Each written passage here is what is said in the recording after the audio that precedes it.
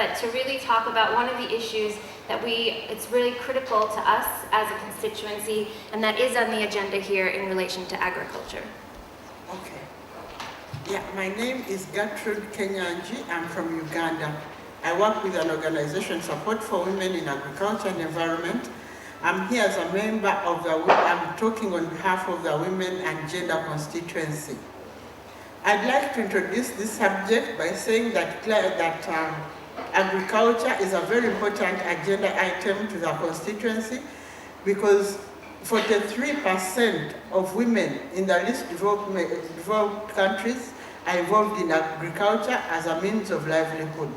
But it also provides food security worldwide and economic activities for many, many people. Thank you. Yes, and Simona, I was hoping that you could elaborate a bit more in terms of, given the context of women in their relationship to agriculture, what we want to see in this process and what are some of the challenging things that we see being pushed forward. Yes, thank you very much. So, my name is Simona Lovera. I'm Executive Director of the Global Forest Coalition, which is a worldwide coalition of indigenous peoples organizations and non-governmental organizations working in 53 different countries. I also represent Sobre Vivencia Paraguay. So yeah, agriculture is of course of essence, and it's very much a challenge to make sure, agriculture is building up its resilience in climate change, and we all know that agriculture, but more than anything livestock, like soy and beef production, plays a major role in emissions, climate emissions. So we do want action. However, what we do see is that due to the increasing corporate control over this whole process, but particularly also climate finance, so for example, proposals like blended finance, public-private partnerships like the Climate Smart Agriculture Partnership, and other forms of close collaboration with industry, the whole agenda is more and more shifted towards the commercial interests of these corporations and not towards the interest of the women and men that really need support for their conservation initiatives on the ground. One example, for example, is a new project by the Global Environment Facility, one of the two financial mechanisms on climate change, to promote what you call zero deforestation commodity change. Now, those commodities include soy and beef. Paraguay is a clear example where this is leading to massive impacts, not only on forests, but also on women and men on the ground. We have tremendous problems, especially women in the countryside are very much suffering from agrochemicals, for example, that are used for Roundup Ready soy. And with this project, those problems are not addressed. It just looks at the impact on deforestation, and even then, it just tried to shift around soy production rather than limiting it. And that is typical for these kinds of partnerships, because of course industry, we know there's a lot of goodwill amongst corporations these days. And definitely they do want to contribute to this problem, to mitigating these problems as well, but they cannot accept limits to their growth. So for example, the beef and soy industry just cannot accept limits to the growth. Yet what we see in Paraguay, it doesn't matter where you produce, it's just too much that's being produced. So we need limits to growth, we need to limit the demand for meat and dairy, especially in northern countries, because that is where all the soy and beef is going to. The additional problem is that they're now also proposing to finance agriculture through carbon markets. We know that Climate Smart Agriculture Partnership is trying to propose that agenda. However, if we look at the market mechanisms that are currently being discussed in Article 6, under Article 6, there are simply no accurate methodologies available to really monitor the carbon emissions by land use, whether it's agriculture or forest conservation. The most accurate methodologies there are extremely expensive. That means that smallholders will almost never benefit from this market. It's the big players that are benefiting.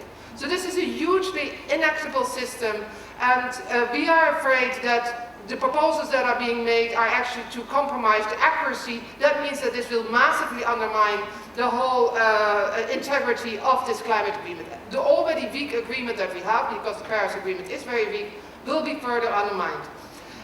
In general, offsets is very bad. You know, an offset is very unreliable. We will have a big action tomorrow actually around this at 3 o'clock in the green tent in zone E. Because, you know, we are at the green, in 4:30 in the green tent in zone E. Because people have to realize that a tree, especially in times of climate change, is a very vulnerable, you know, sink of emissions. So proposals like large-scale carbon storage cannot be used as offsets. There's also no spare land for these offsets. I mean, all land is people's land. All land also needs to be restored if it is degraded. So this whole, you know, paradigm of, oh, we will have spare land that is degraded where we can use bioenergy plantations, it's just not true. This is the land that farmers in countries like Uganda depend on. So, for example, bioenergy and carbon capture and storage proposals are highly problematic. They will lead to huge land grabbing and conflicts. And last but not least, one of the things we are most concerned on is this new proposal to actually offset through also forest emissions from the aviation sector, from flights to places like Marrakesh.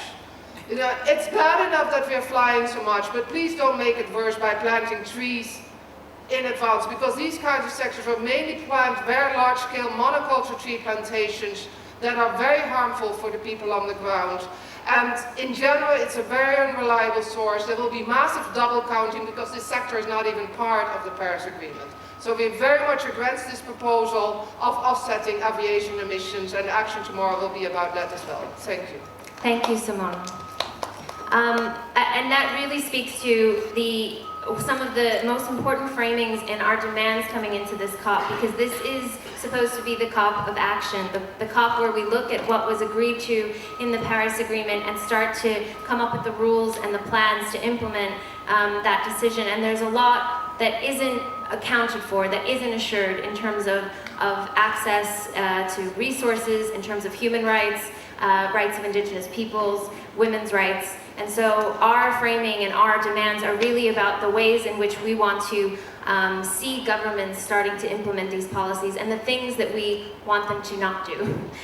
So I want to move on to Carmen, because within that context, in similar ways, in terms of large-scale projects that are being developed in communities, both in the name of climate mitigation, but also in particular linked to water. We're seeing a nexus between water and women's human rights that I'd like you to elaborate on, Carmen.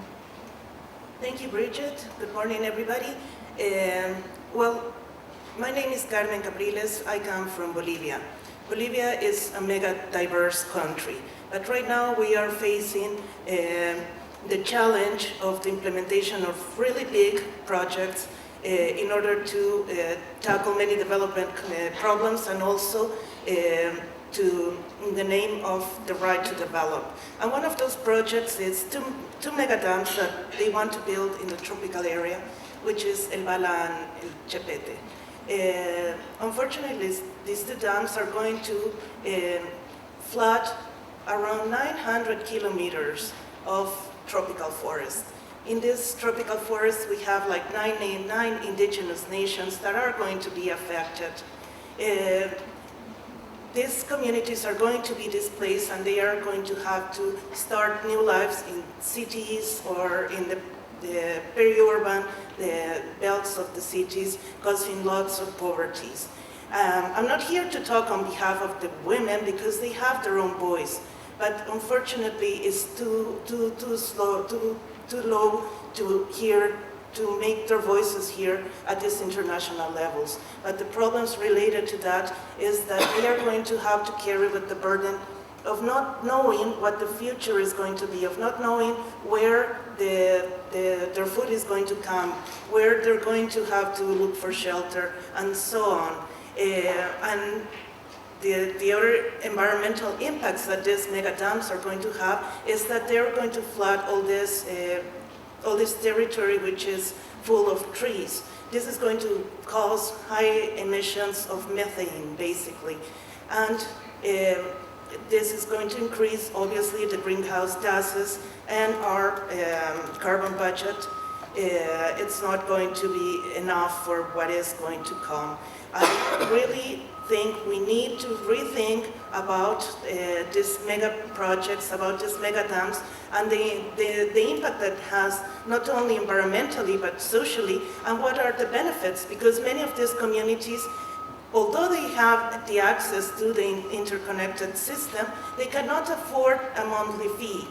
So despite the needs that there is for energy, we also need to think about how to engage these communities to more productive fields that can take into account their different livelihoods. So these communities can keep on living as they have been living for hundreds of years in harmony with nature, and giving them the options to develop at their own pace, and not just only start bringing these mega projects that just bring income very fast, but they are going to have a great impact on this area.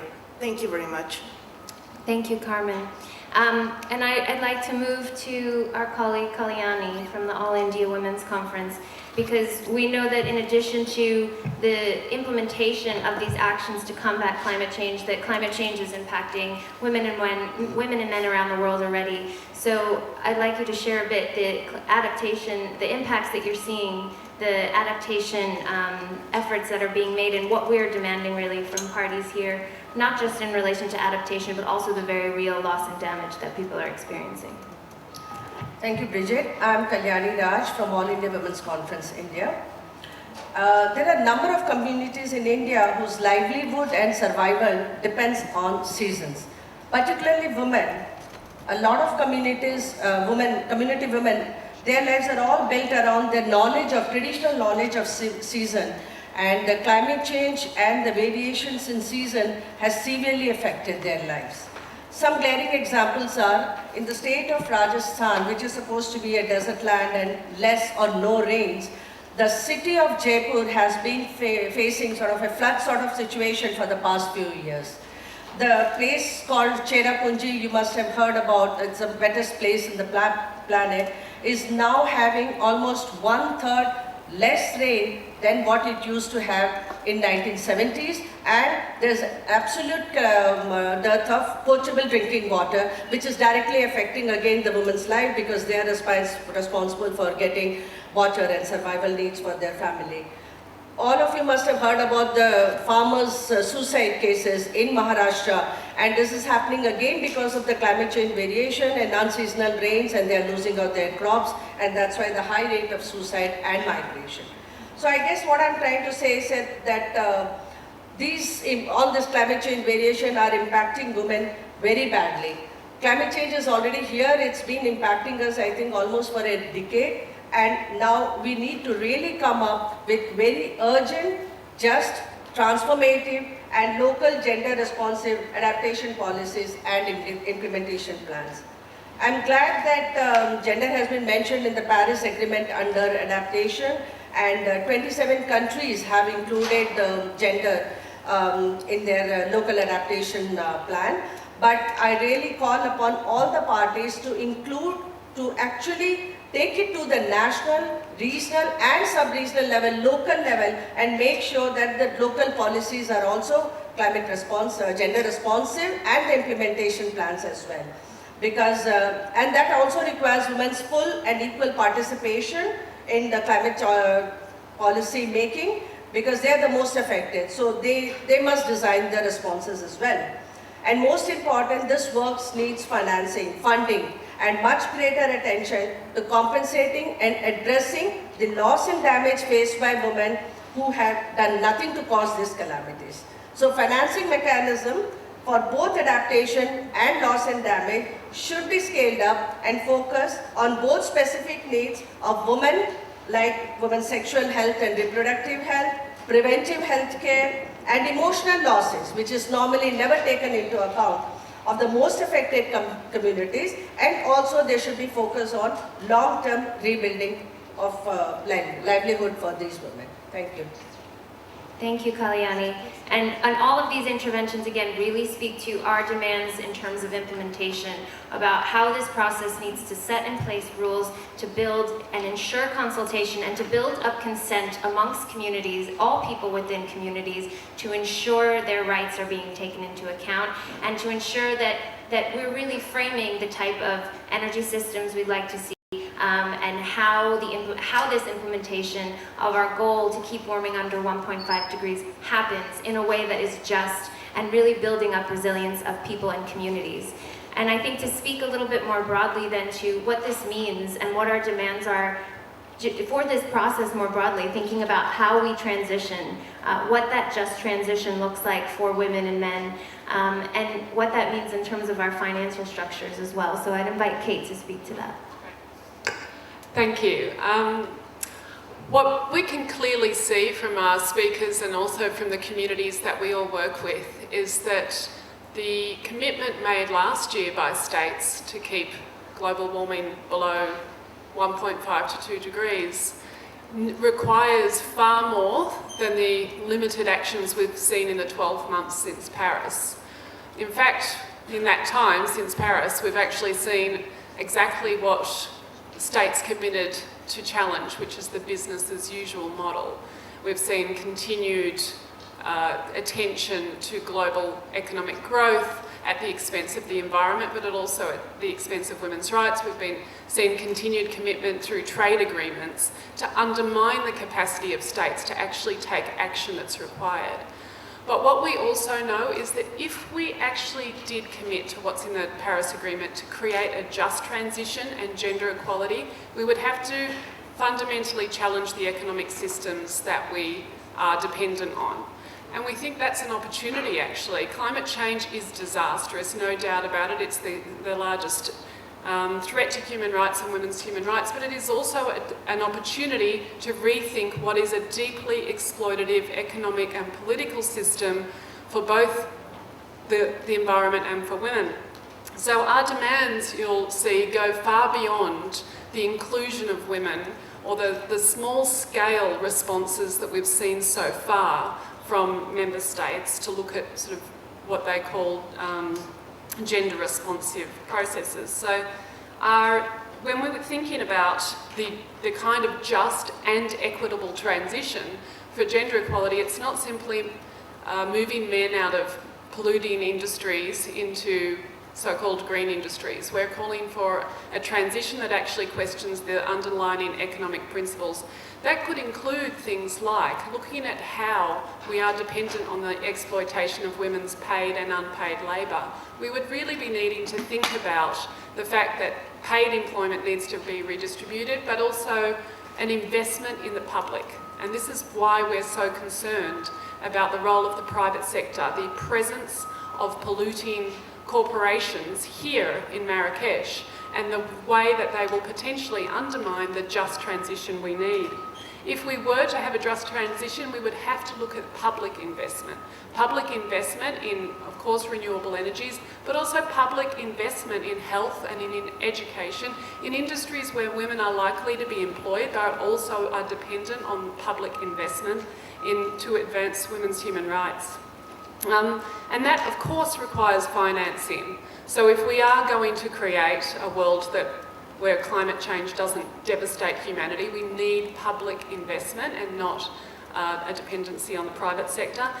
We know that we have huge amounts of economic resources tied up in unproductive industries and including industries. We have more than $30 trillion hidden in tax havens, and we are spending $1.6 trillion a year on military expenditure.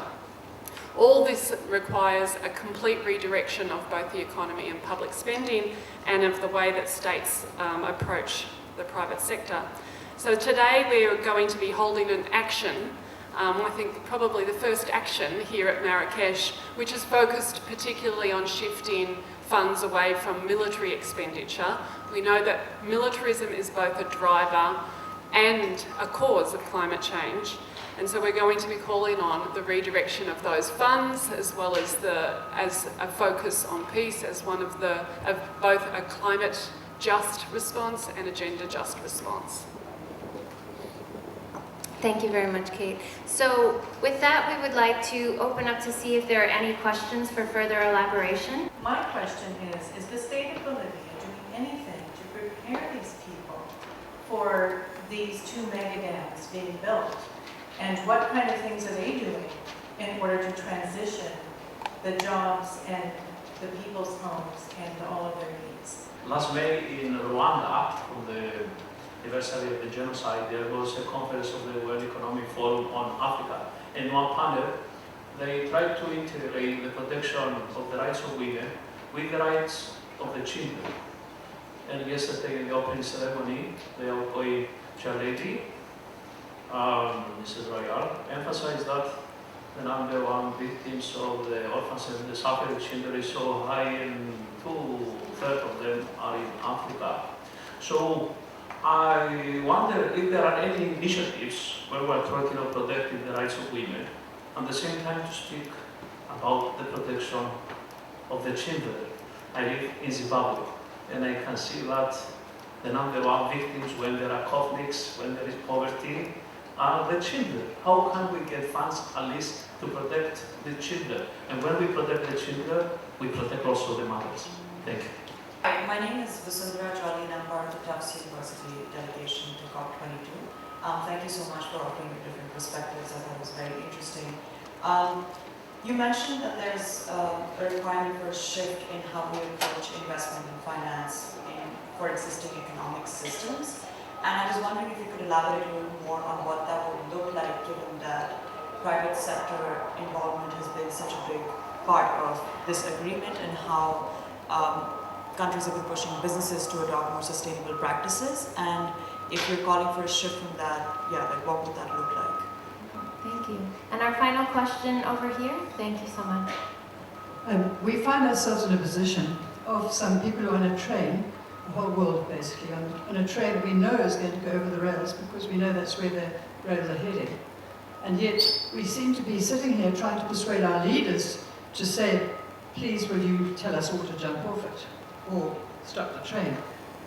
To my mind, for us to carry on staying here when we know, as Kate said, last year everybody said we're going to move off this train, and instead what actually happened was business as usual, feed some more coal into the fire.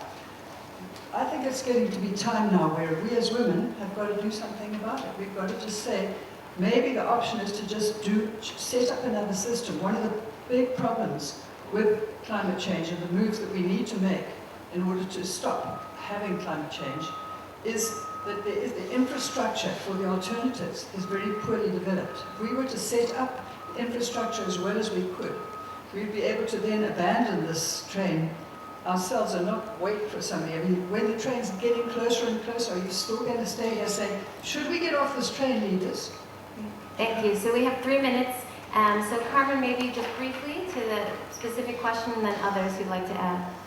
Very briefly, there is no plan.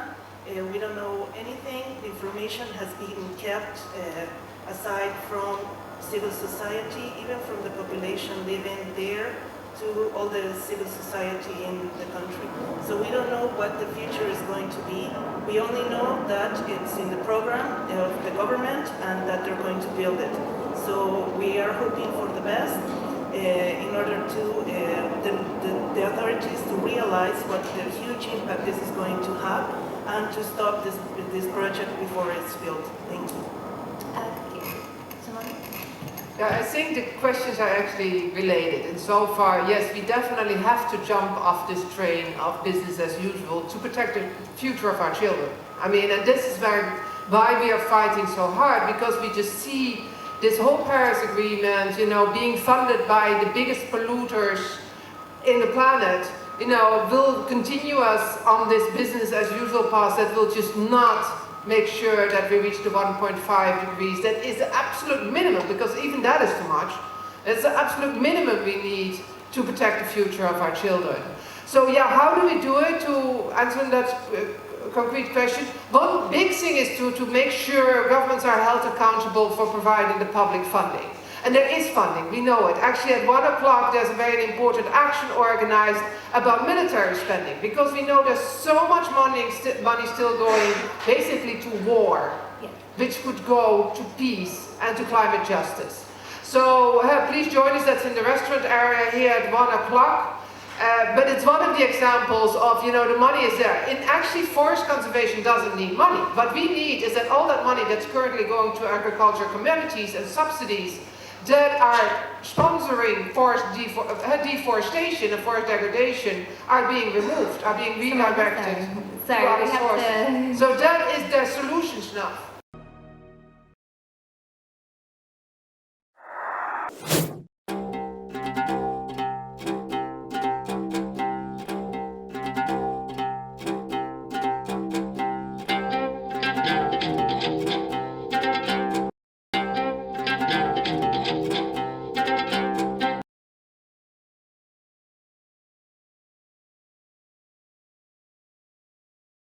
Speaking on this question of water leads us to one of the world's most prominent water experts.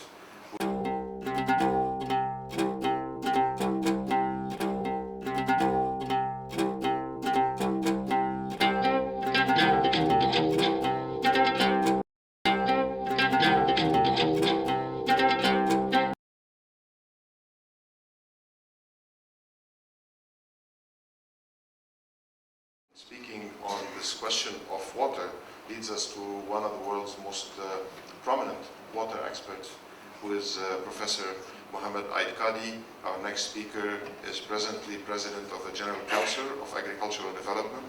This council is a high-level policy think tank of the Ministry of Agriculture and Fisheries in Morocco.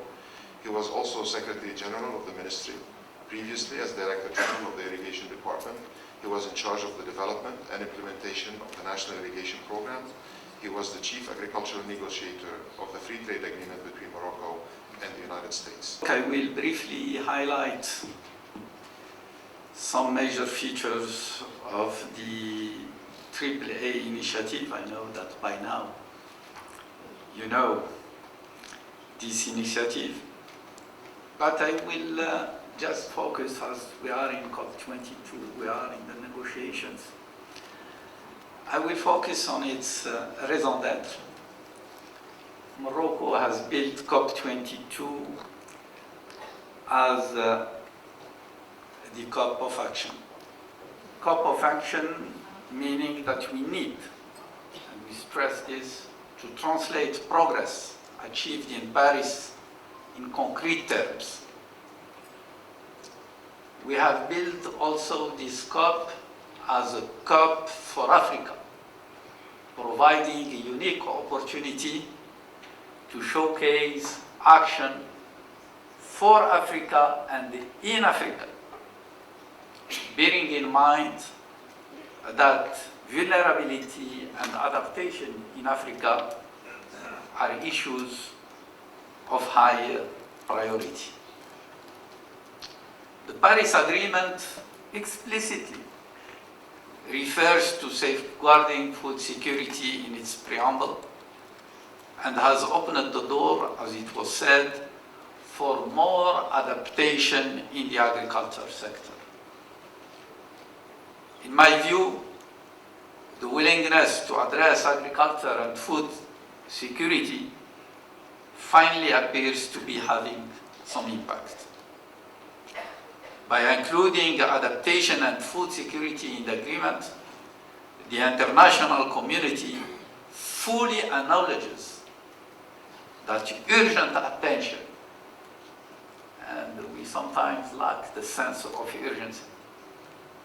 Urgent attention is needed to preserve the well-being of those who are on the front line of climate change threats and impacts.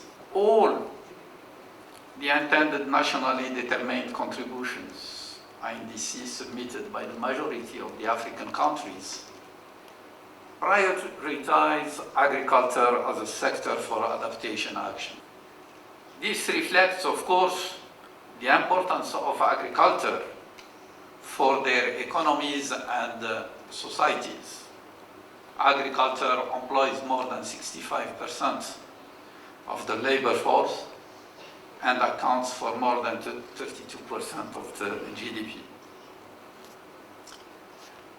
Projected climate change, and we had a presentation which eloquently present the vulnerability of Africa to climate change.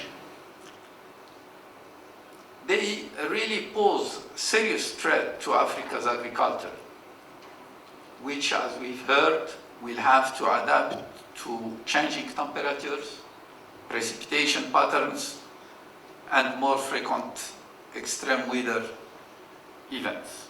If you take, for example, what happened with the 2015-2016 El Nino, probably the strongest on record.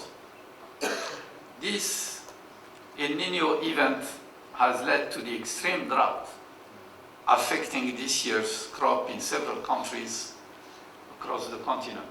And you can see the unprecedented deficit of corn production in the SADC region. So while weather events such as El Nino are recurring phenomena, climate change will increase their severity, acting as a multiplier for food insecurity, reversing the gains achieved through the Millennium Development Goals process, and jeopardizing the success of the Sustainable Development Goals. Africa is already vulnerable to erratic weather patterns. And we heard this morning that it is the continent least able to meet the cost of adaptation to climate change and needs access to technologies and funds to exploit its massive agricultural development potential. We are strongly convinced that COP22 in Marrakesh is the right moment to create a coherent delivery system to drive forward the implementation of agricultural adaptation interventions in Africa. So the Adaptation of African Agriculture Initiative, AAA, originates from this conviction.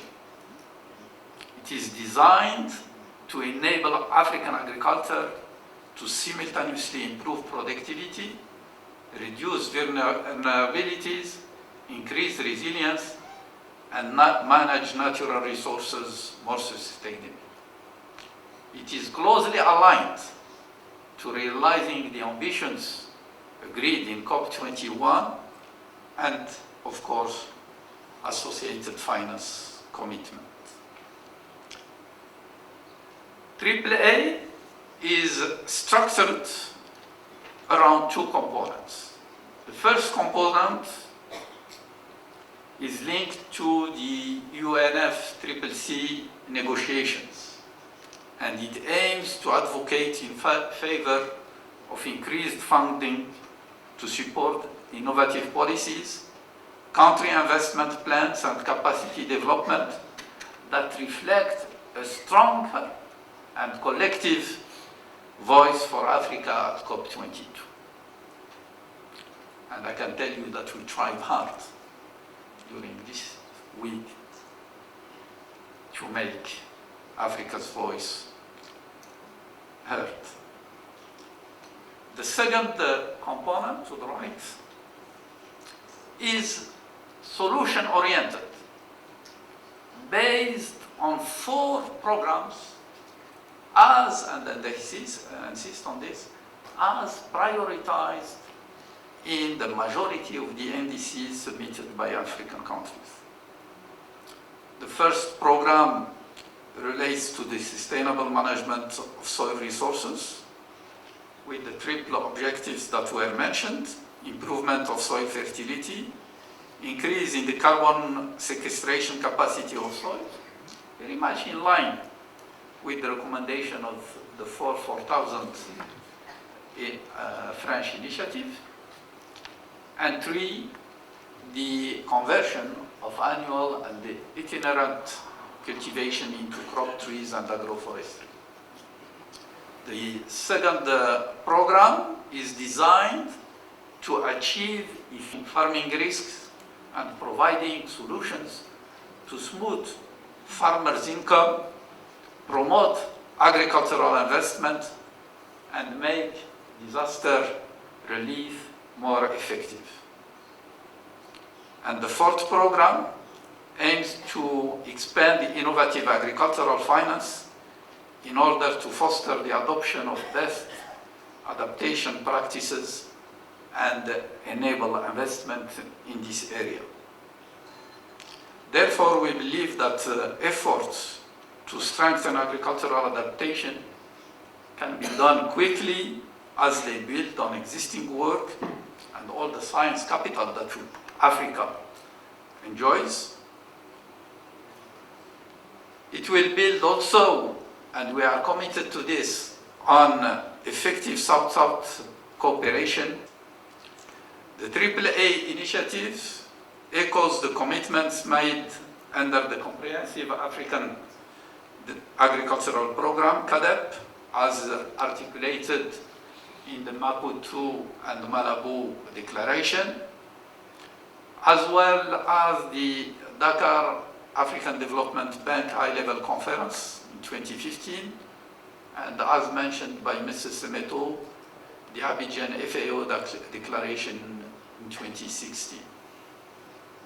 All these commitments call for the transformation of African agriculture into globally competitive, inclusive, and business-oriented sector that creates wealth, generates gainful employment, and improves quality of life.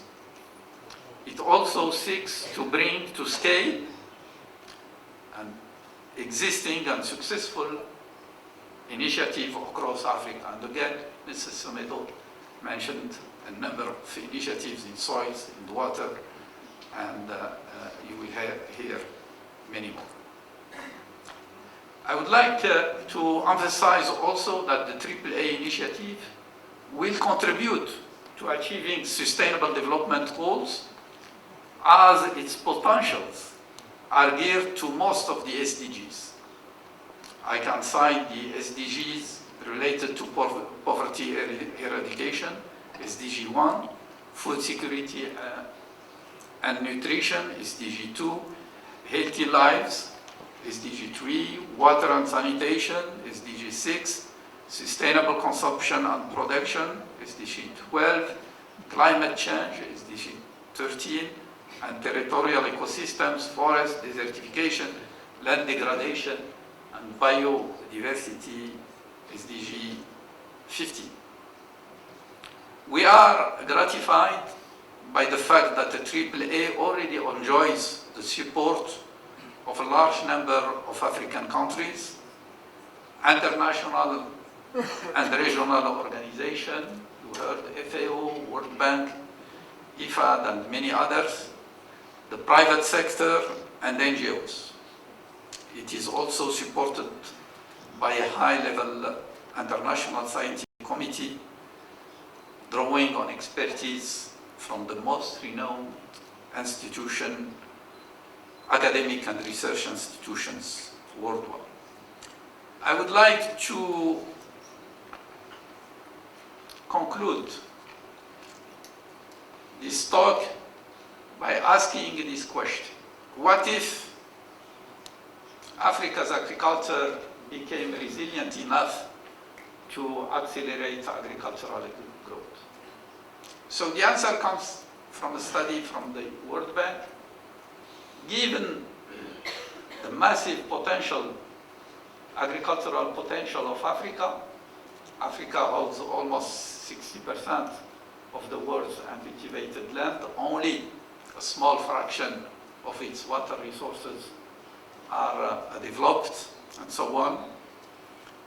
So if Africa became resilient Africa's farmers and agri-businesses, according to the World Bank, could create $1 trillion food market by 2030. And in my view, this is a credible ambition, since Africa, the agri-business space is already changing. Since 2004, global investment in the food and agribusiness sector have grown threefold to more than 100 billion in 2030. So we call this initiative AAA, mainly to echo the fact that investment in African agricultural adaptation is a AAA rated investment. Thank you very much.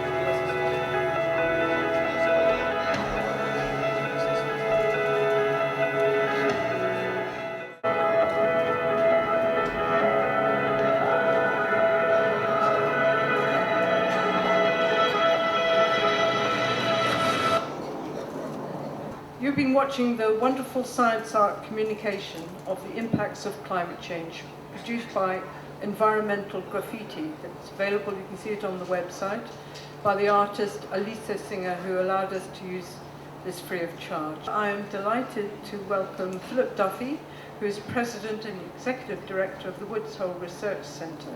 He held the role of Senior Policy Advisor in the White House Office of Science and Technology Policy. So Philip, we welcome your words. So the event tonight deals with the oceans and the cryosphere, and I'll say just a couple of words about each. You know, the oceans play obviously an incredibly important and underappreciated role in climate change.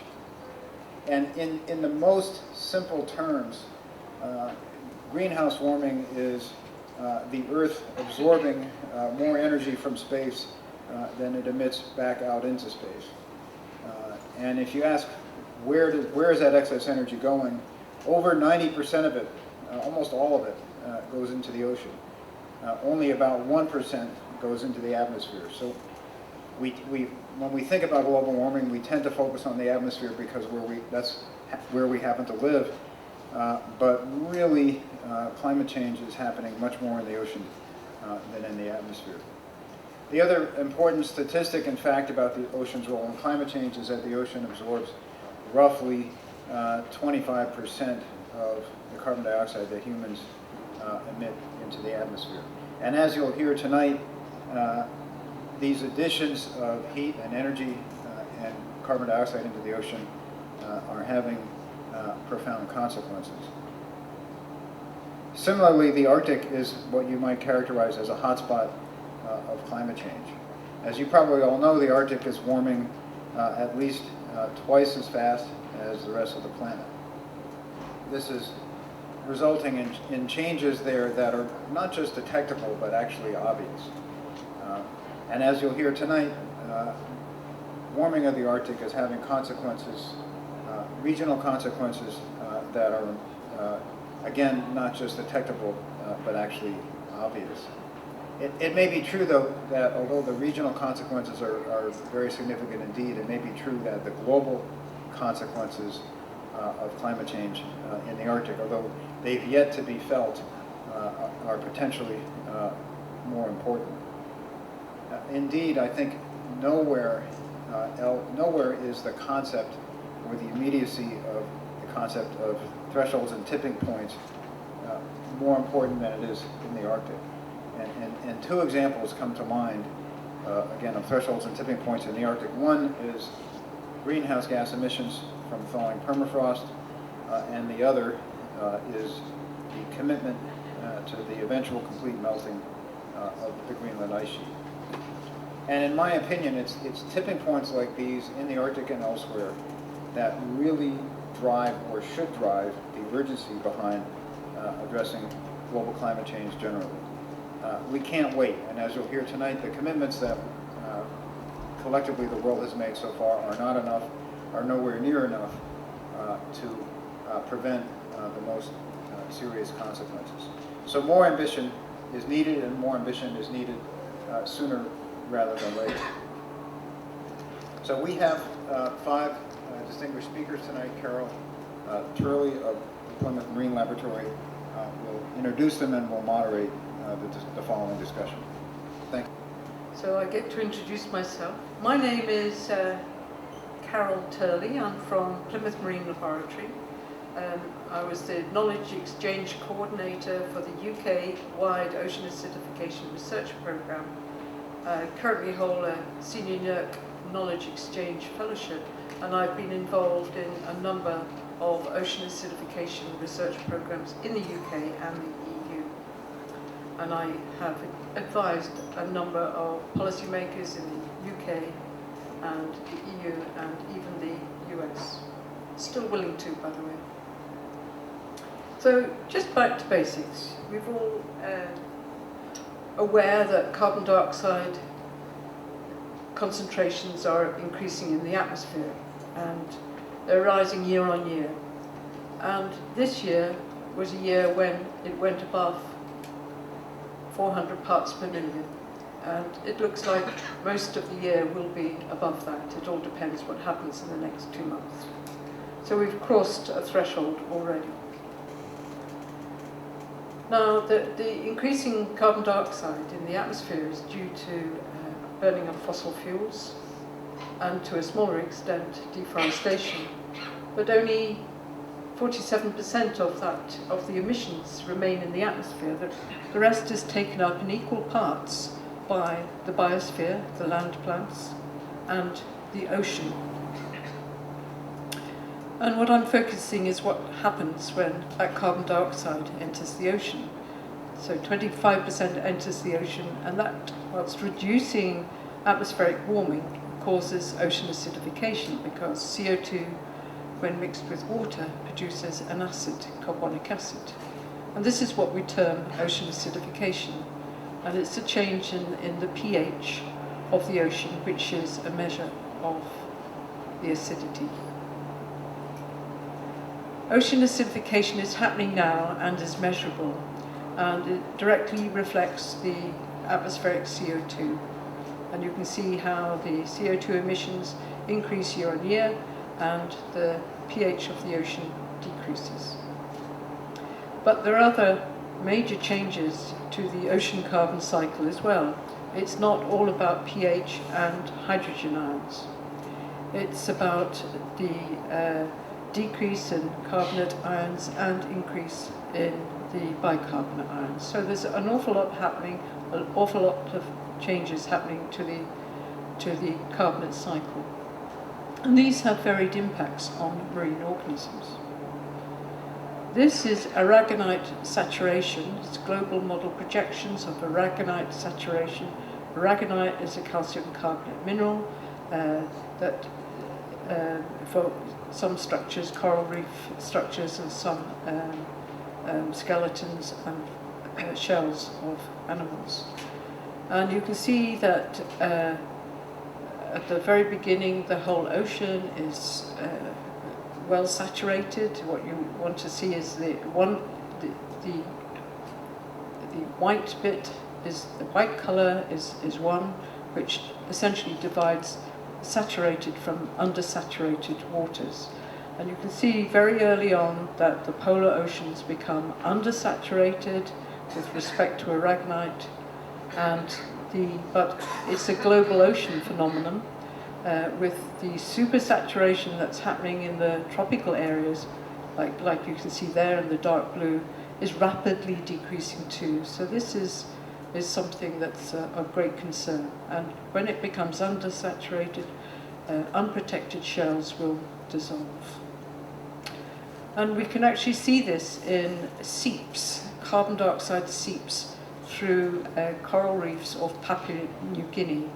And you can see a progression from here, from away from the reef fence, moving right into the carbon dioxide, where the carbon dioxide is going through the reefs. And this is a vision of the future, perhaps, of coral reefs in a high CO2 world. So there's a very rapid loss as you progress to the seeps in biodiversity and structural complexity, with no reef development at a pH of around 7.8. So we think that's some kind of threshold for reef systems. And there was this amazing paper produced this year in Nature, and it's at One Tree Island, part of the Great Barrier Reef. And what they did is they took a whole reef ecosystem and brought the chemistry back to what it was like in pre-industrial times. So they restored it to pre-industrial conditions. And what they found that the calcification of the reef actually increased by around 7%. And that indicates, it's the first indication, real indication, that ocean acidification is already impairing reef growth. And there are other observations showing decreasing calcification over the last 20 years of reefs in the Great Barrier Reef. Also in the Mediterranean there are carbon dioxide seeps, but in a different environment. And you can see at pH 8.1, which is today's pH, is amazing biodiversity, lots of calcifiers there again, and then just 0.3 of a change in pH as you move towards the seeps. A great loss, a tipping point to very low biodiversity. But some organisms are doing quite well. You can see some algae doing very well. And the other important ecosystem provider are cold water corals, and they essentially build reef-like structures, but on the skeletons of their past generations. So there's this jumble of skeletons, and they produce habitats and nursery grounds for fish, and they may be particularly vulnerable because they actually grow deep in the water where carbon dioxide is higher, and then you actually have more CO2 coming in, which raises this saturation horizon towards the surface. And so we worry whether this horizon will actually move through where the current deep water coral reefs lay. And you can see they're around the European coasts, but they're around many, many coasts. And they're also important in Northern Europe. And this is the projections for the RCP levels as you move into the future. And you can see the yellow and orange spreading, and this would imply that these organisms and the bones of their ancestors that are forming the reefs will actually dissolve because they've got no tissue to protect them at all. The variability of ocean acidification impacts it relates to the life cycle of organisms in the marine environment. So that organisms that sit on the benthos actually have a pelagic stage as well. And this is how they disperse through the seas. And you can see in the lower circle there that the adult of this echinoderm is actually quite okay about ocean acidification, not too vulnerable. But as you move to the gametes, the embryos, and the juveniles, you can see that the vulnerability increases. So you actually have to study the whole life cycle as well as the physiology of these organisms to actually understand their vulnerability to ocean acidification. There's more evidence of the coast of California and in the Southern Ocean that today these pteropods, these sea butterflies, which are the size of a very small lentil, are actually, their shells are corroding as we speak, as I speak. And why are they important? Why should you care about these things? It's because they're very important links in the food web for, from the very small microscopic organisms to the larger things that we like to enjoy and cultivate and catch. So salmon, herring and whales and many birds depend on these links in the food chain. The ocean is also absorbing nearly all the heat, as Phil said, from global warming. And that is warming the ocean as well. Again, we'll hear more about that later. And that is having an impact in combination with ocean acidification on many marine ecosystems. So what I'd like to do, I don't want to step on the ground of other presenters, is actually look at what the climate scenarios are and the impacts that they have. So these are the changes in mean values, global mean values, since pre-industrial times that will occur by the end of this century. So the present day mean air surface temperature is just over 1. If we go to business as usual, the red line, it will be over 4, or around 4 degrees centigrade. The NDCs, depending which tracker you take, will be anything from 2.7 to 3.5, and the recent UNEP GAP report had it at around 3. So this is still very, very high. And the Paris Agreement goal, was 1.5, which is very close to the RCP 2.6. So how does this translate into the change in sea surface temperature? Well, today it's already at over 0.8 degrees centigrade as a global mean. And if we continue business as usual, it will be over 3 degrees centigrade higher. If we do implement these NDCs, it will bring it down to between 2 and 2.6 degrees higher. So it's still very high.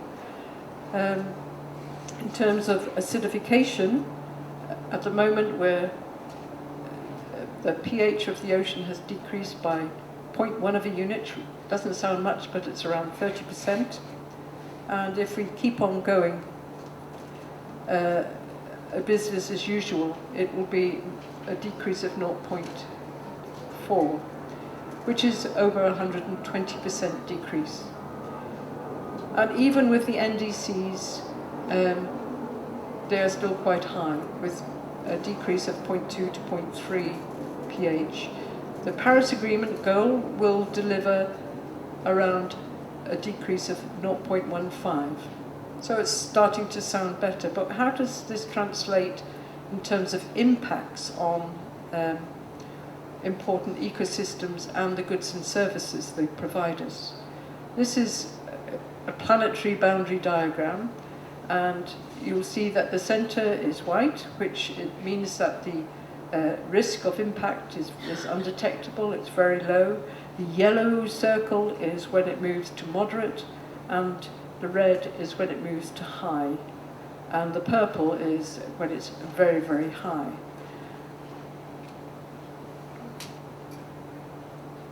So if we focus on where the blue line is, which is the coral reefs, you can see that the business as usual is that dotted line on the very edge of the purple. So that's very high risk to keep on doing what we're doing. The NDCs move in a little bit, but it's still in the very high risk category. And if we're good citizens of this planet and we achieve the Paris goal of 1.5, you can see that the risk of impact to coral reefs is reduced considerably, but it's still a high risk. And if you look around at the other ones, there are important things like pteropods and krill and other key ecosystems, and then look at the goods and services, you get an idea of how that could impact the marine environment and what we gain from it. So just to close, I conclude that current NDCs are not enough to avoid high risk of impacts to ocean ecosystems and the goods and services they provide. We need to ratchet it up, we need to build on them urgently. So thank you very much.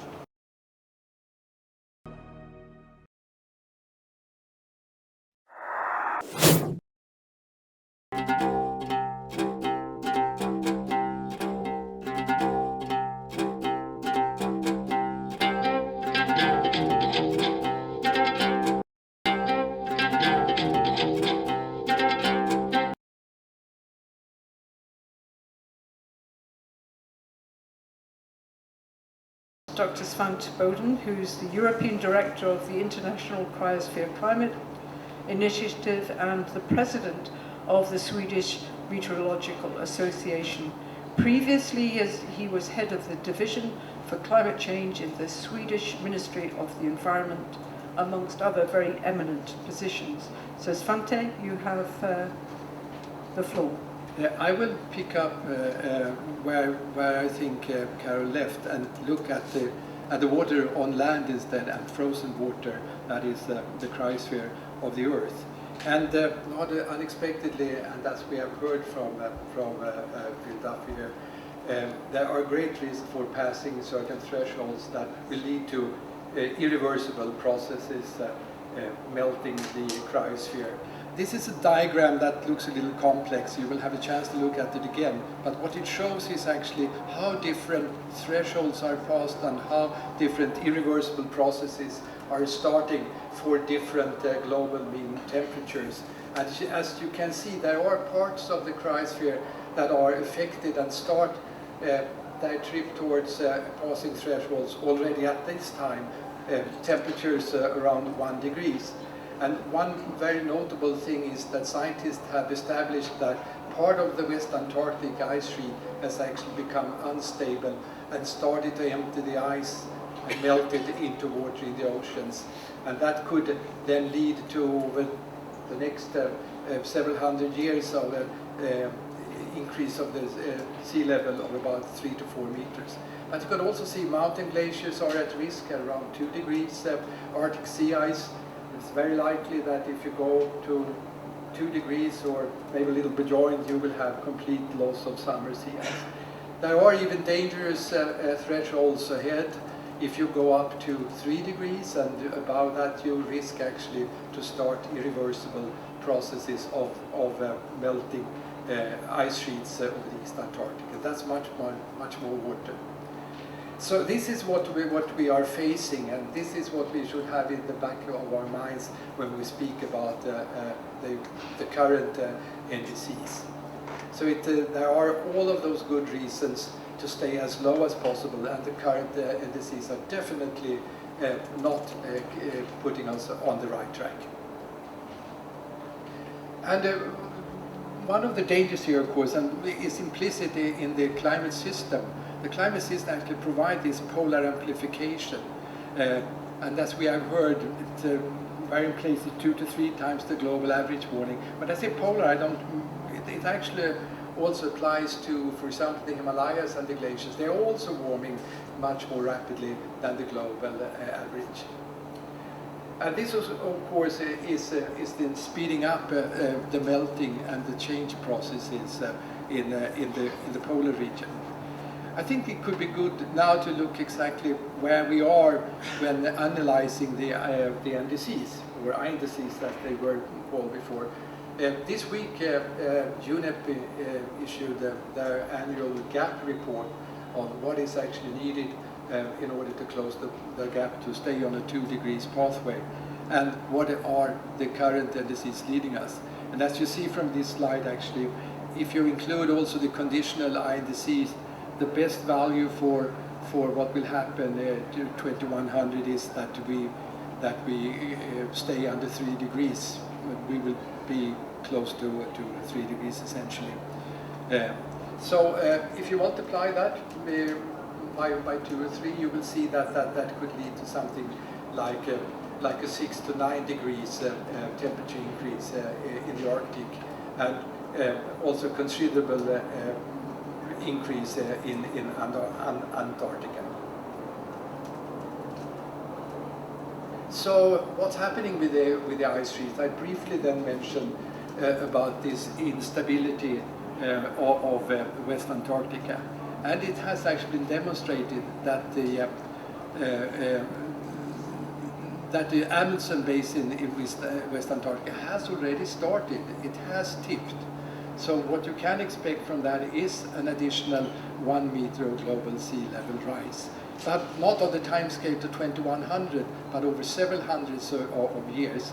But the general belief is that this is irreversible. You can only affect it and slow down this irreversible process by keeping the temperatures down. And of course, this irreversibility is the really threatening aspect of what's happening in the cryosphere. And as I told you before also, the Wilkes Basin in the East Antarctica turns out also to be unstable. And there are many basins that have the same characteristics. And this could lead to 3 to 4 meters of sea level rise. Now speaking about other basins in East Antarctica. That has not started yet. It takes a higher temperature to achieve that. And the time scale is much longer, several thousand years. In fact, if you analyze this, you can see that the roots for these are 3 types of instabilities. For the West Antarctic ice sheet, it's referred to as topography downward sloping towards out over warm sea. That is triggering it. So it's not melting from the top, it's actually melting from the bottom by warmer ocean water penetrating in under the ice sheet. When it comes to East Antarctica and the Wilkes Basin, it's actually an ice plug. You have ice that are stuck over land or out over the sea by an underwater ridge that is keeping the ice in place. If it actually melts so that the ice can slide over that ridge, then the whole basin becomes unstable. And you have a third instability, and that applies to Greenland. And that is the high temperature feedback. When it starts melting from the top, the surface of it becomes lower, and you get exposed to even higher temperatures. And that you can see have started in Greenland, but not to the extent that the probability yet is so that you can see the whole Greenland ice sheet starting to vanish. But if you look at this probability diagram showing the global average warming over pre-industrial times as compared to the probability of complete loss of the Greenland ice sheet. If you look at the 3 degrees from the GAP report here, there is almost certainly, it's more than 80% probability that all of the Greenland ice sheet will vanish. That adds another 6 meters to sea level rise. Permafrost is one other of those irreversible processes. Once the permafrost has thawed and released its methane, it cannot be put back in the ground again over reasonable time periods. 24 of the northern hemisphere land area is actually permafrost. And what's happened, of course, is that when temperature rises, the ground thaws, it releases carbon dioxide and methane. Methane, of course, being the very potent part of this carbon stock, and leads to climate warming. But of course, there is also feedback loops, and more warming, more thawing. So if you sum up and go through a process of calculating how much carbon that could be released this way, we can see in order to stay between the 2 degrees target, we cannot release more than 290 gigaton of carbon. To date, we have then spent about 550 gigaton of that budget, and remaining is 275. Permafrost will add another 130 and 160 gigaton if going above that. So that is a real uphill struggle to prevent that from happening. Arctic sea ice is another, of course, interesting thing and threatening thing. That, however, might not be irreversible. This is only from this year and the latest observation about the sea ice. And what's striking with what's happening now is that even if we didn't reach the summer low of 2012, it's below 2 standard deviations of what's happened over the last 30 years. But IPCC, and based on a number of Earth system models, came up with this picture showing that for the 8.5 RCP scenario, it's very likely that all of the summer sea ice is vanished around 2050. But on the other hand, if you can stop the warming at 2 degrees, then there's a chance of actually stabilizing the loss and not see all the ice vanishing. But only a couple of days ago, there was a new article in Science that showed that there's a very clear relationship between CO2 versus sea ice extent. So you have the cumulative CO2 emissions to the right, and you have extent of sea ice on the vertical axis. And so far, since 1953, there is a linear relationship, and if you extrapolate that to no sea ice at all, then you will see that it only takes 1,000 additional gigaton of CO2 emissions to get that. And if you do this calculation, you will see that will lead to about the same time as was predicted for 8.5, about 2050. It might occur earlier, actually, if you get this sort of galloping events that we have now. So I will come back to the picture again. You see that very, very important parts of the cryosphere can pass crucial tipping points, and then start irreversible processes. And if you then put in the 3 degrees that we were speaking about before, you see that almost all of these processes will have started and continue actually to deliver their end results. For example, the complete loss of the Greenland sea ice and the sea ice, Greenland ice sheet and the Arctic sea ice. So that was actually my last slide. If you're interested to read a little more about the thresholds and closing windows, there is a report that we published last year where you can see a little more of this. I have now the pleasure of introducing Lars Otto Rierson. He's the Executive Secretary for Arctic Monitoring and the Assessment Programme, AMAP. The working group under the Arctic Council responsible for monitoring and assessing levels, trends and effects of pollution and climate change on Arctic ecosystems and humans. And I know he's got another publication, assessment on the way. So I'm hoping, Lars Otto, that you will be able to tell us about this. We have been working with the Arctic for 25 years. The organization in the Arctic goes back to Gorbachev, who calls for international cooperation to change the Arctic from an area of nuclear submarine into an area of peace and science. And that's what we have been doing for 25 years. The 8 Arctic countries and non-Arctic countries with research in the Arctic are providing scientists and data so we can perform the assessments that I'm going to give you a short introduction to. So we have scientists to make these thick scientific assessments. They're fully referenced, peer-reviewed. We have a scientist writer to make the layman styles, and that is still too thick for the politicians. So we have this very thin paper with a lot of big pictures and big letters, so that we hope that the ministers can read and see our conclusions and recommendations. And nice pictures, as you have seen here, is very important because they look at them and they read the text under. So that's where we try to sneak in the real things.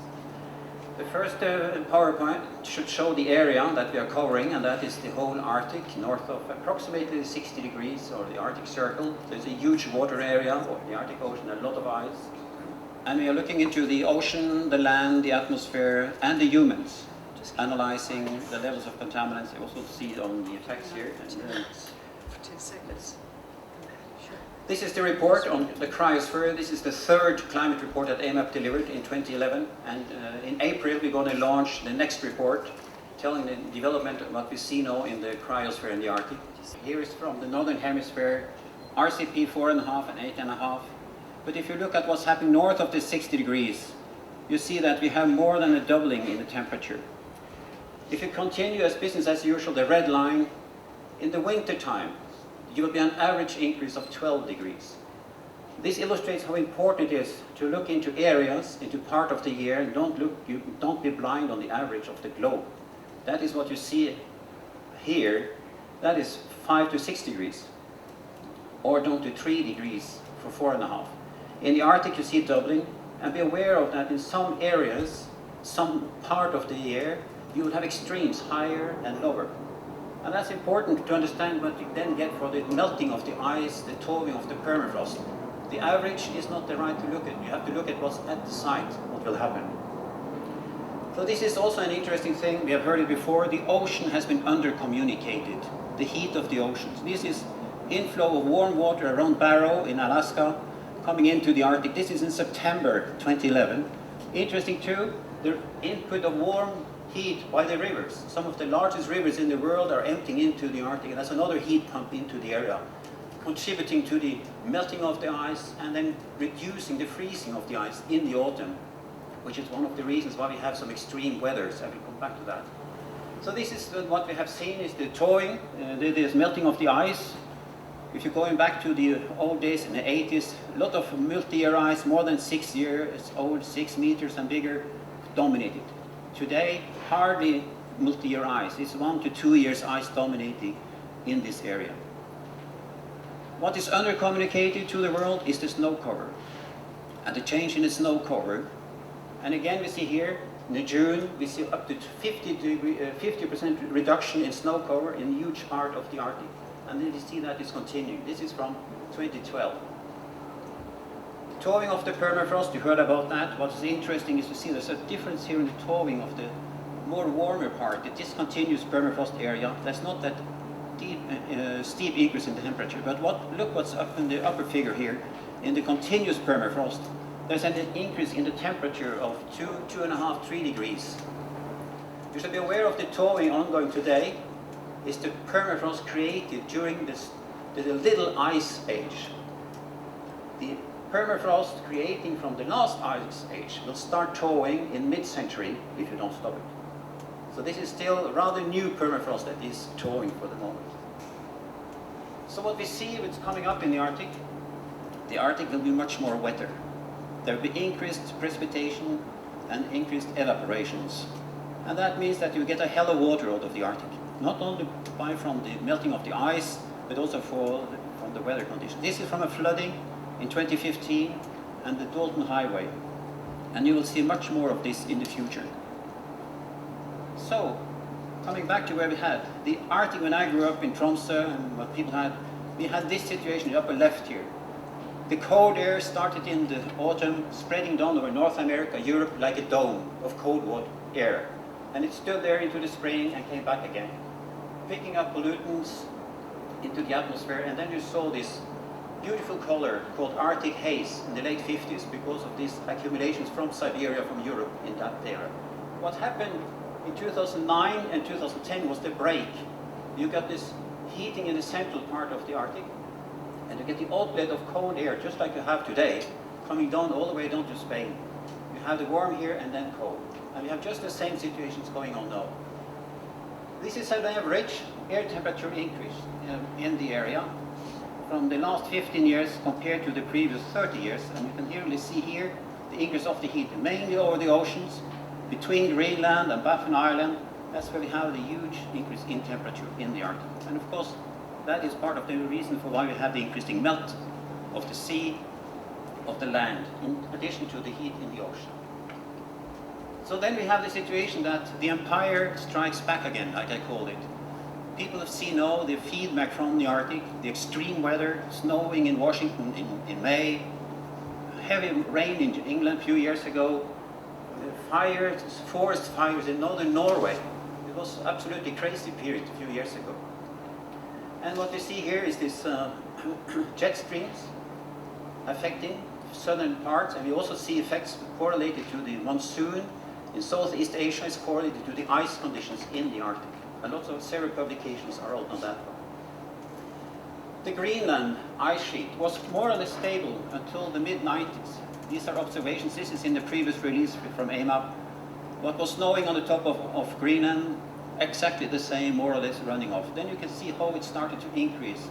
So when we released the SWEPA report in 2011, the runoff of Greenland was approximately 250 gigaton of water. What on earth is that? Well, that is 1 meter of water all over Australia. So this is increasing and continuing, and other glaciers, ice caps in the Arctic are melting. So the Arctic is today one of the main contributor to sea level rise, together with the temperature expansion of molecules, and that will continue. AMAP presented, the sea level rise estimate in 2011 was between 0.9 and 1.6 meter. Hardly anyone believed that figure when it came up because IPCC had just released and said 0.3 meter. But we had the new figures then from Greenland and from Antarctica. And we will see them when they are coming with the new figures, they are around a meter and above. And it's again, a sea level runoff from the Arctic will affect southern oceans. So the increase in the Indian Ocean will be 1.6 higher than the average. And again, don't be blind on the average figures. Look at the reality there and then. This is, and just one funny thing for many people. When Greenland is melting, Greenland will not have a sea level rise. Greenland will have sea level decrease because ice melting, the weight on Greenland is lower, and Greenland will come up. Black carbon, you had heard that already. Sources around the Arctic of black carbon emissions. Just want to point on this one. The main source in the Arctic is the emissions from oil fields, the flaring, and there you can see there's some, it's hard to see, but the big red to the far right is around the Russian sides. But the main source of heating of black carbon in the Arctic is the black carbon in Southeast Asia because of the heating in the atmosphere and the transport of the heat into the Arctic. So what we need is, we want actions on black carbon, we need global actions on black carbon and methane if you want to have the effects of a reduction of the temperature of up to 0.5 degrees by mid-century. Actions just in the Arctic will hardly have any effects. Ocean acidification. Arctic is going faster than most of other areas to be acidic because cold water can store more CO2 than warm water. And when the ice is melting, you get more fresh water in. And when the ice is melting, you get more surface area available to absorb CO2. And then we have this huge amount of carbon coming out of the Russian rivers. All of this is making the oceans more vulnerable. The Arctic marine ecosystems are likely to undergo significant changes. And we are now doing a new study that we will report of what are the effects is on the socioeconomic, on the fisheries. And this is a figure from the first assessment we had, Arctic Climate Impact Assessment, where one predicted that fish, mackerel, will move north. When I grew up here in this area, we didn't see mackerel. It was up here. In 2007, mackerel was here, and last year mackerel was up here. So we see this prediction from ASEA is taking place. You can fish mackerel far, far north.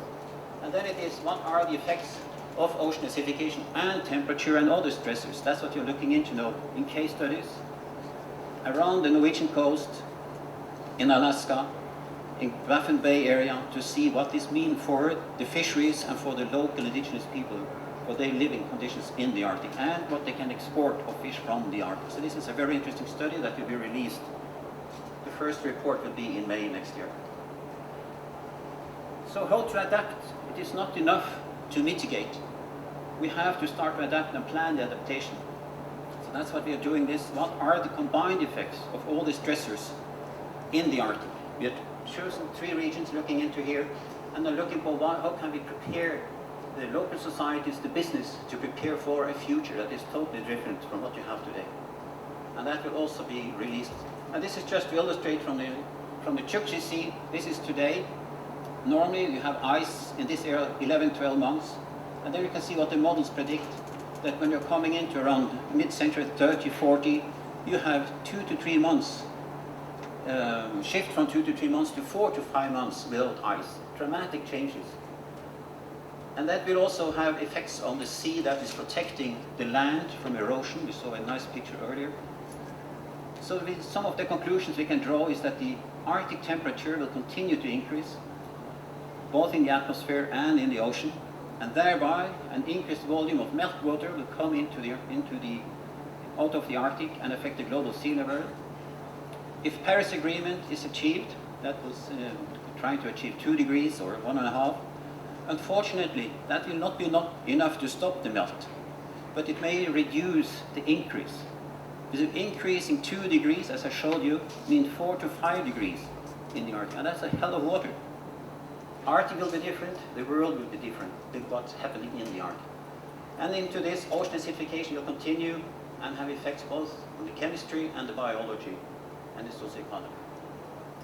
So all of these new data you will listen to. You're welcome to Virginia next year. Thank you.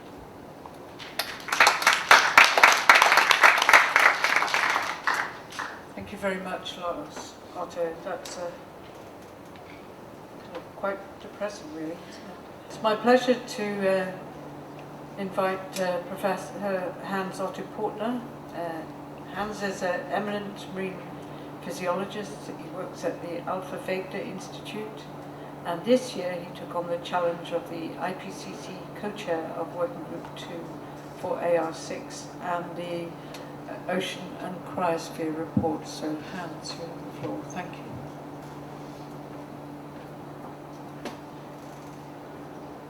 Thanks very much, Carol, for the introduction, and thanks a lot for the opportunity to be here and talk to you about the activities of IPCC in the context of oceans and cryosphere. We look at key vulnerabilities, impacts and risks at 1.5, also looking at socioeconomic aspects and comparing these then to the avoided impacts and reduced risks. So it should be a comparative treatment of a climate world in 1.5 because comparison is needed to put this into perspective. Time frame will be an issue and mitigation pathways. This is just an example of what should be treated in that report.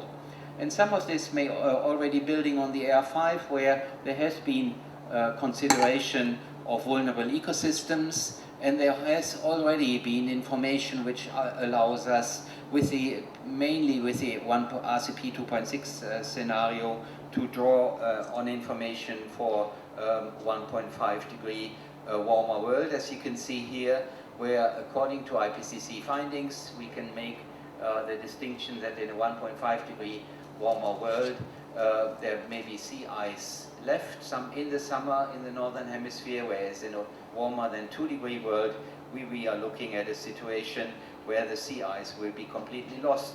And you've seen this figure already, where you see indicated how in a 1.5-degree world the situation may stabilize with some residual Arctic summer sea ice left, but you also see there is quite a range of uncertainty around that needs to be considered.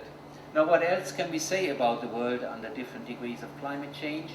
This is looking at the oceans from the point of view of productivity shifts, and these are latitudinal shifts that concern virtually all organisms, but also those that represent primary production.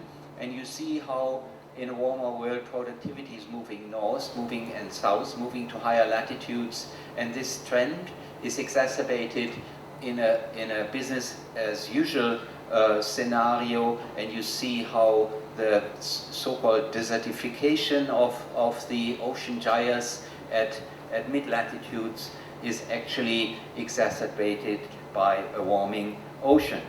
This also reaches up to the higher organisms, where again organisms move in response to the warming trend. You see the reddish areas here, where there is a decline in biodiversity and a decline in fish stocks and invertebrate stocks. This summarizes information for about 1,000 species, where we see a decline in fisheries catch potential at low latitudes, affecting especially the developing countries and their artisanal fisheries in those areas, whereas in some higher latitudes you actually see the blue indicating an increase in fish stocks. But on average there will be smaller fish, and there will be about a 20 to 30% decline in fisheries catch potential in a 2 degrees warmer world.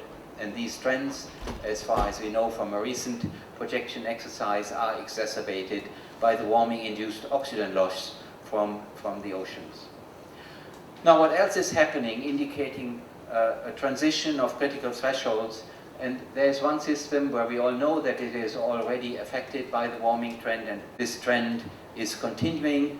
And even in a 1.5 degree warmer world, we already see a high risk of losing up to 90% of coral reefs and their services to humankind. Ocean acidification has also been mentioned. You see the different trends here in the inset, where the pH decline, which is measuring, quantifying the acidity decline, will either go unabated in a business as usual scenario, or with ambitious emission reduction will be reduced. And you see the different calcifiers here in the acidified world, indicated by the bluish colors according to the pH scale. You see again the trend of high acidification in high latitudes, especially in the Arctic, because there's also freshening happening. And then you see the ecosystems affected, the warm water corals here, the green dots, the purple dots indicating the cold water corals, and then the yellow areas indicate the areas where humankind relies on calcifiers for fisheries. We know that sensitivities differ between different groups according to the different CO2 exposure experiments that have been done, and which can serve kind of projections of how these groups will change in the future. And you see that the fraction of sensitive species early on is high in the mollusks, is lower in the crustaceans, and is high again in the corals, but lower in the cold water corals than in the warm water corals. This gives us some projection for acidification impacts by the end of the century. And we know again that risks are enhanced by warming extremes. Now, how do we bring all of this together? You have already heard Carol talking about the assessment of risk, and actually the risk concept developed by Working Group 2 during the last assessment cycle has been a role model for this. And you see here the burning ember diagram, which distinguishes the risk from undetectable to very high according to color code, and how we can then allocate risks according to the different long-term global goals that are being discussed. And the natural systems actually play an important role in terms of developing that risk, developing a picture for those risks and the resulting long-term climate targets that we should go for. Well, you've seen this slide already, and actually we've been bringing the IPCC model of risk assessment together in this paper, actually this year in Nature Climate Change, where you see the sort of planetary boundaries for the oceans associated with the temperature, different temperature worlds. The black line gives the 0.8 degree world, and the white line the 1.5 degree world. All of this is in the yellow area, moderate risk area, except for the coral reefs, as Carol has indicated, and we can pretty much confirm and emphasize here that all of the INDCs, which would take us to a 2.7 or 3.5 degree warmer world, would take us into a high risk situation, and which should initiate and increase then the ambition for further mitigation efforts.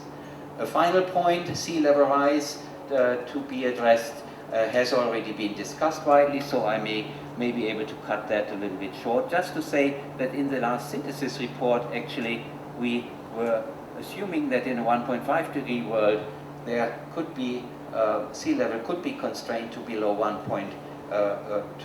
meter. But as already said, the contribution of the Antarctic ice sheet is likely underestimated.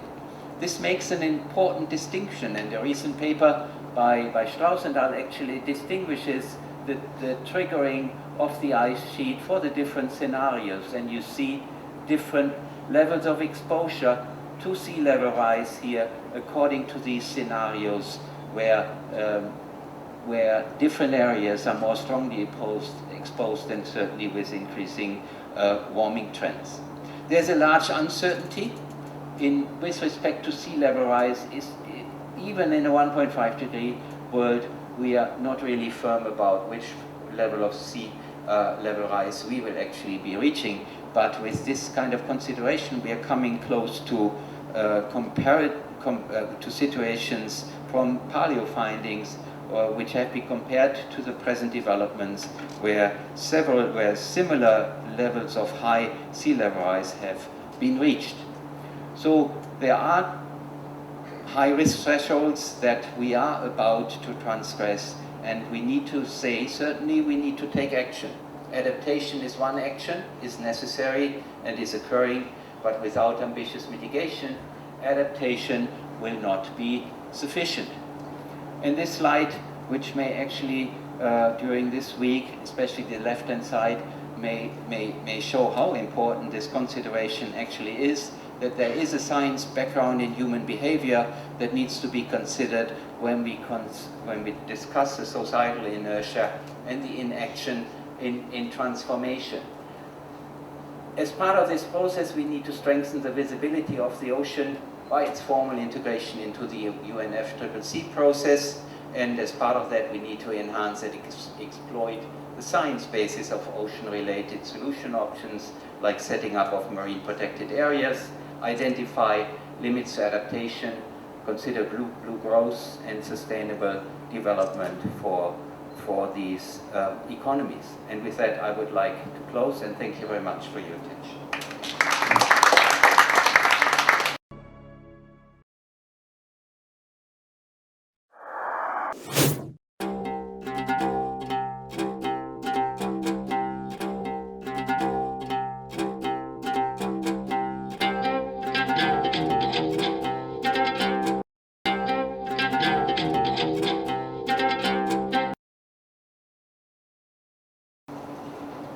I think the urgency of ratcheting up our CO2 emissions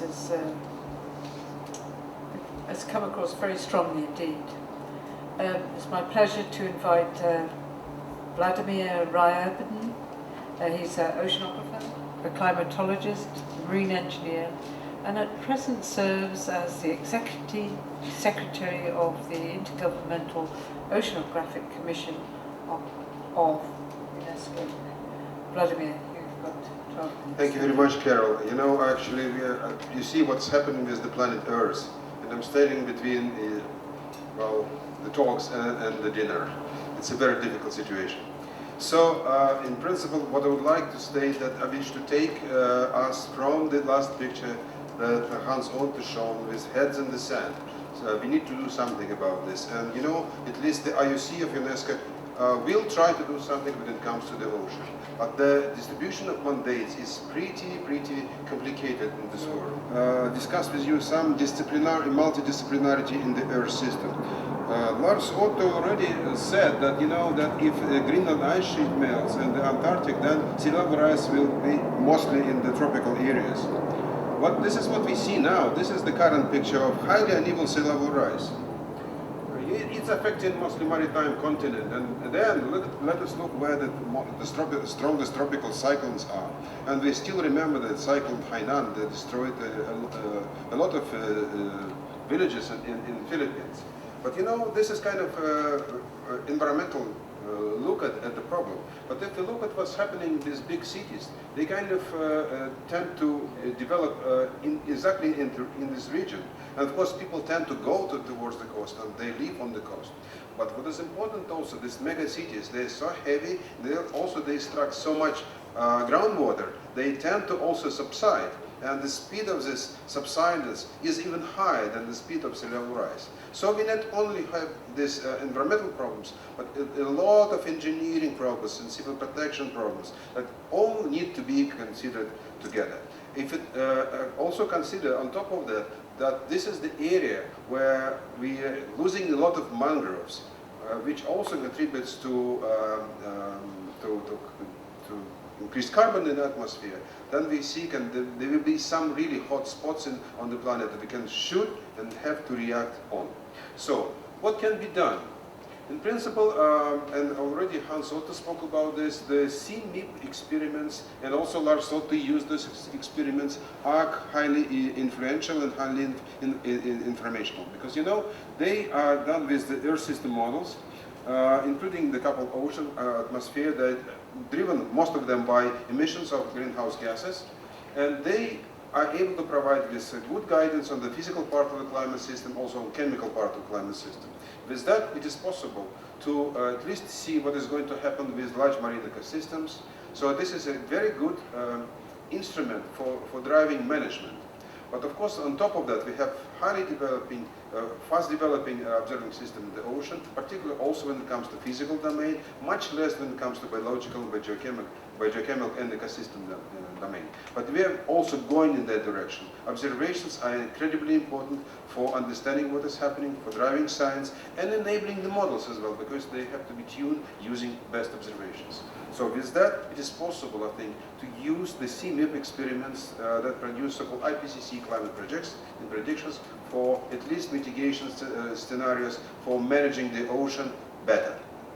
Now, of course, the perspective is that we will turn this into truly Earth system models that also include economics, include regions, include industry. This is where the current science is going. But we are not yet there, but at the same time we need to imagine that with this type of science there will be more transparency in the world, more ability to check what is going to be according to certain decisions. This will be, I think, in the future, the mainstream development of Earth system science.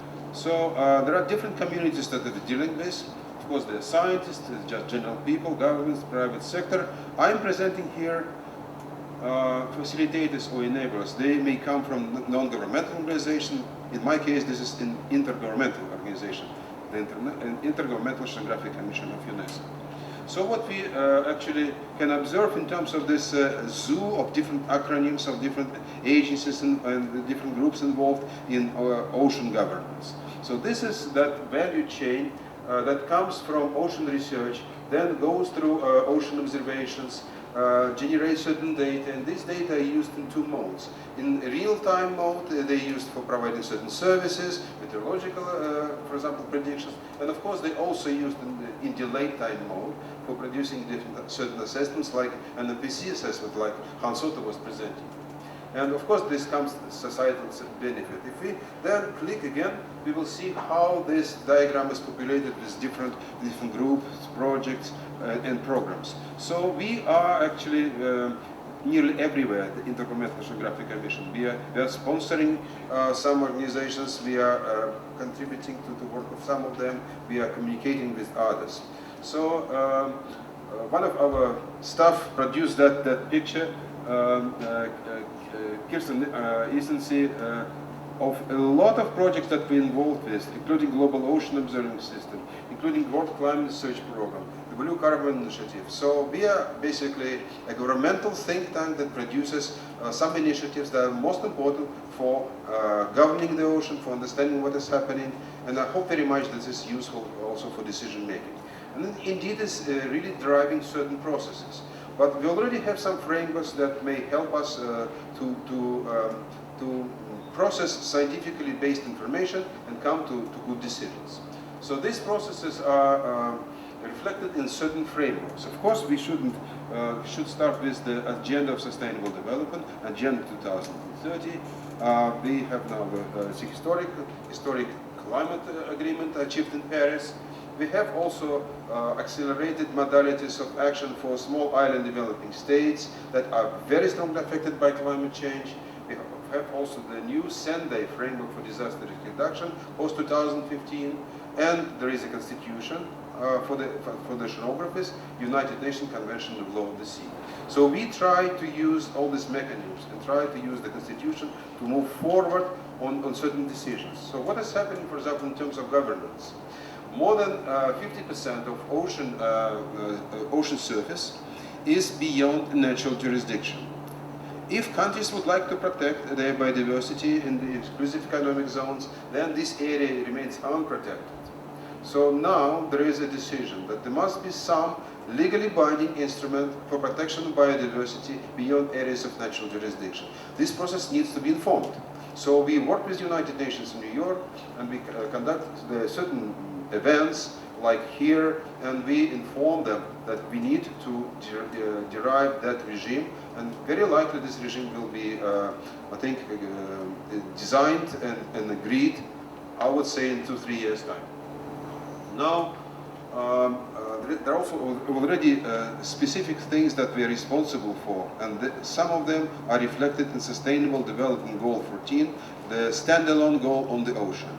So this goal includes actually 10 targets, and they are related to elimination of pollution, turning fisheries into more healthy mode in different ways, particularly by removing substitutes to huge fishing fleets that basically have huge bycatch, and they also basically kill fish nearly everywhere.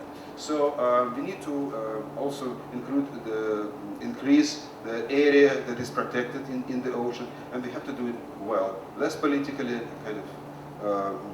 less political, but more kind of science-based. But IOC is responsible for two very important things there. We need to engage the community into studies of ocean acidification and trying to find ways of dealing with this. So a lot of people in this room actually contribute into this very important process. And the second thing that we are responsible is the target for 14A, a cross-cutting target. We need to build the capacity of ocean science and transfer of technology. Technology is not really kind of instrumentation. Technology is information technology. Databases, the ability to process data, include models, take results from the models. So we try to do this, and we actually one of those organizations that explicitly mentioned in all these targets that our criteria are going to be used for that process. This is really important to move science forward, to address cutting edge requirements of science, at the same time creating such conditions that developing countries can benefit from the science and contribute to its move forward. So now, what needs to be done in the ocean? And Hans already started this topic. We need to still improve integrated coastal zone management. We need to, again, improve maritime special planning. We need have a new regime beyond areas of natural jurisdiction. We need to have scientifically based marine protected areas, increase the surface of these areas, and enforce that these areas shouldn't be touched. There are some means of do so. And of course, we need adaptation and mitigation. Everyone understands we really need this probably the most to save the planet from increased CO2. What are the ways of doing so? We need to engage the potential of private sector. Blue economy is probably the most promising economy and very stable. So we need to engage that sector also in adaptation and mitigation. And of course, we need to create literacy in people and kids so they know what to expect into the future. So, once again, for that, we need to increase the capacity, and we are actually measuring capacity. For the first time in the history of ocean science, we are going to issue a report that measures the capacity of science. Infrastructure, investment, interest, gender balance, topics. So this is the substance of the Global Ocean Science Report that we unveiled at the Sustainable Development Conference of Sustainable Development for the Ocean in June 2017 in New York.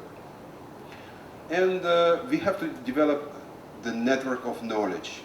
For that we need policies. We have open data policy. We create networks of scientists, of knowledge, of best practices, of data information. We also create technical means of dealing with that.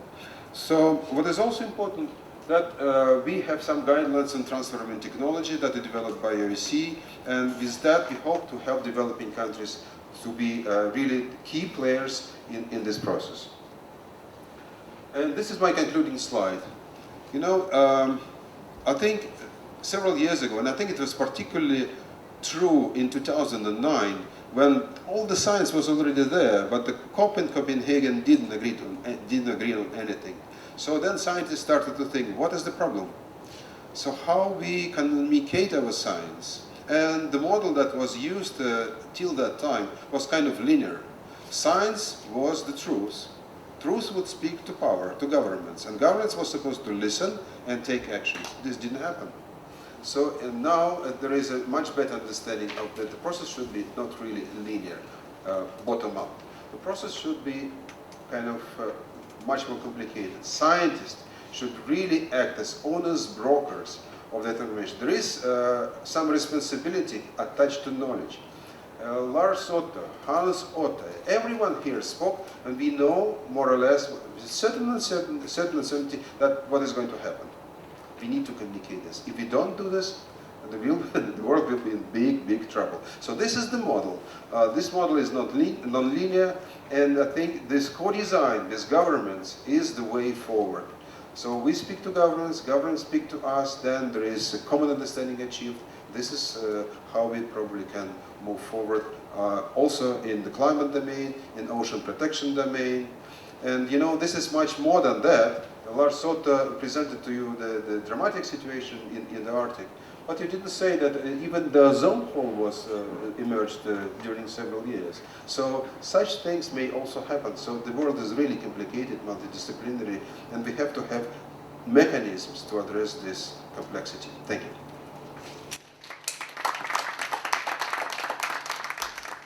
Thank you very much, Vladimir. Okay, I'm handing over to Svante to do the questions. Fine, thank you very much. So I see immediately someone raising her hand, so please. Now, Carol mentioned that the national contribution, intended contribution of countries are not enough.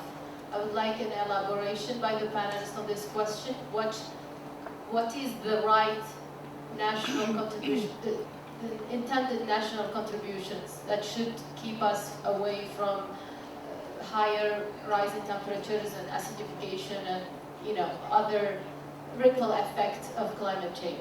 Actually, there is no alternative, of course, towards tightening the contributions. But I just wanted to comment on something that hasn't been touched here. The order of events in the Earth system is very important. If you release all the carbon almost immediately, then you will engage a lot of natural feedbacks in this system, and it will be much more difficult to have. You will have much higher negative emissions to compensate for this. So everything that is possible to do now, in terms of blue growth, in terms of using blue carbon, every contribution that we can do now will probably pay off if we can just make it. So we have to start now. And protruding on this, it takes us into a more risky world. That's the only thing I know. The rest is for countries, for contributions. But I also think that IPCC has demonstrated very clearly what is required in terms of emission reductions in order to achieve both a 2 degrees goal and 0.5 degrees goal, and now we get further information on the 1.5. But I think how that emission reduction, of course, is turned into INDCs or NDCs, then that is what this negotiating process is. But they have to sum up to what is required according to following at least a 2 degrees pathway. That's my own personal reflection on this. Anyone else would like to address that question before we go on to the next one? Yes? Sure, just Bill, to please. add a point on the question of INDCs. If you look closely at the most recent IPCC assessment report and other subsequent publications, you'll see that the scenarios there that limit warming to 2 degrees, and certainly the scenarios that limit warming to 1.5 degrees, involve not only very rapid reductions in emissions of greenhouse gases, but also carbon dioxide removal, the actual removal of large quantities of CO2 from the atmosphere. And frankly, I think this is something that needs to be much more highlighted. I think it should have been much more highlighted in the recent IPCC assessment report. And part of the reason I mention that is that, in my opinion anyway, the amounts of carbon dioxide removal that are invoked in these scenarios are something we simply don't have the know-how, the means to do. I frankly think it borders on science fiction. I popped into an economics side event, and they were discussing NDCs and the cost of implementing them. And my take-home message from that was that it is expensive, but it's more expensive, it's more costly to put it off. The cost of not doing anything. So the longer we put off reducing the emissions, the greater the expense will be. But of course, that's the expense of actually reducing CO2 by various means.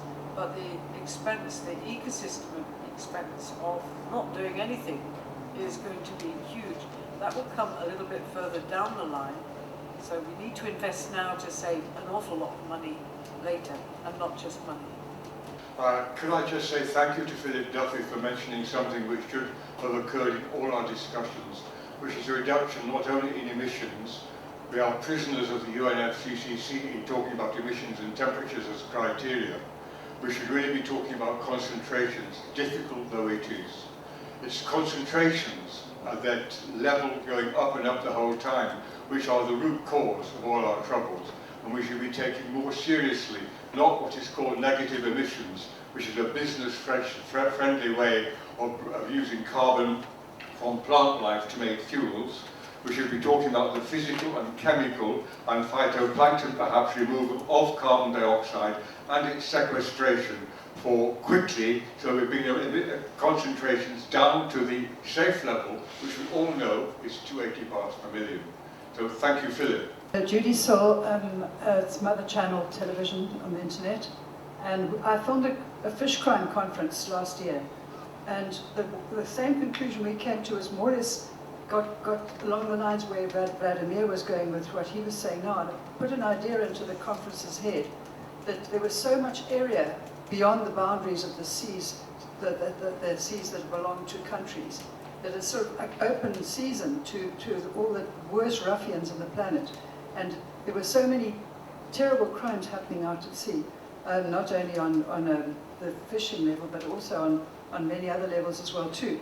And that there was no jurisdiction of what happened there because nobody knew which area particularly. You just see sea, you've got no proof of anything happening. And I love the idea that you put forward, Vladimir, and I want to know how you would think of getting this started. You know, we need a world that is ruled by reason. We don't want a world anymore that's ruled by clowns or vested interest. And the vested interest problem is the thing that's killing everything. And how would we put forward an idea where the scientists, the people who represent at least the top information that's coming in at the time for all the different facets of reality that we all deal with, should be the ones who lead the way. We've got the wrong leaders. How would we get the sea becomes a maritime country, one country, because it has no boundaries, no borders, and become where you guys are the ones who dictate what happens there, and everybody participates. Again, I love that idea where everybody, but you know, it's something that belongs to everybody, where there is no overriding one country running everything. Thank you. I didn't really hear any concrete question. How would you start something off? Okay. It's something very drastic, but this is the time for drastic stuff. Okay. You know, the ice is getting thinner, and I feel that I'm on that ice at the moment. So, in principle, I would like to state that indeed a lot is about education and generating values in young people. I think we all do, but the young people should be getting that education and values that will help them to survive and save the world. But indeed, scientists should speak up. And if they know what is going to happen, it is their duty, and I stay for that. But I think it's just much more than that. More than convention on climate change, we need the convention to reduce the greed. Yeah, I think that there is a general consensus about that, but Carol would like to take that a little further.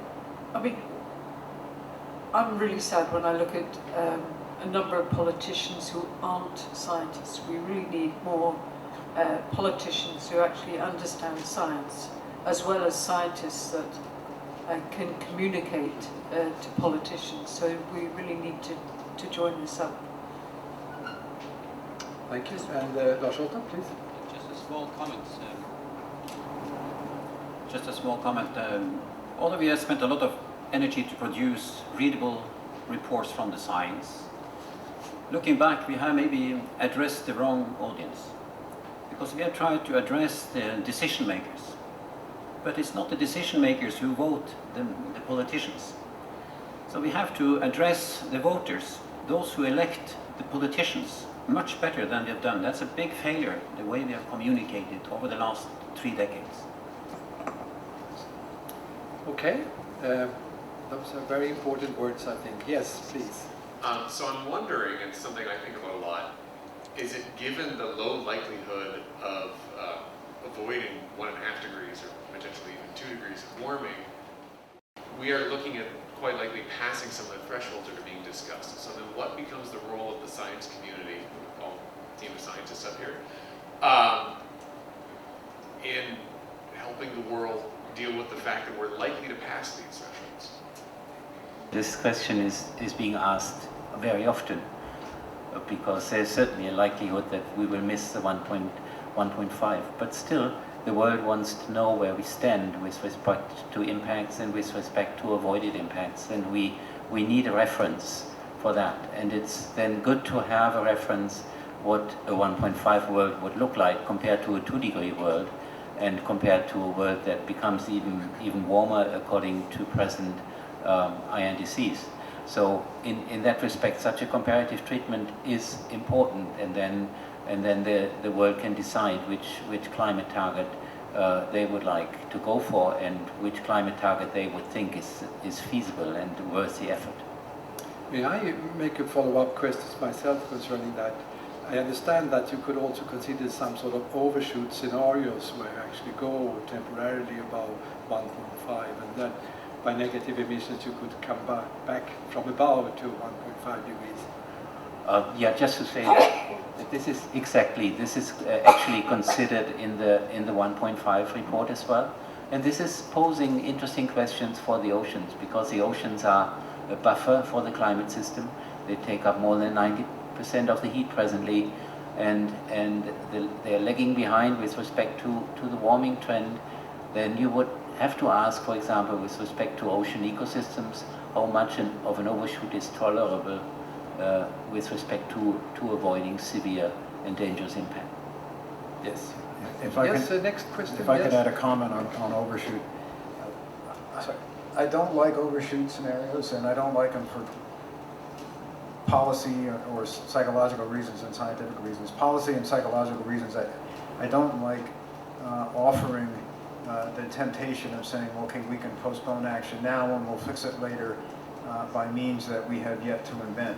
I think that's a very risky way to run a planet. The other point, which has been made earlier, is that certain consequences, well, certain consequences are irreversible. In an overshoot scenario, you're going to allow more emissions of greenhouse gases, for example, from thawing permafrost. You're going to allow more sea level rise. Those consequences are irreversible. Even if you succeed in magically sucking CO2 out of the atmosphere and putting it somewhere, that methane that came out of the permafrost isn't going to go back into the permafrost, and the sea level rise isn't going to recede downward. So you have to consider the irreversibility of certain processes.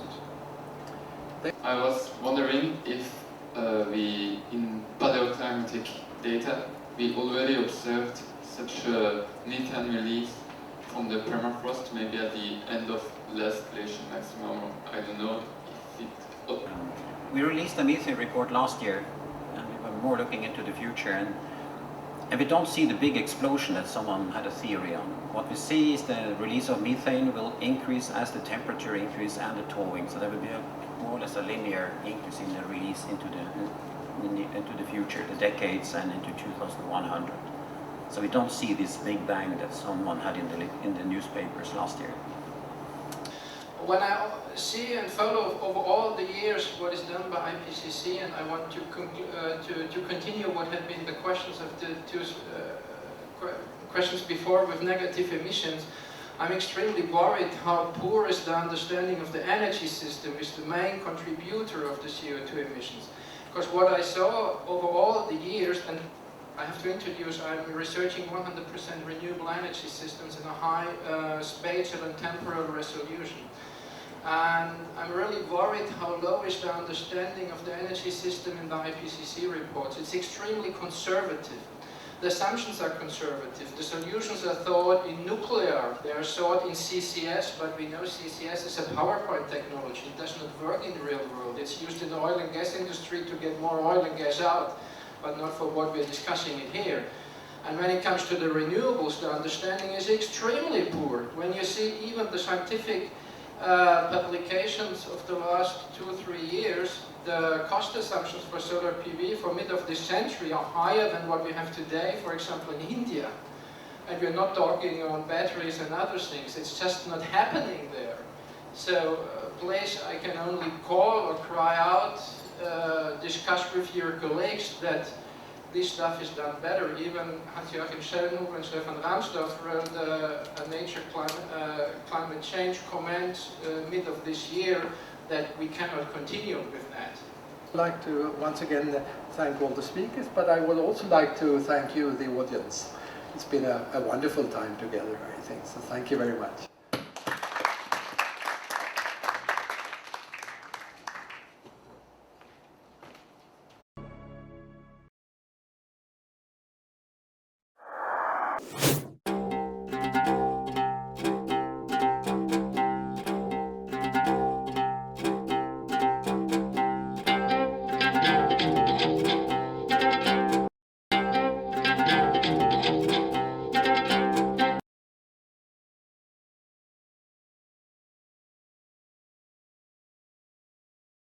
Work, but we have superb examples, for example in Bangladesh, helping with the early warning system for floods.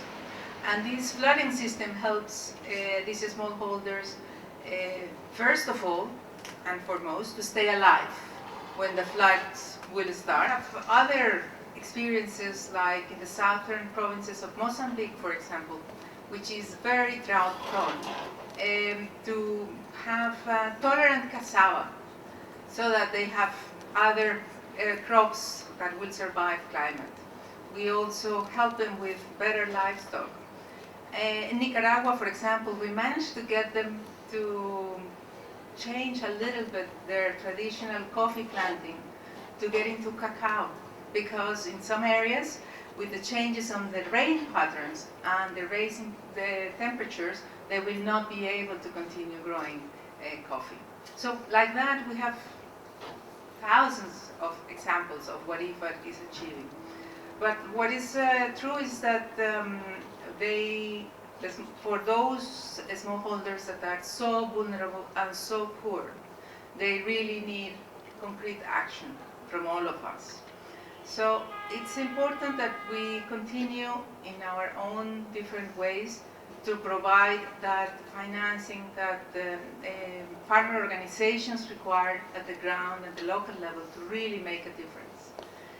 And we have the press here, the media here, because we need the media to help us spread the message of how important these smallholders that sometimes seem voiceless to really have a voice worldwide, saying we need your support to adapt to climate change, and we need it now, because without it we have no way to survive.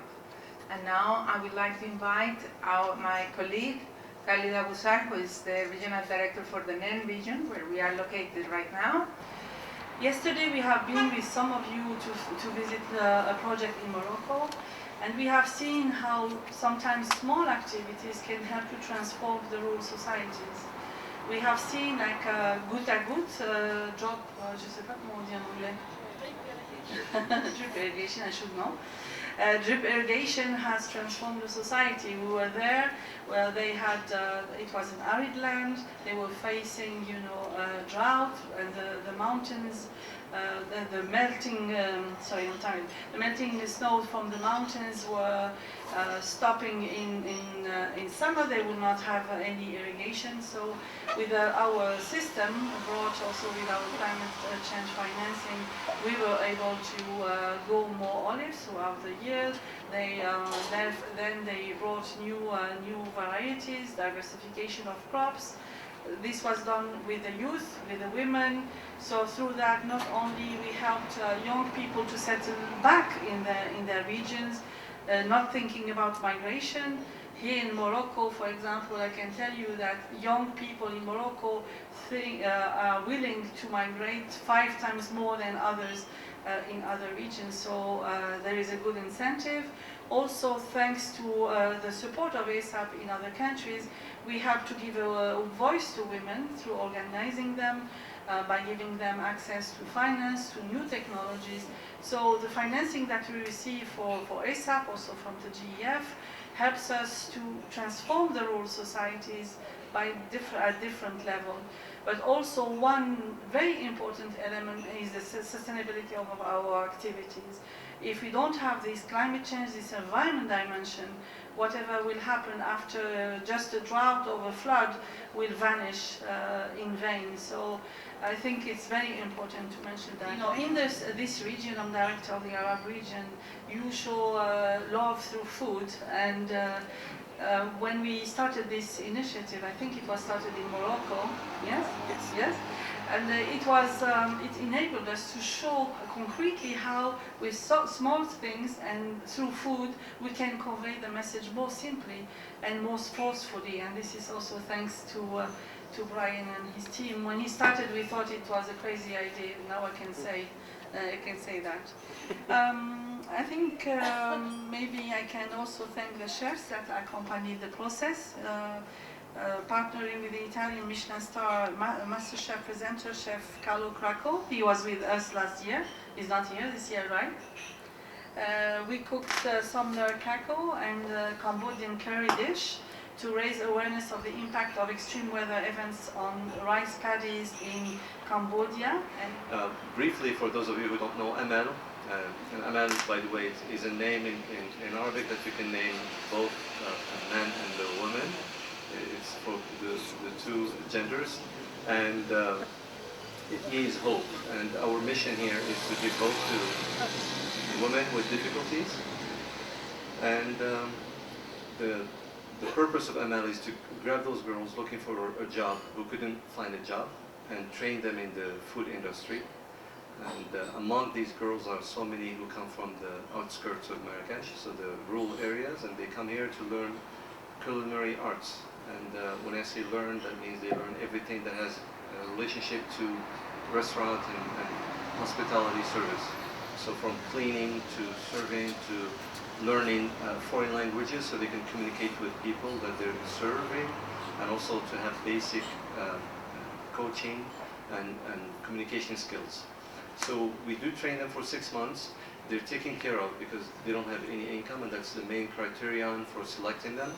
And plus, we look for age and we look for certain things, but mostly people who don't have any income or very low income.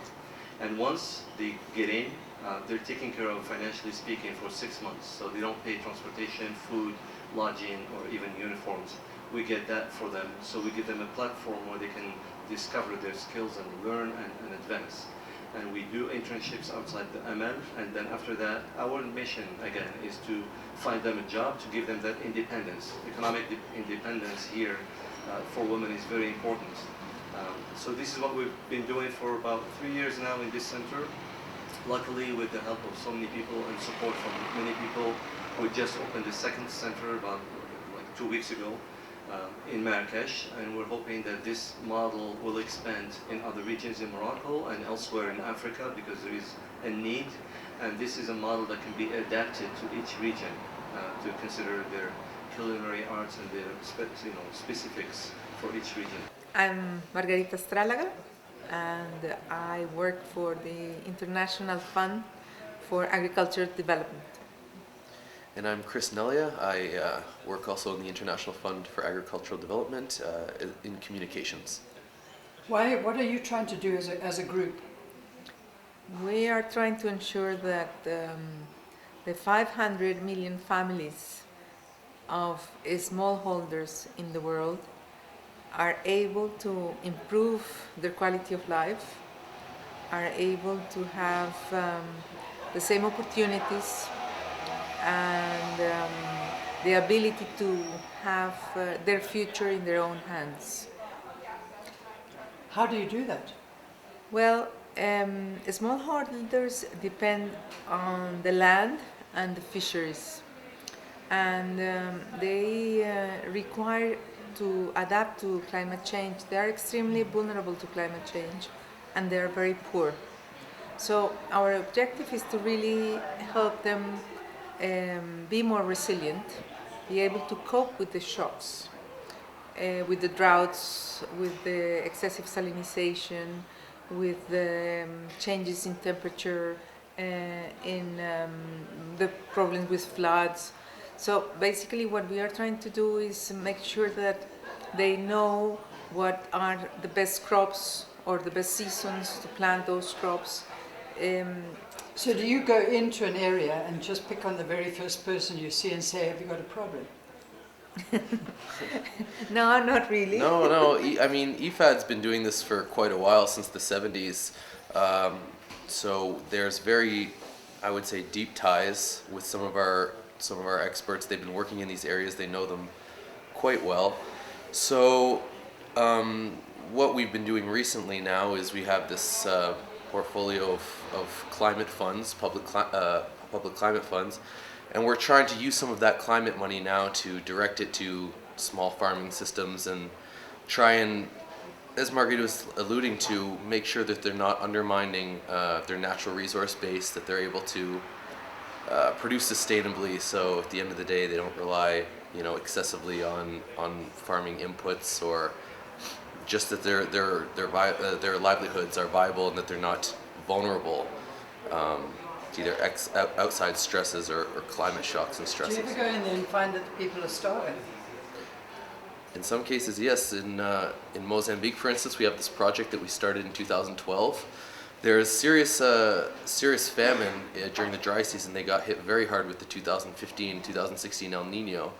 So what we've been trying to do, that's in southern Mozambique, they get hit hard with drought and they get hit hard with flood different times of the year. So what we've been trying to do there is basically give them a drought tolerant variety of cassava. It's a very popular crop that they're growing there. So they can weather that drought, and also for the livestock herders, that they have more veterinary services, that they can tend to their herds so they have less mortality when those droughts come. That, to give you one example where really famine is, it's a pretty dire situation without kind of outside help. Do you believe in fertilizer? Yes, I think many soils in the world require some type of fertilizers. But we have made a lot of progress in organic agriculture as well, and using the same fertilizers that they themselves generate is feasible. So one of the other elements in which we are working with is with the research institutions to try to make sure that the amount of fertilizer required is the right amount and is the right concentration of the different components. Because part of the problem we had is that when the smallholders don't know how much and what they need, they use everything, whatever they sell to them. So now we are working with the ICRAF Center, Research Center in Kenya, to test the soil type and match that with the kind of crop they want to plant, and then decide for that type of soil what is the ideal combination of input that you need to really rationalize the amount of inputs they are requiring. So we are making progress. In some cases, you need more than others, and it really depends a lot in the state of your soils. So we are also working on conservation agriculture, making sure that the soils are being restored and recovered. It takes time and it's not easy because there have been so many years of over-exploiting the soils with no management that it requires also patience. They also have quite a habit of keeping the ground swept. Exactly. Which is, of course, very hard to stop them from doing. But I've also had to try to teach them that too. Yeah, that's exactly what we do in conservation agriculture, because we cover the soil as much as possible with the same sort of plants they are growing, they are feeding their livestock, and then the rest is being used to cover the soil and make sure that we can keep the humidity. Do they make their own fertilizer? In some cases they do, in some others no, so it's also part of the process. And the advantage of working like we do with cooperatives, with small groups of organized farmers, small farmers, because then the kind of equipment they need, they can share the equipment, they can share the tasks of preparing the fertilizers, or for example in some countries they have one tractor that they share between 3 communities. So then there is no need or expectation to have one per family, because it's really impossible for them to afford it. Do you actually go into the field yourself, Margarita? Yes. It's yesterday, no? Yes, yesterday. It's a great experience because it really helps you remember why you are doing what you are doing. When you really see the difference, when you talk, for example, in Uganda, when some women in one of our projects with the pig slaughterhouse, when the women were saying to me, and you know, your project has helped us reduce home violence. What violence? Home violence, men violence, gender violence. And I said, what does our project have any? Why does the project has an impact on home violence? I couldn't understand the link. We are helping them to have these pigs, because in Uganda they consume a lot of pork, and we are helping them to process the pigs in the right way, in a hygienic manner in this slaughterhouse, but also produce energy through biogas. But one of the impacts of the project is that now the women are making money, and the women have organized themselves, and then they have established a common bank, a women's bank, and each of them has to contribute every month to this bank. But they are also now paying for the school fees, for the food, and for the clothing. So men have stopped hitting them because they need them to be able to work and take care of the pigs. So our project, which is dealing with agriculture and empowering women, has not only the impact of improving their livelihoods and their way of contributing to the family economy, but also socially it has had a huge impact. And they say now they need our money because they get drunk on Fridays, and then of course they have to come very calm on Saturday to ask if we could give them some money for their cigars, or because they know we have the money. But that's why we have it in this bank, so that they cannot take the money just from us to go and spend it again drinking. So we can have better control on where our money is going to. Isn't it terrible that it takes that to make them stop hitting them? Well, men are really terrible, brutish creatures, and I can say that with a bit of guilt, but that might be the case. So you wouldn't hit any woman? Of course not, of course not. Absolutely. You see what I'm saying? A lot of men are absolutely shocked by the idea of men who hit women. I'll tell you what, I actually saw a project in Senegal last year. This was in Kaolack, the province of Kaolack, and IFAD had supported a women's group called Sisters United. This is a group of women who lived in this village, and they were reclaiming land that was fallow land. It was had been degraded over time because of livestock trampling over there. So they had reclaimed this land. They were growing Nyarka rice. It's a conventional rice, conventional breeding of seeds. So it's a short. It's harvested quickly within 60 days, and they can harvest this rice. And so they had totally taken over this land from the village elders, who were men. And at first, they gave over. They thought this land was worthless. Then the village elders started to see how they were able to produce, and they were doing quite well with it. And then it became a bit of a polemic. How are we gonna? Maybe we should start managing this ourselves. You guys are being quite successful. So in the end, the women were able to. They retained that land, and they're doing very well. But you could see that dynamic kind of come into play. That the elders are all men, and there is that dynamic in society. What a crazy situation we're in there. Yeah. Okay. Is there anything else you would like to say to the world out there? Well, that when we invest in women, we are investing in the future, because women have as a priority their children, and when they have savings, they invest them in education for the future. So we need to make an effort to ensure that women have better opportunities, have better access to land and to financing, because in some countries they have no right to own the land, even if they work the land, and they have no access to the financial system, to the banks or to the credit. So we really have to make an effort to help all these women around the world that want a better life for all the young generations.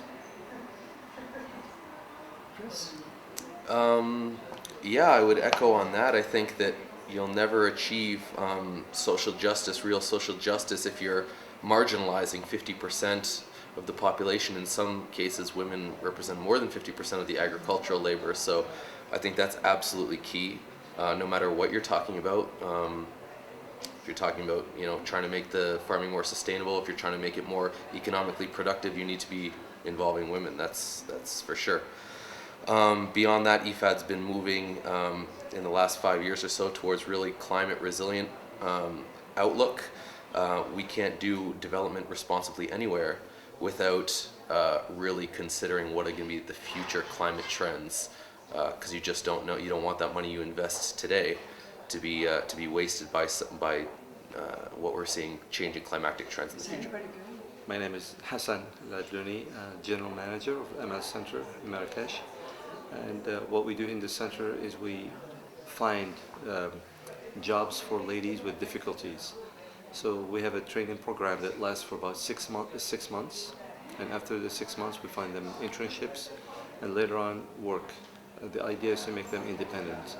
The way we do it is we train them in the culinary arts. So how to cook and how to serve in a restaurant environment. And the training covers many stations of the kitchen, so they need to know basically a bit of everything in the kitchen to have a multifaceted training and be able to integrate any kind of kitchen, be it in a hotel or a riad or restaurant. So far we've had 118 ladies go through our program. 93% of the women who finished the training got a job afterwards. So we're very proud of what we do, and we're looking forward to keep working and helping women and giving them a platform where they can explore their own inner selves and develop their personalities and go forward. Wow, that's a wonderful thing that you're doing. Yeah, thanks. Thank you very much. Thank you. Did you produce this wonderful meal today, your establishment? Sorry? this was your establishment that did this drawing for me. We had this And I'm not the I'm general manager. The idea comes from our president, Nora Fitzgerald, and she's American, Moroccan, double nationalities, and she's the one actually who started the idea, and she's still our founding president, and we're just like a team working behind her to keep this whole operation working. Is that her? That's her mom who made that one. Yeah. Her mom loves painting, so. If everybody wasn't waiting, I would take longer, because it's actually a Yeah. very nice place, and I like to hear more. Everyone has to go, I think. I think so.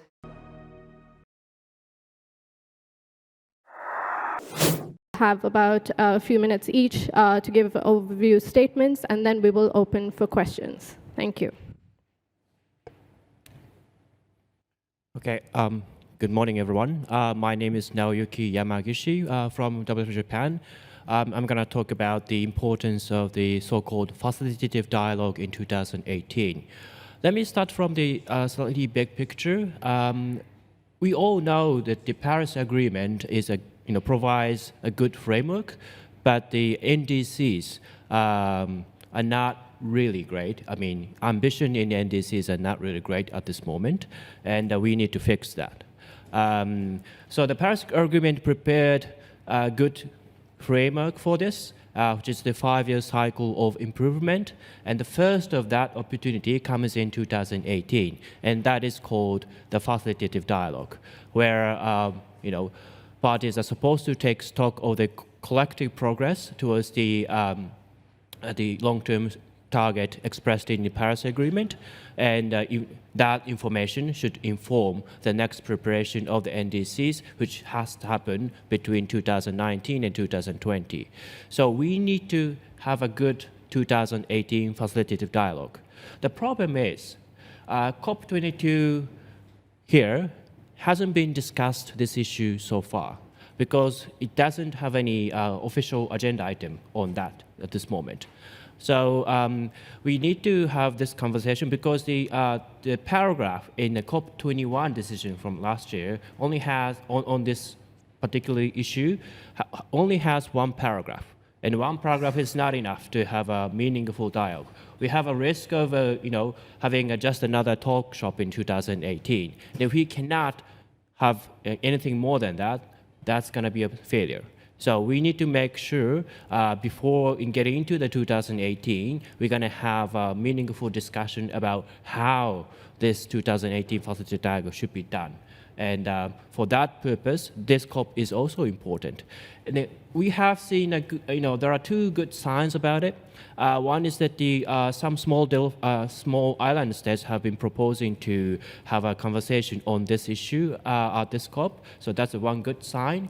And also, I think some of you have seen it, but the presidency proposal about the possible COP and the CMP1 decision includes actually one line which talks about the facilitative dialogue in 2018. So there are some conversation going on about this facilitative dialogue. So we expect that the serious conversation is going to happen next week when ministers come in.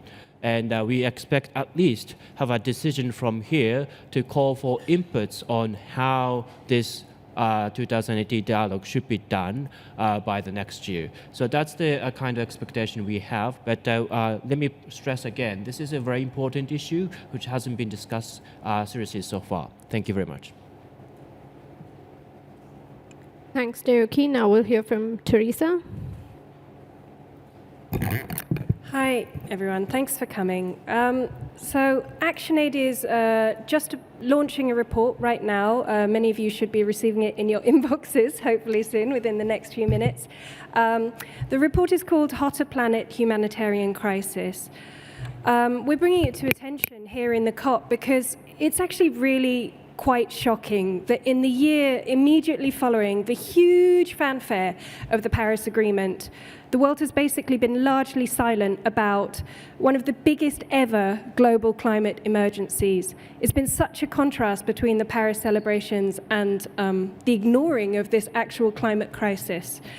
2016 has been an incredibly surreal year for climate change. You know, we've just passed 400 parts per million of CO2 in the atmosphere. We've had what will almost definitely be the hottest year ever, because September was the hottest September ever. For 17 months in a row, each month has set record as the hottest month ever.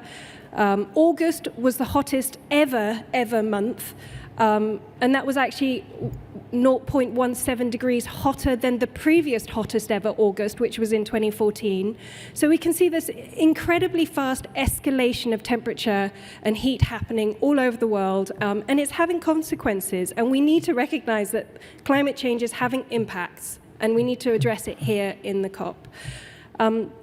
This was also the strongest El Nino event ever, or one of them, like top tide place.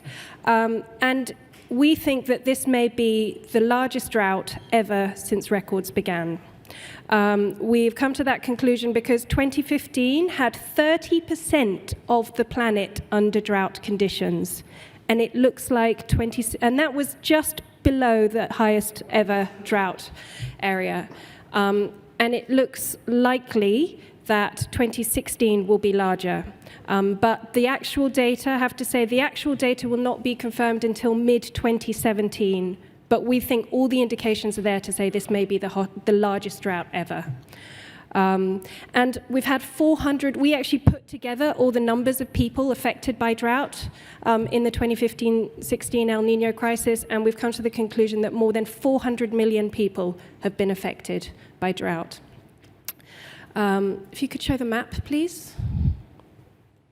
So there you get a sense of what's really been going on the planet and just how shocking it is actually that it's been ignored. Sorry that the font is a bit small, but you can see it later in the report in more detail. But to unpack that a little bit, I mean, the statistics from this year are really quite insane. Southern Africa has experienced its worst drought for 30 years, Ethiopia for 50 years, Brazil, worst drought for 80 years, Vietnam, worst drought for 100 years. More than 24 countries have been affected by drought, covering 30, and they think that, at least 30% of the planet has been impacted. Many countries have declared national emergencies. We've had the hottest temperatures ever recorded in the Maldives, in Cambodia, in Thailand. In India, in Rajasthan, they had 51 degrees centigrade, which was, insane. Kuwait had 54 degrees temperature, so everyone is breaking records in hottest temperatures. And the impacts, thanks, that's fine for the map, you can shut it now. The impacts of all of this is absolutely devastating. So as we've heard, 400 million people around the world have been affected by drought. And what this means is that their crops are being devastated, their crop yields, are being devastated. People are incredibly hungry, and they're resorting to all sorts of negative coping mechanisms in order to cope with their hunger. We've heard stories about people just resorting to, their crops have failed, so what are they going to eat? In many cases, like in Zimbabwe, we hear about people just living off bananas for long periods of time. In some cases, people just eating leaves because, just to fill their stomachs and stave off their hunger. Food price rises, of course. Water, people are incredibly thirsty. And also the lack of water means they have health and sanitary issues. People are going deeper into debt. In India, we've heard that the rate of farmer suicides has escalated in the face of this huge drought. And women have been particularly affected. So they're the ones really exhibiting very negative coping mechanisms. So skipping meals to feed their family. In many cases, we hear about women walking several hours every day in the hot sun with no water in order to go fetch poor quality water for the rest of the family. And if they don't find it, they have to come back and try again, go several days trying to find water. To bring back and carry it back under hot sun. Girls are dropping out of school because the family either don't have the means to pay for the schooling because they've lost their income, or because they need the girls to go walk and carry water. Child marriages are on the rise, we hear, and in several countries we heard that women are resorting to sex work in order to feed their families. So you may have heard that El Nino is over. Well, the El Niño crisis is not over, because even though the phenomenon may have come to an end mid this year in June, the impacts are still being felt and may continue to be felt up until June or July in some countries in 2017. And that's because, of course, the time it takes between the rain finally coming and the time it takes for the crops to grow. So particularly southern Africa and parts of Eastern Africa, particularly impacted. Up to 60 million people still need food aid for the next few months. So there's actually a $3.1 billion humanitarian gap to fill somehow to keep people fed for the next few months. So the role of climate change in all of this, people have been largely ignoring this because El Niño is, known to be a natural cyclical weather phenomenon. So people assume it's a natural event and nothing to do with them. But it's clear, actually, scientists have been looking at it and they've come to the conclusion that actually the effects have really been ramped up by climate change. The World Meteorological Organization has been making very clear that the high temperatures here may have been increased by El Niño, but the underlying cause is absolutely climate change. NASA's Goddard Institute said that 2015 would have been the hottest year ever, even without El Niño. And the UN OCHA, Organization for Coordination of Humanitarian Action, says that climate change has intensified the impacts of El Niño. Other scientists have looked at all the models and come to the conclusion that El Niño climate change is causing El Niños to happen more frequently. So big El Niños, big events like this to happen more frequently. And in general, this is uncharted territory, the interaction between climate change and El Niño, but it seems to be playing out very clearly this year. So the lessons that we have to learn from this crisis is that, and to bring it back partly to this COP and the relevance, is that this shows incredibly starkly the need for investment in resilience. You can understand why developing countries are really in all the different negotiation tracks are pleading for support for adaptation, because how are they supposed to cope with crises like these without that? We also need to really scale up investment and practice in early action, because if countries recognize and call the alert on a crisis like this, and if donor countries provide finance, early action can really make a difference in reducing the impact of a crisis before it gets out of control. This crisis has actually exposed a huge gap between the climate and the humanitarian worlds as well, because the climate world has really not talked about this global climate crisis that's been taking place, and the humanitarian world didn't really talk about how climate change was causing it. So clearly there's a gulf that we need to start addressing to bring the reality of climate change home to everybody who's acting in this. And we really need to have a climate justice lens on how to respond to a humanitarian crisis like this, because all countries have a moral obligation to support humanitarian, to put forward funding to meet this $3.1 billion gap that we currently have to cope with the current crisis. But we really need countries that, to recognize their historical responsibility for causing climate change, and for that to reinforce their moral obligation for supporting impacted countries in crises like this. So I'll just finish by saying that we need to all remember that the current crisis is not over. We still have billions of dollars that we need to find, and we plead countries to please put that money forward, because this crisis is a disaster and we still need to find ways to cope with it. Thank you.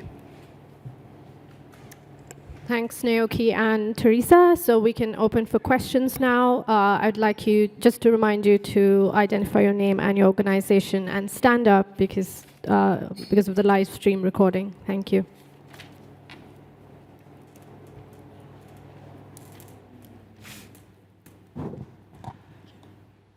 My name's Judy So. I'm from Mother Channel Television and Cape Town TV. I'm always amazed at the fact that no matter how desperately bad things get, that we always still boil it down to money. when meanwhile we know that the money is basically the plaything of those who've caused the problem in the first place and raped our seas and forests in order to make it. So the hope of trying to end this by only getting money seems to be a bit of a daft solution. In the end, money is a result of human activity. And I think that maybe shouldn't we start to think of just using our human activities in the correct direction to try and address this, even without the money? Teresa, would you like to take that question? Basically what you're saying is the love of money is the root of all evil. I think that it's an interesting principle, but in practice, if you are a community, if you're a family in Zimbabwe desperately needing to eat, and there is so little food available, and the food that is there is incredibly expensive, and you're not the one that caused the problem, then this is what humanitarian agencies are for, to deliver food from parts of the planet that have them and trying to make sure that people can eat when they need to. And money, I'm afraid, is necessary for that. And we can't really avoid that. And I don't believe that we can ignore the money issue in these climate negotiations because we have huge parts of the planet that have done very little to cause the problem of climate change and yet are being impacted most by its effects and are also expected to solve the problem. And yet they're not the ones that cause the problem in the first place. So it should be the ones that have caused the problem in the first place that should use the financial benefits that they've reaped from all those years of industrialization in order to cope with the impacts that aren't necessarily on their own doorstep, but they need to recognize their responsibility to share some of those gains to those parts of the world that are impacted. We have a question here, the gentleman in front here. Thank you very much. Excuse me. Michael Igo with DevX. Going back to the money issue, sorry. It seems like a lot of the discussion of adaptation finance in general is still sort of a discussion of hypothetical funding needs, and you're here sort of presenting very real current impacts. Are the things that are happening today in terms of drought, climate change impacts, the things that people are facing in the countries that you highlighted on your map, are those realities factoring into the discussions about how to structure adaptation finance today, or is it still sort of a general abstract conversation? Thanks.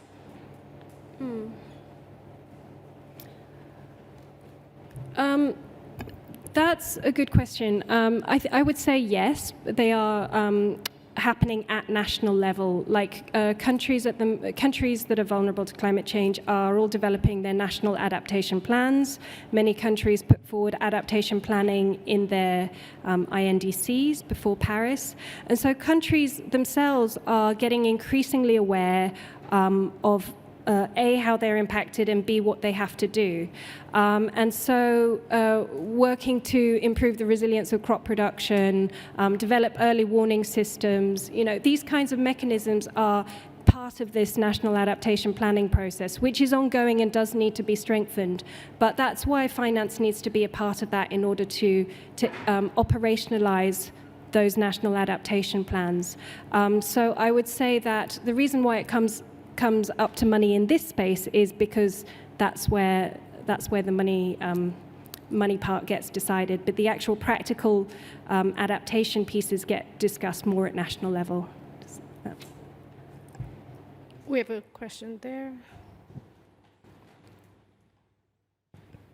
Thank you. I have a question about the facilitative dialogue. Marlo Hood with Agence France Presse. First, just to confirm that this is essentially a stock taking by another name.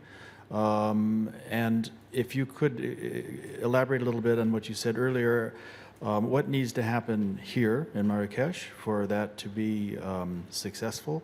And exactly what's at stake? How important is this? Okay. So let me answer the last question first because that leads to the first one. So I guess as I said, the NDC, mitigation targets and other targets expressed in the NDCs are not enough. That's everybody knows, right? And the beauty of Paris, one of the beauties of the Paris Agreement has its own self-improvement system of the 5-year cycle, right? So we need to make that cycle function. And the first opportunity of this 5-year cycle is the 2018 facilitative dialogues. So if we fail that, then it means that the Paris Agreement is not properly working. Because it's not going to close the gap we know at this moment. So that's the relevance of this facilitative dialogue. But on my, our concern here right now is that we do not have a, specific cities of the facilitative dialogue, like who is going to be present. What kind of form is it going to take, like a workshop or in series of events or technical? What kind of inputs we need, like what kind of scientist inputs have to be made beforehand? That all of these things are not defined yet, and we do not have we haven't had a discussion about it yet. So that's the issue you thought important at this moment, and then. At this COP22, it is a bit difficult to have a substantive discussion at this moment, but at least we can call for inputs from parties and of course observers like us, how it should be done in 2018. And the next year, we're going to have a substantive discussion about it. So that's the sort of stepwise approach for making it happen. But so far, we haven't have that decision yet, draft decision yet. So we need to have that kind of stuff at the end of this COP. So that's the issue, I think.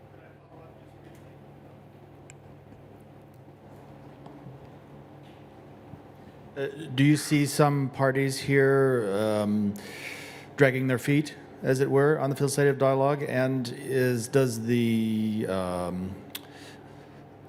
election of Donald Trump complicate that process? We have, as I said, some small island states are actually proposing to have this kind of discussion. On the other hand, we've been hearing some concerns from some developed countries and some developing countries alike that if we turn this whole discussion into some formal negotiation process, that's going to be another political stalemate. So.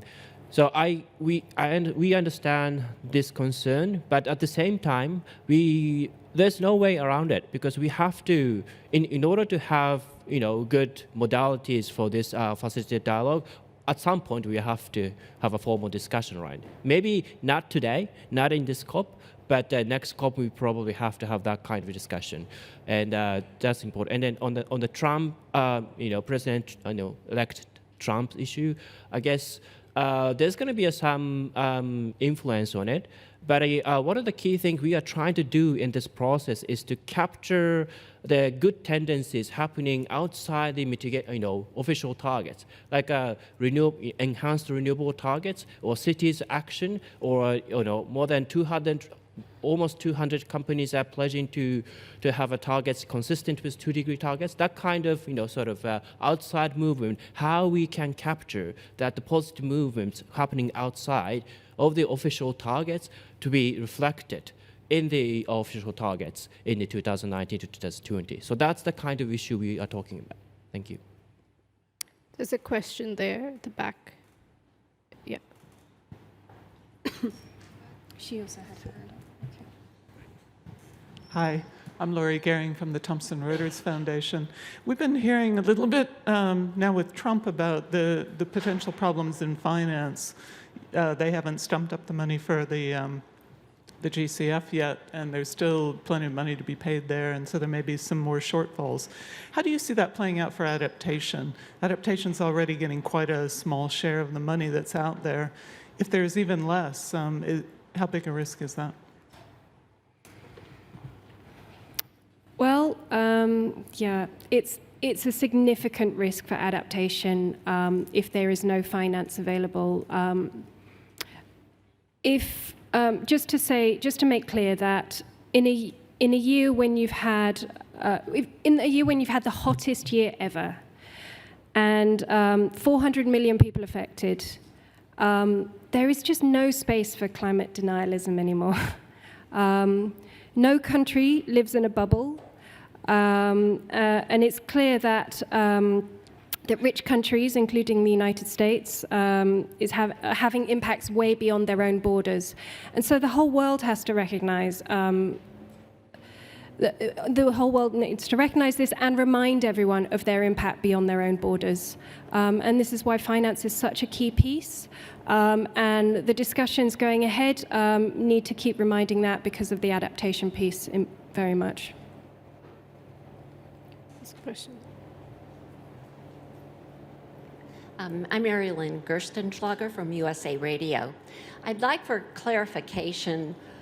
In Doha in 2012, at a press briefing, someone asked then Executive Secretary Christiana Figueres why the process of creating the Kyoto Protocol was taking so much time. And her answer was that in not what was happening just in Doha, but what was happening in the entire climate change process was going to take time. And she said, and I quote, "What is happening in Doha is a complete transformation of the economic structure of the world," unquote. So I ask you, is when you're asking for the industrialized nations to give money to the suffering nations, would that be an example of what I would call the redistribution of wealth as a complete transformation of the economic structure of the world? Ryuki, do you want to take? Yeah, do you want to try that? No. Okay. I would say that should be a redistribution approach should be part of the economic transformation of the world, and I think that more needs to be done in the economic transformation of the world in order to really address the climate problems that we face, because we know it's the economic system that we're in that has caused a lot of the problem of climate change in the first place. We have time for one question. I'll take it from the... Hello, Susanne Goetze from Germany, Klimaretter. Teresa, I want to know, in terms of adaptation, what exactly do you want, money which will be spent from the industrial nations to the south? How much, and what do you think there will be a result here in Marrakesh about this question? First of all, I should say that my colleague Harjeet Singh, Harjeet, would you stand and wave? He can also answer detailed questions about adaptation and related to that. But I will also try. I mean, we really believe that with the discussion at the moment about the $100 billion and how to mobilize that is really, really key to this. And our position is that 50% of that should be going towards adaptation. We're also really aware that the roadmap that developed countries have put forward on the amount of finance that they have contributed so far, we don't agree with the methodology that has been used to collate those figures. We think that there's been some creative accounting in order to get to the figures that they've shown, and adaptation is certainly not as well reflected in the funding as they claim it is. So that there are big issues to unpack and address. The Standing Committee on Finance, in fact, has acknowledged that there are challenges with the methodology of counting the amount of money put together, in particular, and also the amount of money put towards adaptation. And so that seems to be an interesting conversation to follow in this regard. Yeah. So we're at the end of our time, but our speakers will be available outside for a few minutes to take any more questions. Thank you all for joining, and see you again tomorrow.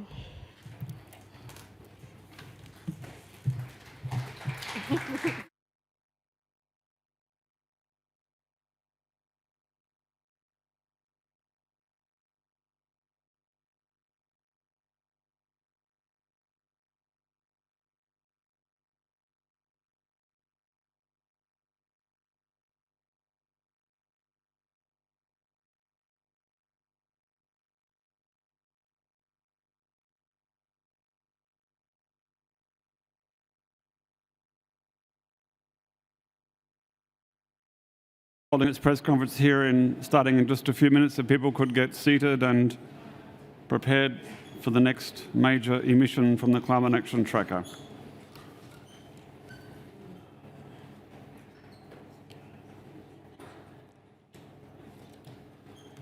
Thank you, everyone. I think we'll get going. We have just half an hour, a little bit less now, so I'd like to respect the time here. My name is Bill Hare. I'm the Director of Climate Analytics, Senior Scientist at Climate Analytics from the Climate Action Tracker. The Climate Action Tracker is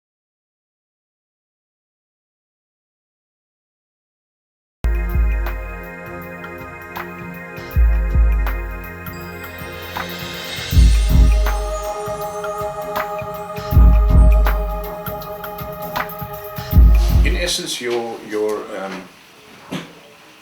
message that you got, those two messages that you got on that Friday, which you felt rather shocked about. Yes. And then we discussed them, and you filmed that, and so you have got that discussion going on from that. Yeah. And since then, of course, I have, these things go into your mind. I kind of try to get to something a bit more conclusive, and maybe provide a broader answer to what your shock was. And then there've been subsequent things happen very rapidly, which to me has kind of caused, synchronicity would be the word to use, but there is a synchronicity that's happening in so many different spheres. And I said to Jen the other day, we had breakfast, if you had to lay out a table, like a chess pieces, and you had to move these pieces around, there's to me an apparent gathering of the pieces in one direction that are building up against the pieces in the other direction. And that sounds kind of really like an oxymoron. This is what's happening. And more, and I think it needs to, I'm articulating because it may be needed for us to figure out where we want to go towards in respect of these pieces that are moving. Now let us look at the pieces, for instance, in terms of the main calendar. Yeah. Now you've met Sean. Now Sean, he has been studying the Mayan calendar, and of course there's a whole big issue about, it reached its final level, that be the end of the world and so. So I don't want to bring forward some sort of doomsday scenario, because I believe that there's a great degree of positive feeling, which you articulated just now when we were down there. But there was an interesting guy that came on a documentary a couple of nights ago, because I watch Al Jazeera, I watch Russian news, I watch BBC, and they have documentaries in between. And he spoke about, and he was asked about, and he raised the interesting little phrase, "We're in for the long drought." And the interviewer said to him, "Well, can you perhaps articulate what you mean by the long drought?" He says, "Well, all the droughts we've had going back in time, we've always known that they would come to an end, and agriculture will start again, and the grass would grow, and the plants would grow, and the crops would grow. We'd get past the drought.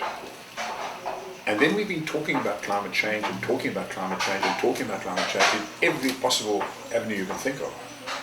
But now we are actually living the climate change." So he said, we are now actually living the long drought. And then if you flip through the news, you'll see that in India at the moment, the temperatures have gone to 50. In the last few days. They were in the 45s, they've now gone to 50. And huge areas of India are affected. Then you flip through and there's 140 people lost in a mudslide from deluge. There's been 140 odd millimeters of rain in 24 hours in Switzerland. Switzerland? In Switzerland. And that's where the mudslide was? No, yes, there were mudslides there, but I mean, have you ever heard of 140 millimeters in 24 hours in Switzerland? No. So there are major events happening around the world, which is what climate change has been saying, that the weather events are going to be very extreme, very, very concentrated, and we are actually living that. And he was saying that we're in for the long drought. So they said, well, how do you think this is going to be managed? He said, well, it's not going to be managed by the governments or the countries of this world. They talk. They're living in a fool's paradise. They are earning huge salaries. They go to the conferences. Probably 99% is for the trip and the rah. But in actual fact, they get into their luxury and they disappear. They are totally and utterly out of contact. They're also largely controlled by the big boys. Well, the whole scenario. Yeah. So he was saying that in his estimation, we need to go back again, almost to be like hunter-gatherers. We individually have got to go to that, but we've got to change. He said, we have to stop getting our meals at the end of a 12,000 kilometre flight. He says, that's got to stop. It just can't continue. Our food sources have got to be brought, we've got to live to make our food sources nearer to where we are. He said there's got to be a fundamental change in the way agriculture is done. He said we have to start to manage what he called the long drought, because it's not going to be over next week or next year or 2 years' time. It's not going to go over. It's here until such time as the palliative efforts, if they ever come to fruition, of handling the methane, such as your professor that you interviewed in England, about the methane escaping in massive quantities in the tundra. And all these major events that are happening. But he said, basically we need to hunker down in a way, and he said there are the people that are just going to not make it. They're simply not going to make it. And then it swings to superbugs. Last night there was a whole thing on superbugs. And the estimation by this professor in England was that people will be dying at the rate of 1 every 2 seconds. Last week, on the 5th rather. And I saw a 1-hour documentary, and in his 66 years, the population in the world has gone from 2.5 billion to 7 billion in 66 years. And he put the birth rate at 1 baby every 2 seconds in the world is born. So the numbers are absolutely staggering. And big farming, big companies, just linking up now with Monsanto, being tried to be bought out by Bayer's, is just creating enormous power structures, which are basically the man in the street is going to have precious little chance of being able to fend against. Okay, I want to bring up sort of like another whole aspect of this. This is the results that's happening right here, and these are the actual news from the front of all these things that are happening. But another thing that is happening that really, really worries me is that the impact of governments and their abuse of us, basically. Yeah. And I think that we're more and more coming to the situation where we're beginning to realize that the governments are not our friends. No. Our governments are actually working for the big companies. And for their own pockets. And if you have a look, I just read another article the other day from Noseweek, and they said that the governments that have food day came and went, and leaving everybody either as obese as they were or as malnourished as they had been the way before. And they had this new alliance that they had put in place to try and the idea was supposedly was the people who were trying to put together some way of helping the small farmer, because the small farmer used to be responsible for 80% of all their food. Yeah. However, what's actually happened is that they've used this alliance to persuade the governments to part with 80% of the land to big business, and the people who are the big alliance are Monsanto, not Bayer, but it's some of these big Norwegian grain firms, seed firms, and big fertilizer firms from the rest of the world. I haven't got the name here right now, but I did do an article about it. And the thing is that they've managed to, for example, get 22%, they managed to go to Malawi and so persuade the government there that out of the something like 280,000 hectares that they made available for now opening up for agriculture, only 22% was for the small farmer. The rest is for the big boys, and it's not for food. It's for growing cash crops for them. Yes. And as they've done that in Burkina Faso, and they're doing it all over. And the thing is that the governments are just playing along. Look at our country. We are, our own water department in 2012 said that we were going to be running completely out of water by 2020, which means far in excess. Peak water. Our water would be far less than we needed. Yeah. 2016, they said it would be critical, which is indeed what's happening. Yeah. Like at this moment in time, Yeah. I was really worried when we got such a little rain yesterday because Yeah. we just got puddles. Yeah.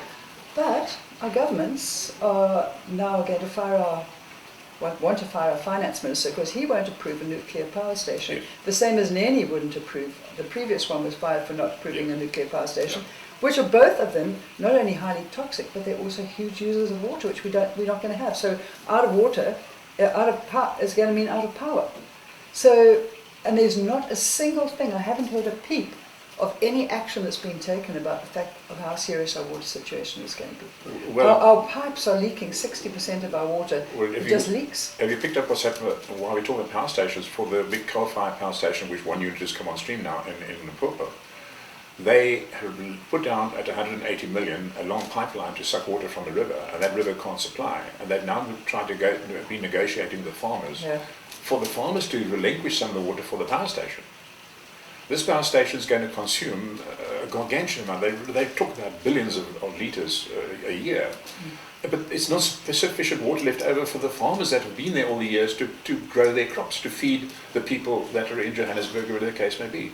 And so no diligent long-term forward planning has been done before they dug the foundations for that power station, let alone that it's coal-fired and all the nasties you can imagine from that point of view. But the sheer lack of water for it is now going to end up in the situation where there's going to be a desert created around that power station because the farmers will not be able to farm. They're also bringing people that's not even, we haven't even come to the nuclear power stations yet. We're just talking about the current ones that they put in. But 2 nights ago, there was a documentary by an activist in Iran where their seed banks for hundreds of years, the farmers exchanged seeds and everything was fine. And they grew the seeds for the corn and for the wheat and stuff like, which was suitable for their diet. Then along came big business and took away the seed business from them, of which I think Syngenta or Monsanto are part of that lot. And they said, no, you're now going to have to buy your seeds from us. And as the young lady said, these are terminator seeds. In other words, they only grow for that season. You can't use them again. They just don't germinate. So now they've brought in seeds, which they have got to use. Whereas before they had, I think, 22 varieties of wheat. They're now down to 6 varieties of wheat, of which 3 of them is for making pasta. The Iranians don't eat pasta. So not only are the seed people doing this, what they're then saying to the people in the country, well, that's your seed that you've got to buy from us. And the varieties as such are not actually going to create a product which is their diet. Look, that alliance that I was talking about that's working in Africa to allegedly help the small farmer, they have now managed to get the governments of each country, well, except from South Africa so far, to make it illegal to harvest your own seed, even if you have got that's that happening across the world. Yes. So I mean, basically what they're trying to do, in my opinion, some group is trying to get control of all the food supplies of the world, and whether they then intend to use it to cut out food for majority of people, whether they hardly need to do that, because with the droughts that are coming, as you mentioned, it might be anyway going to happen. Well, now that begs the question, in my mind, that I've been tussling with in the last little while, is that what are we going to do about it? The question really is this going to, in fact, reduce the world's population to a livable point? In other words, a sustainable point? Coming back again to the talk of the long drought, where people are going to have to fend for themselves and are going to have to change their method of farming and so on and so forth, which will support and sustain a certain population level, and the population beyond that, which are basically living in ignorance of what's happening around them, are just going to slowly but surely die out. Yeah. Now you look at the issues of the Bill Gates Foundation, what they've been doing, the vaccination issue. You look at the issue with fluoride in the water. What do you mean the vaccination issue? Just mention it to the viewers. Well, the vaccination issue now, they are pointing out that unless you are vaccinated, your child is vaccinated to all a certain number of vaccinations in America, you cannot have your child go to a school. You cannot have them play. You can't be a teacher or a child working within children unless you have had the vaccinations. And if you haven't had them, there's a big fine. Now, they have shown that the actual number of vaccinations, I can't imagine, it's something like 40 vaccinations. But there have been cases where they've been pumping the vaccinations, bang, bang, bang, one to another, and the patient has ended up dying. Because you've got to space out those vaccinations. And anyway, those vaccinations are now being proved to be poisonous. So, and Alzheimer's. And creating all sorts of downstream problems. Yeah. And this is being funded, and I think Bill Gates there is choosing with the vaccination, with the, the hypodermic syringe and stuff like that. So these foundations that are doing this in the so-called to the good of mankind, well, as crude as it may seem, they might well be doing it to the good of mankind. Right, in the long term, because they're going to cut the population down. So I would say, so it's this dichotomy at the moment that we are tussling with, and where does one move towards to try and fit within that stream, so that you can gather around the people that are going to make it out the other end, is what I'm basically saying here. Does one try and tackle the big boys? Because I don't think you can. You have to. The only way you can tackle the big boys is to stop using money. Well, that comes to the because bottom money line. is their Yes, power. Yes, the so money if is we their stop using money, Yeah. and we just do it for the love of each other, of mankind. Yes. We do the same things. Yes. Except for the damaging industries. Yes, I mean you don't. I don't believe you've got to just throw in a towel and say, No. well, they must get on with it. Yeah. The point is that you have to. There has to got to be a many pronged issue here. One is that you then change and start to teach and start to create a living kind of environment, which doesn't depend on food coming down 12,000 kilometers on an airplane, or the case may be, the food is grown locally. You get farmers to start to do that and create a whole movement along those lines, which will then mean that you come out of the control or the clutches of those big companies. And the more people that come out of their clutches, the more they will become disempowered. Yeah. But right now, there's no doubt that there's a massive gathering of power going on. I mean, you look at the amalgamations, as now the latest one is with Bayer and Monsanto has been proposed. Dow Chemicals, I think, bought out Syngenta. So they are running into, I think the value would be about $140 billion, the value of those two companies put together.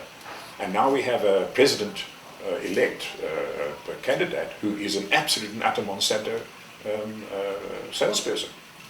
So if that happens and becomes president, it will Clinton. It'll just reinforce Monsanto and Bayer, as of course, that into the whole system.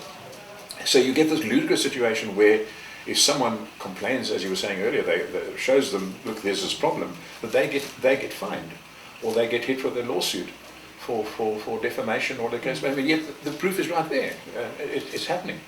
So I know that there are a number of states that are preparing lawsuits now against the US government for them having signed on the protocol. And that is Big Coal, apparently, that are busy preparing lawsuits about that. So Big Coal in America. They're trying to go against the government for what? Yes, because of them signing the protocol, having signed the protocol in Paris. Yes, so you have this power struggle within the power struggle. Yeah. So you have Company A, who's a coal supplier, now suing the government because the government signed that they would reduce over a period of time emissions from coal-fired power station. So there's a huge tussling that's going to happen right up at that level, which leaves the man in the street completely out of the picture. But in the meanwhile, we're being fed with all the gunk. I mean, I bought some coffee the other day, and it said I had a choice to take sweetened or unsweetened, like a cappuccino mix. I thought, well, I don't have sugar in my coffee, I'll take the unsweetened. So I buy the unsweetened one, and I stupidly didn't look at the actual ingredients. Got home, and Jen made some coffee for me, and she said, oh, by the way, that what you bought has got sweetened in it. I said, no, it says unsweetened on the packet. Unsweetened. She said, read the instruction. The instruction says corn syrup. So much corn syrup. And then if you look at the table, it tells you how many teaspoons of sugar equivalent for your 125 grams that you're having. So the lie is on the packet in big letters, unsweetened, and then next to it is a packet that says sweetened. So you say, well, I'll take the unsweetened one, thinking that you are safe from the sugar. And meanwhile, it's got sugar in it in terms of corn syrup. And corn syrup is being pumped out everywhere. It's pumped out. You can't buy a biscuit today because it doesn't have soy in it. It's almost impossible. So this has percolated right down into our everyday products, and brand match this and brand that and brand branding. It's a total and utter onslaught onto our food chain. So one has got to make, if one of the projects would make people aware of what those E numbers are. Do you And know you see, what of all the course, E numbers are? if people are trying to do something which is providing natural alternatives, Yes. they're now utilizing the governments again to go against the natural health people in South Africa, because they're trying to say that the natural health products have got to go through the same rigorous alleged testing. But the problem is, the things that have been through the testing are the things that are making everybody sick. And effectively, most of the natural health products are basically food. And it's just that they choose the correct foods. And so therefore they have amalgamations of the correct foods for whatever it is that the condition is. So at what point does something stop being a food, and which is good for you, and start becoming an alleged natural health product that needs to be tested? But the governments are going with it. And it's very difficult to stop. Oh no, there's so much graft and there's so much backhanders and whatnot in that I spent 25 years of actually going to meetings with our city council about the way they treated the environment around where I live. And eventually, after 25 years, I said, that's it. I proposed things like allotments. I proposed things, and nothing. I said, and today the sewage is just.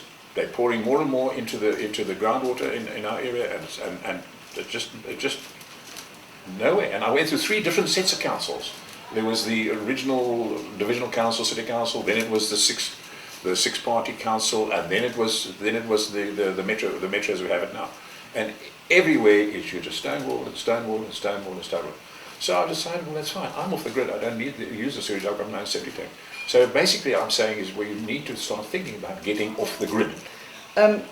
During the last 2 weeks, some reports have come in that for an environmentalist, which like we both are, have been extremely alarming, because most of us realize that that there has become a time when the methane feedback loop from the tundra melting would start, and when that started, to actually undo the effect of it was going to be extremely difficult. So we are very worried, because during the course of until the year 2015, the average global temperature, which is different from the temperature per area, but on the average, the global temperature had risen by 0.8 degrees centigrade above pre-industrial levels. And during the last 1 year, so it took 135 years to get to the year 2015 and become 0.8 degrees centigrade above pre-industrial levels. Now it's taken 1 year to get to another 0.4 approximately higher, and in fact this last month was 1.28 degrees centigrade, and this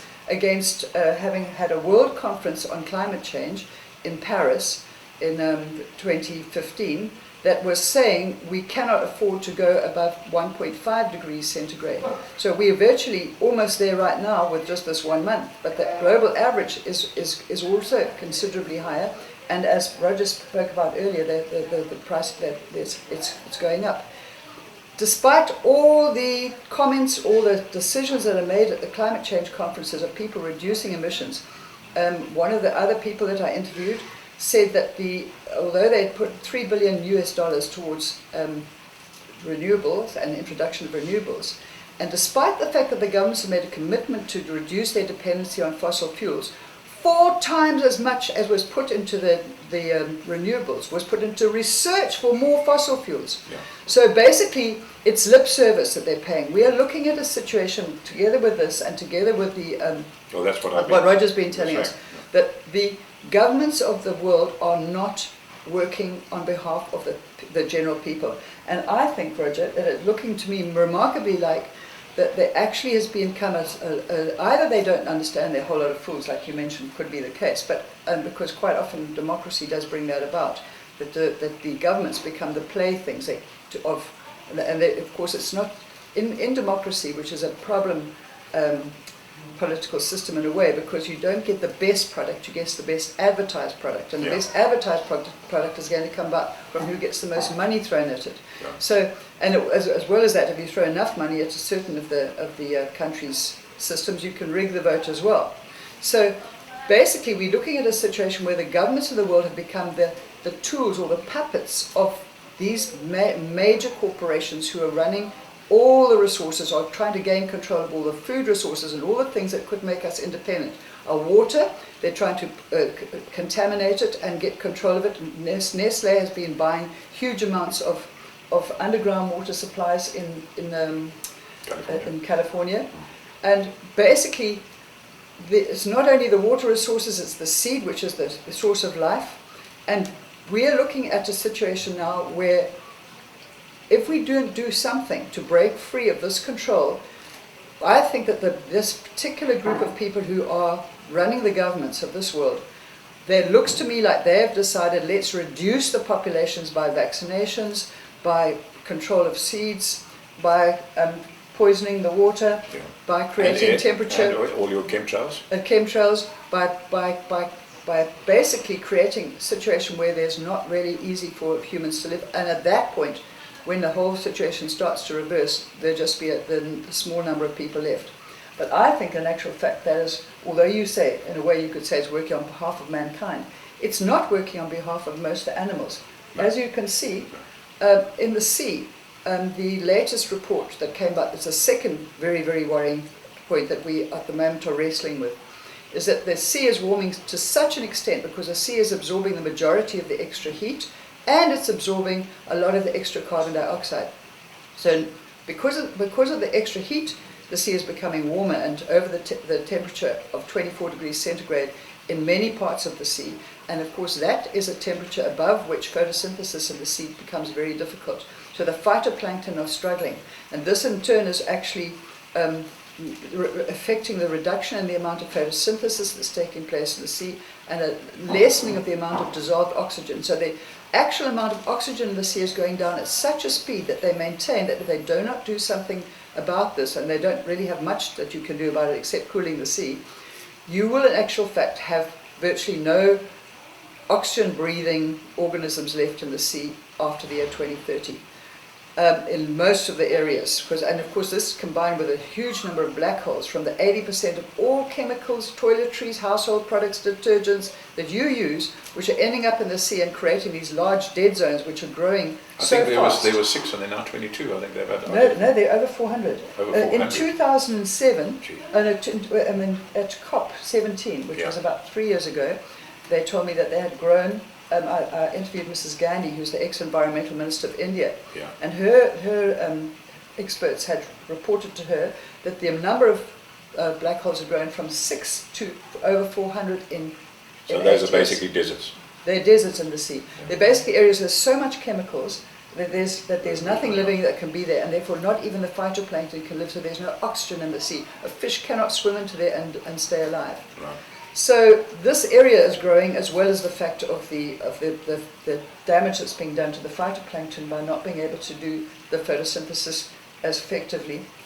And so we have got a really bad problem, because when all the life forms of the sea go, the land is totally dependent and totally dependent on the sea. It's interrelated.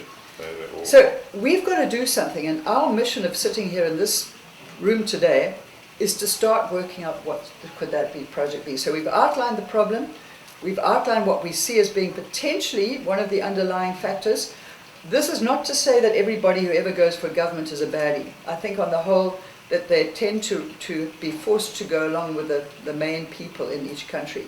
And there are certain countries which have managed to get free from the control. I think Costa Rica is Yes. Cuba. Yes.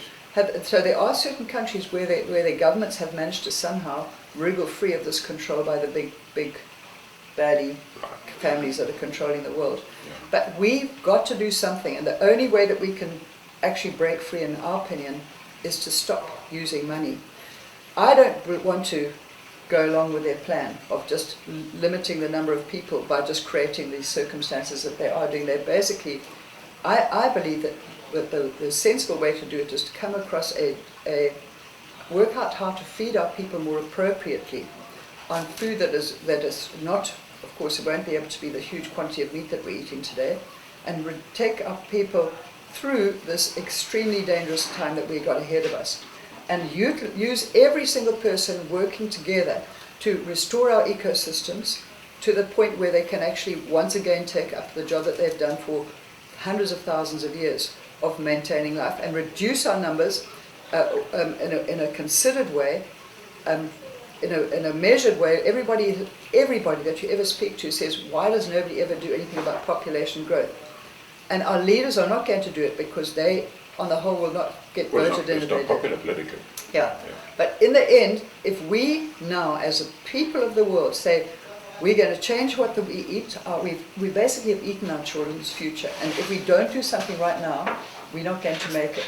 We've got to get that methane out of circulation again. We've got to cool the planet. You will find out that all the things that we have been put forward to by the people we've interviewed, the experts from all over the world, of what things can be done to cool the planet. We're going to ask you all to participate in it.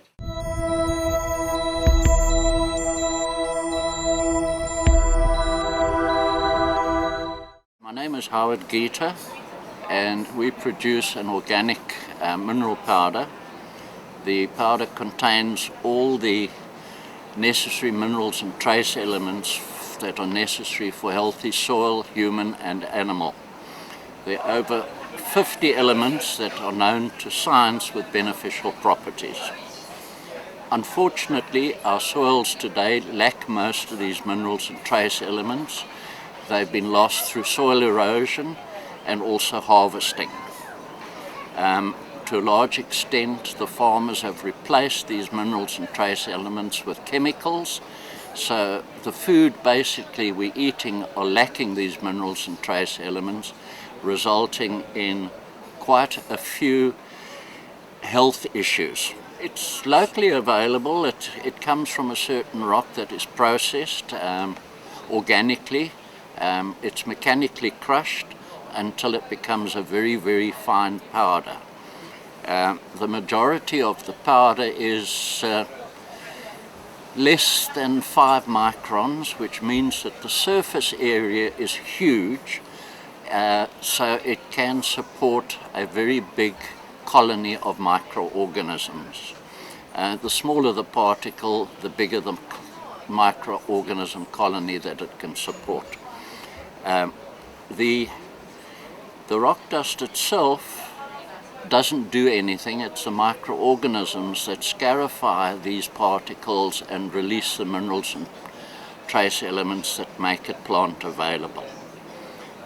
One must realize that although there are over 50 minerals and trace elements, some of them are in percentages and some of them in parts per million. So they do get used up quite quickly and should be replaced on a regular basis. Unfortunately, this is not happening in the majority of cases. So chemicals are substituted for growth of our fruit and vegetables, which means that the fruit and vegetables that we eat lack the necessary minerals and trace elements, getting back to health issues. It would be spread on the land round about between 0.5 ton and 1 ton a hectare. It's not water soluble, so it doesn't leach out like chemical fertilizers, and an application normally lasts between a year and 18 months. The advantage of this is that one can stop using most of those chemicals. The plants will pick up these minerals and trace elements, and us as humans will then benefit by ingesting minerals and trace elements that were previously lacking in our diet. Yes, we have taken these powders a few steps further in a few other processes where we have made it food grade, in other words, completely safe for humans to eat or to ingest.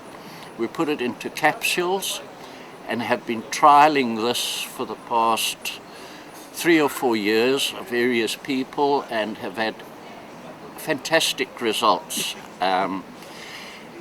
We've got people who used to suffer from gout, who are no longer on gout medication, arthritis.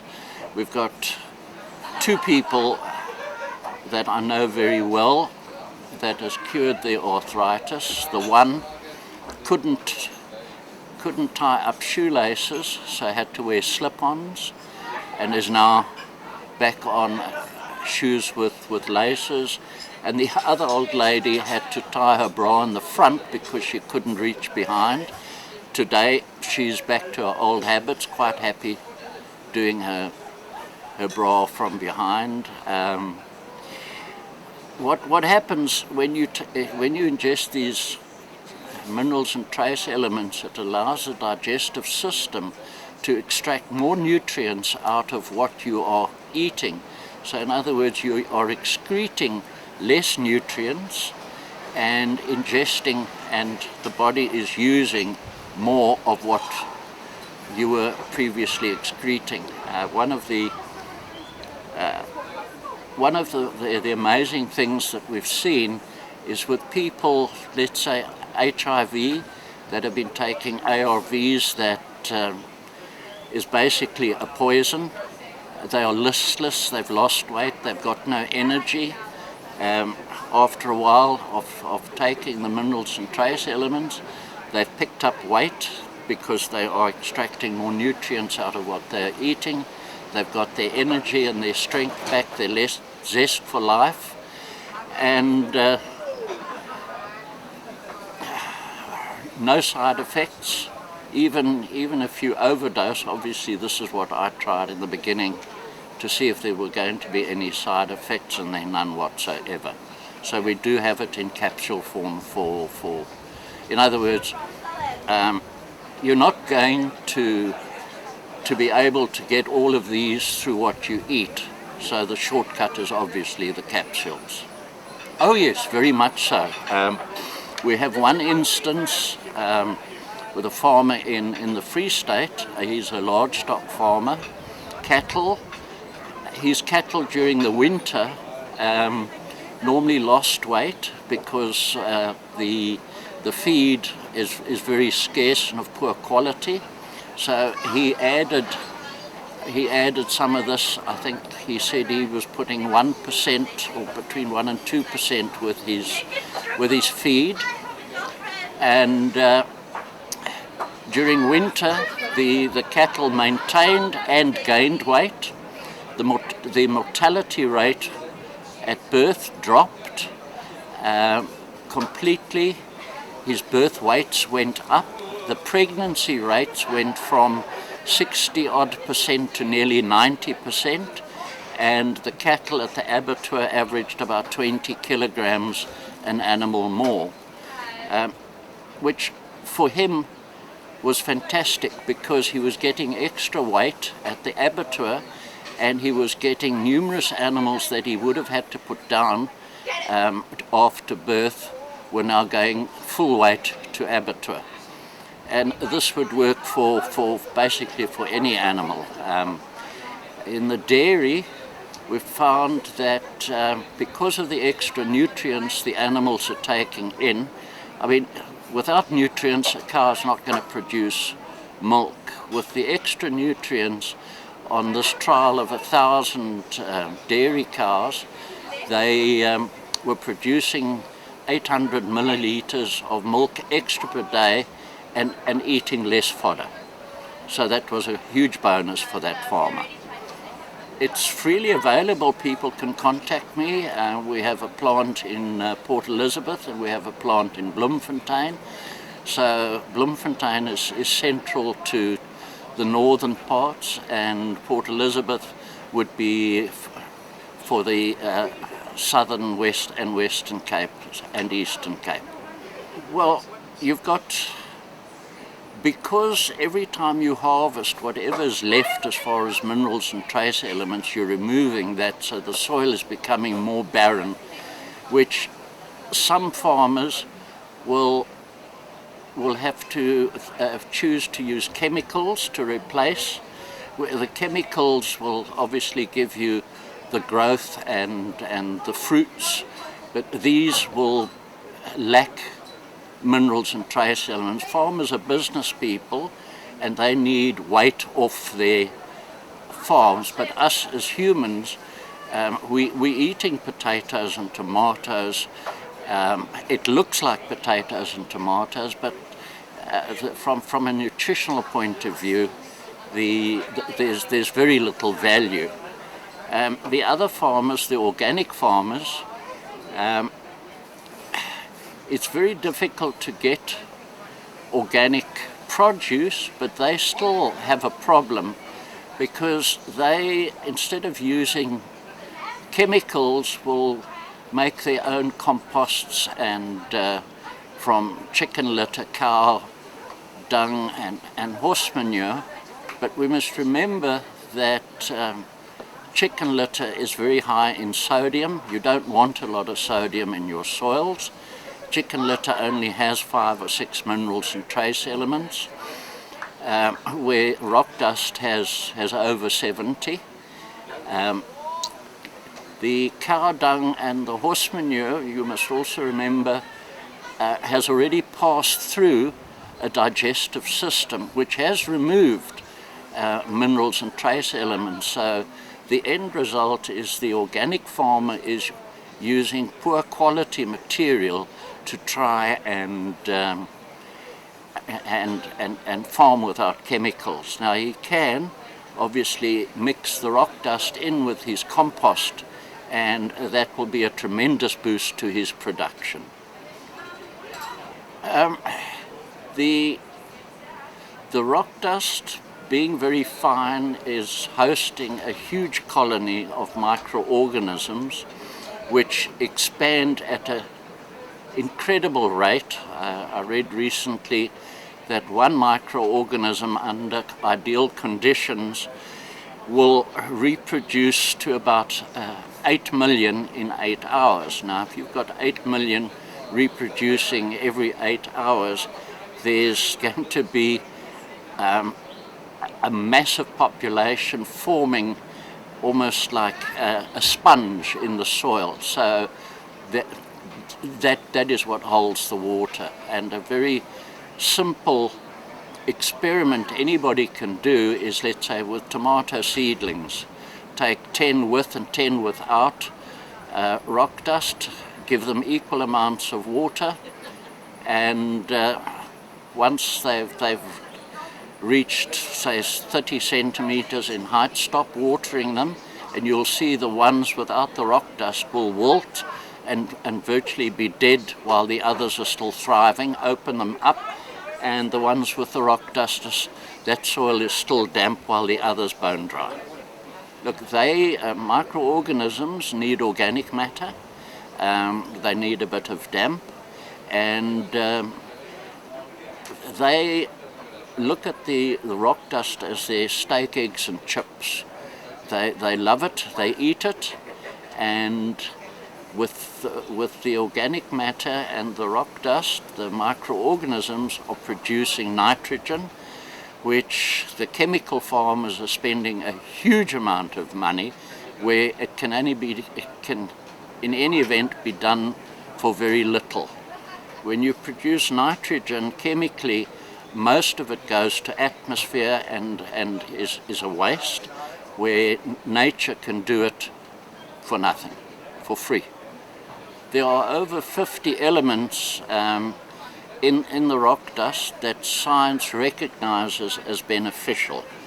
There are more than the 50, but for scientists to experiment with the rest of them is very time consuming and costly. But if you have a look at the list of minerals and trace elements, it's quite easy to look up on the internet, and you will see that exactly where they are beneficial and what they do. The elements are important for the soil, they are important for the animals, and they're also important for the humans. All I know, not being a scientist, is that numerous people with various ailments have reported great improvements in their problems. As I said earlier on, specifically things like gout and arthritis. If the body is getting nutrients that were lacking previously, your immune system is far stronger, and with a healthy immune system you're going to have a healthier body, and some of the lesser worrisome problems that we have basically disappear. But I can assure you that even on overdose levels on application to the soil, the only thing that's going to happen is instead of doing an application in 18 months, you might only have to do an application in several years' time. It will not burn.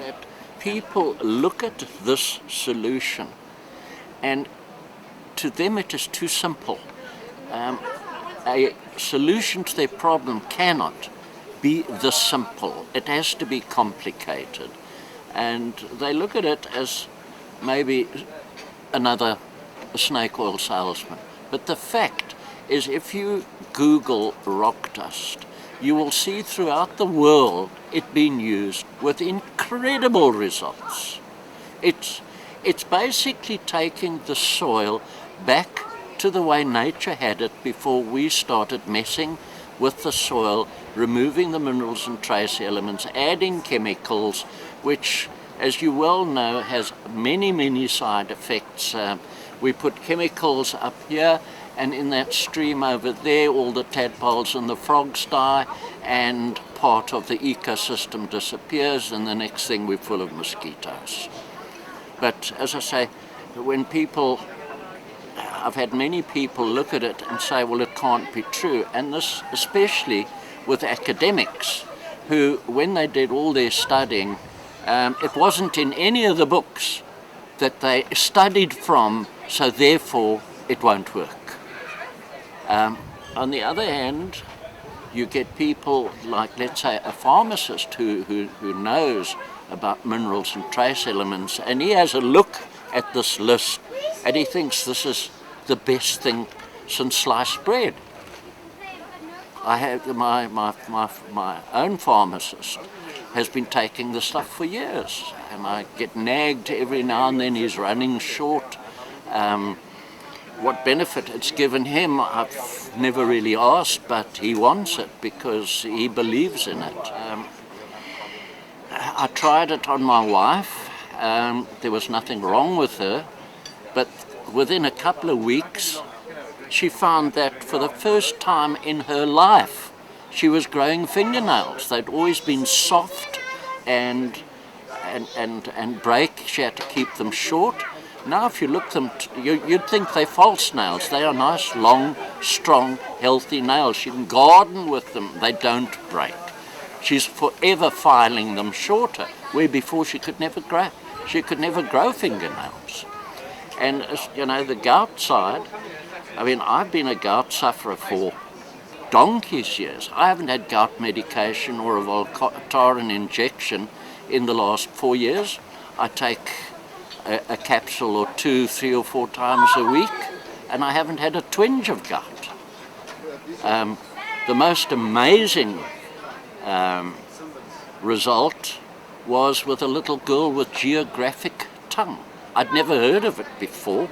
It's a condition of the tongue that anything like pineapple, tomato burns their tongue, and it's supposed to be incurable. She was on the rock dust for a week or two, and she could eat normally. After 2 weeks, her mother thought she'd now been cured, said, okay, fine, you don't need to take it anymore. The geographic tongue came back. She's back on the rock dust. You know, I'm not claiming that it cures anything, but it certainly improves the quality of life. We had a friend of mine's, let's say, garden boy had AIDS and he was on ARVs. He was listless. He couldn't pick up a 25-kilo bag of compost. He was so weak. A week or two on it, and he was back up and bouncing around and carrying 25 bags up and down. He'd regained his strength, and I believe that the minerals and trace elements and the fact that his digestive system was now extracting more nutrients out of what he was eating, it gave him the strength back, and he himself couldn't believe it. You know, where before he was on the point of being fired because he couldn't do the work. He was now a champion once again. And the list we have of success stories is fairly long, and there's probably dozens of others that would benefit that we don't know about because we haven't tried it on people with certain ailments. And it's certainly not going to do any harm. It can only do you good. People should try it. It's not going to kill them. It can only do them some good.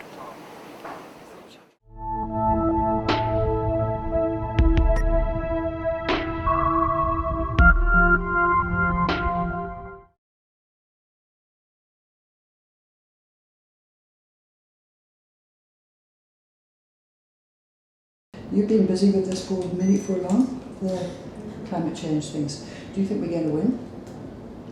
I'm much more optimistic now than I was, say, 5 years ago. I mean, there was a period after Copenhagen when I actually needed to take a break from this whole process because I felt it's not going anywhere.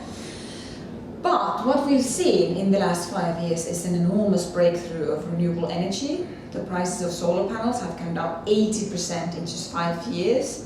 They're not just luxury for industrialized countries anymore. They are really, increasingly the cheapest way to produce new electricity, which also means that it can also solve not only the climate problem, but also the energy access problem.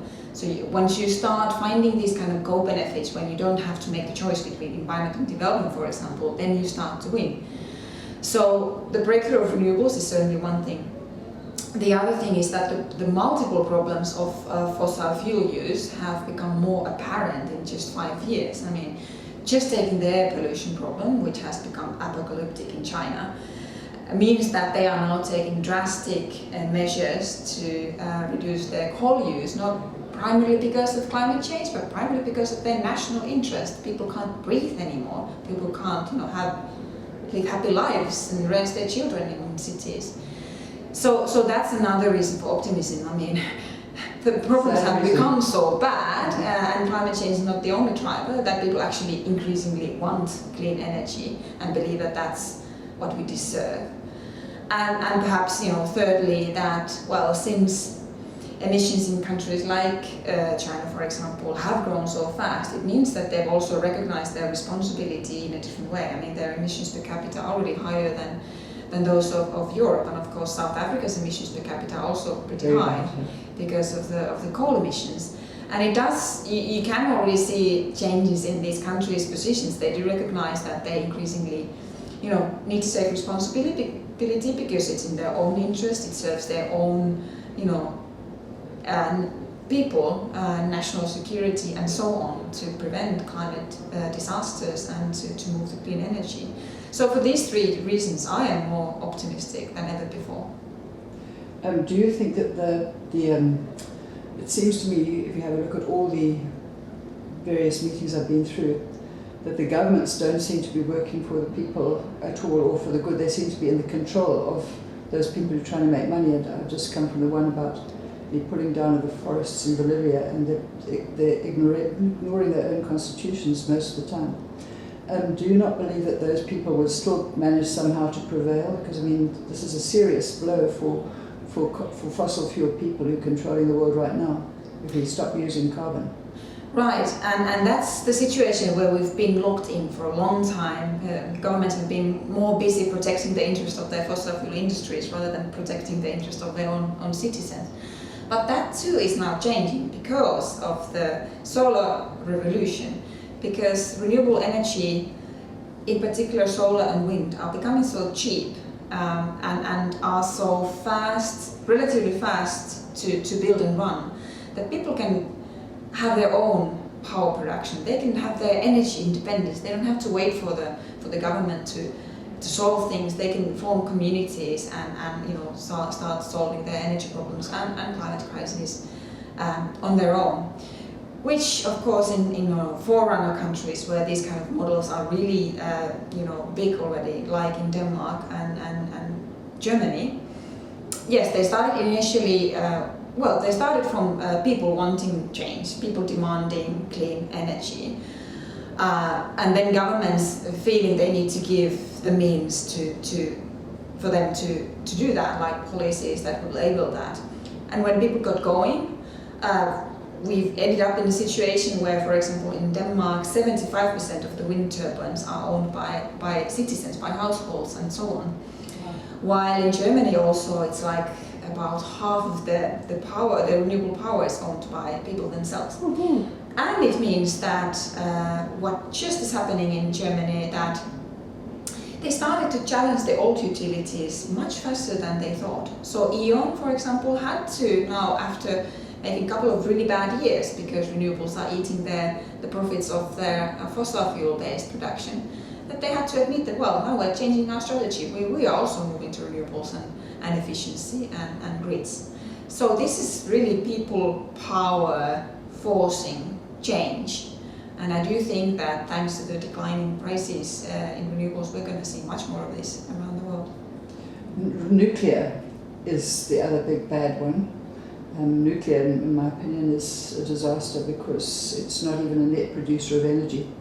But do you have, is there any movement against, you come from which country? I come from Finland. Finland, oh wow. Do you use nuclear there? Yeah, it's a very topical discussion in Finland. We have,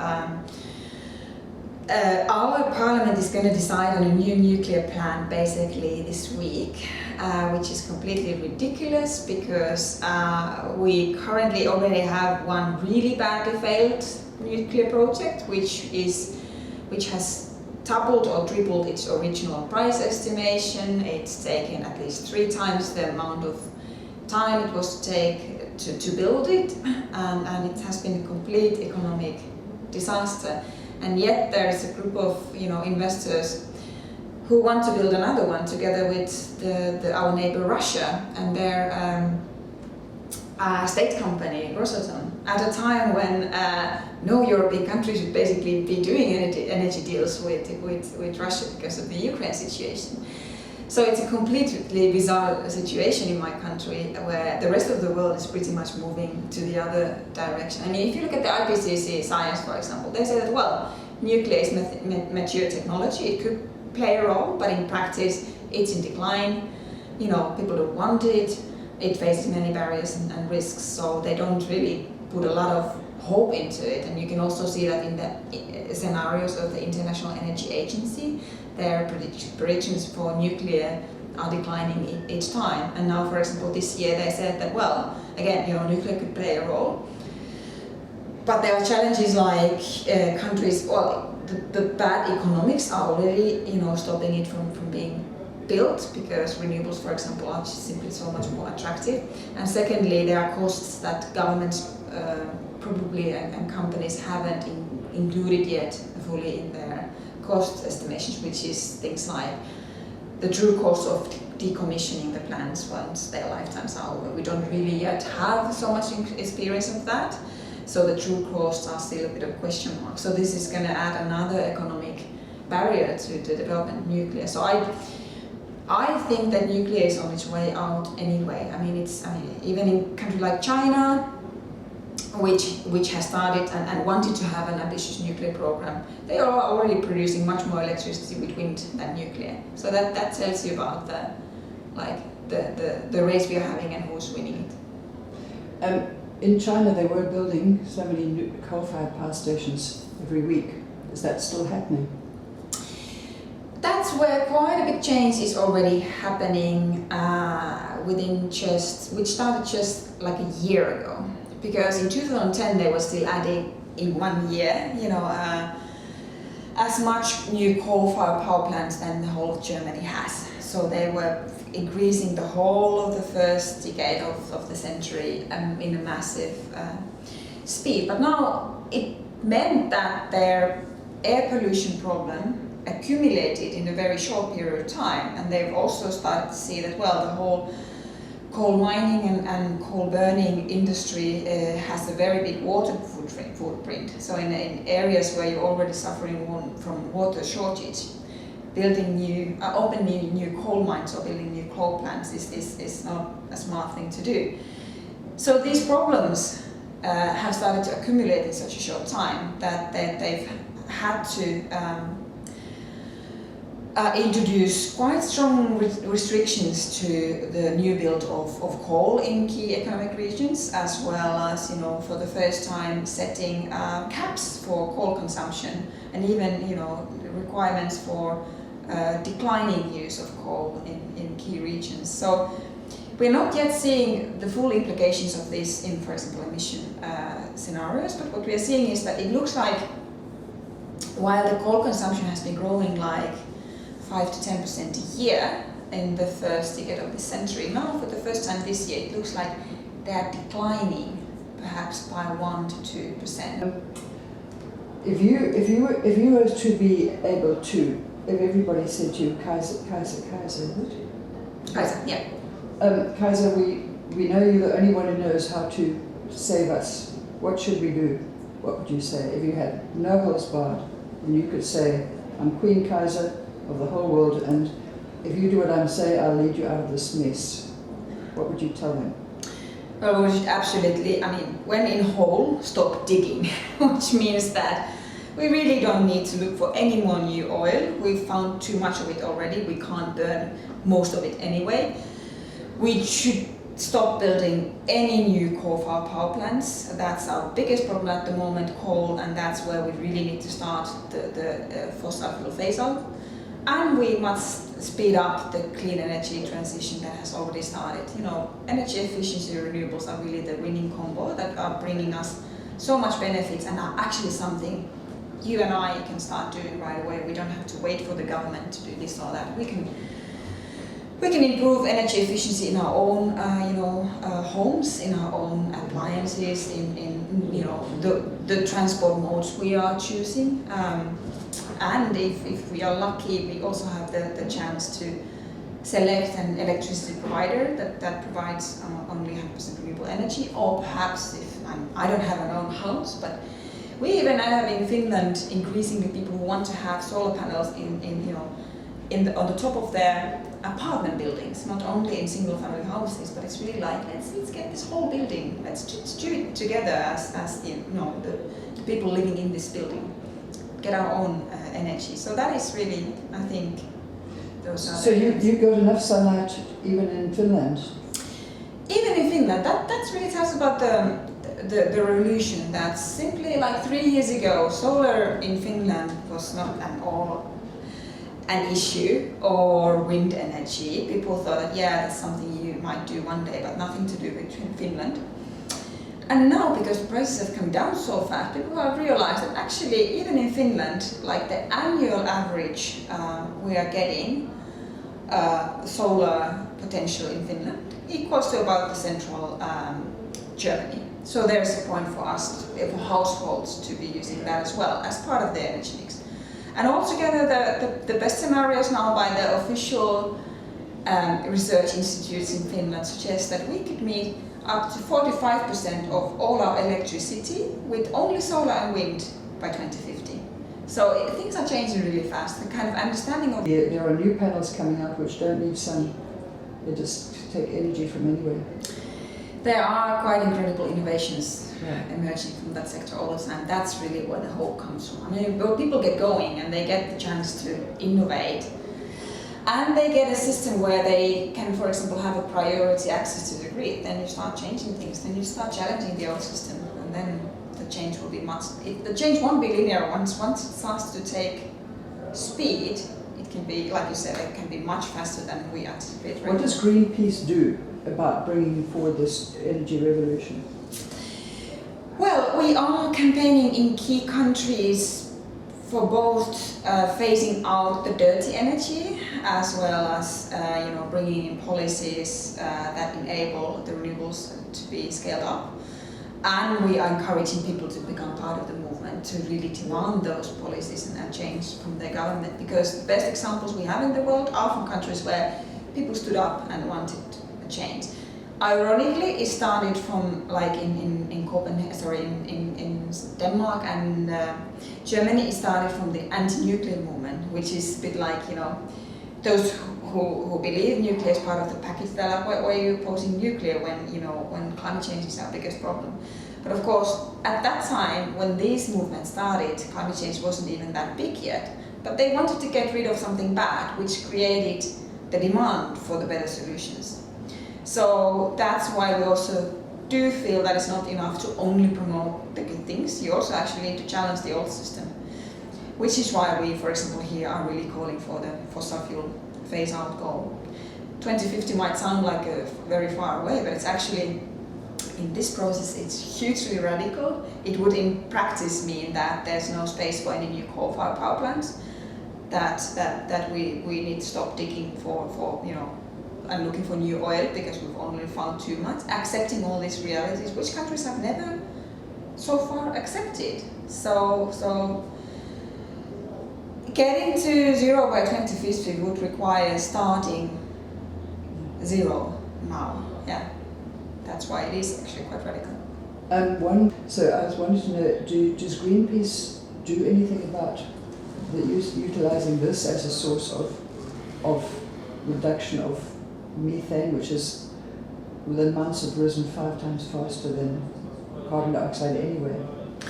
We actually need to do both. Methane indeed is something where you can get faster results, but carbon dioxide is one where you need to act even faster because the implications are so long.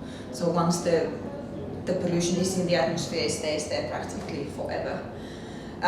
Which is why we can't choose one or the other. We have to do the both. And when it comes to methane, it's for example, new agricultural practices, and indeed increasing the vegetarian diets around the world. We do have a food campaign, Food for Life, and we're also doing campaigning on climate resilient agriculture in Africa, or I think we're starting that focus there right now. Because for continents and areas like Africa, for example, agriculture is really at the heart of this whole thing. It's climate change means both that it gets harder to produce food, and it also means that if you continue, or if you go to industrial practices, you're also increasing emissions, so you're contributing to the problem. Whereas if you move to climate resilient practices, then you're both reducing emissions and increasing your resilience towards the impact that we can no longer avoid. So yeah, I mean, tackling methane is one part of that, and certainly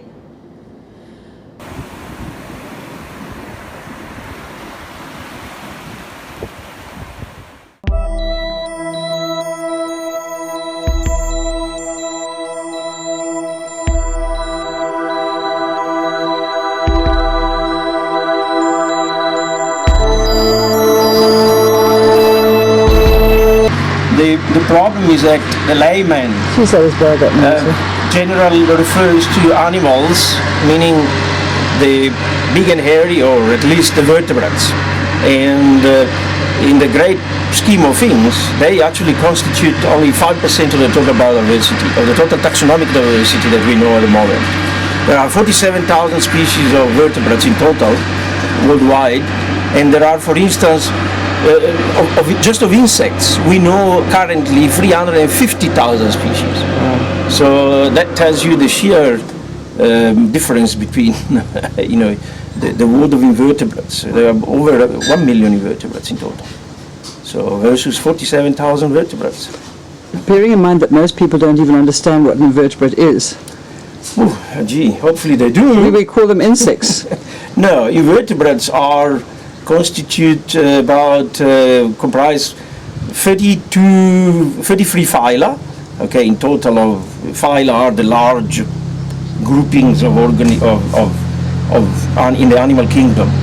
And of these 33 phyla, the vertebrates constitute only one subphylum of the Chordata, the phylum Chordata.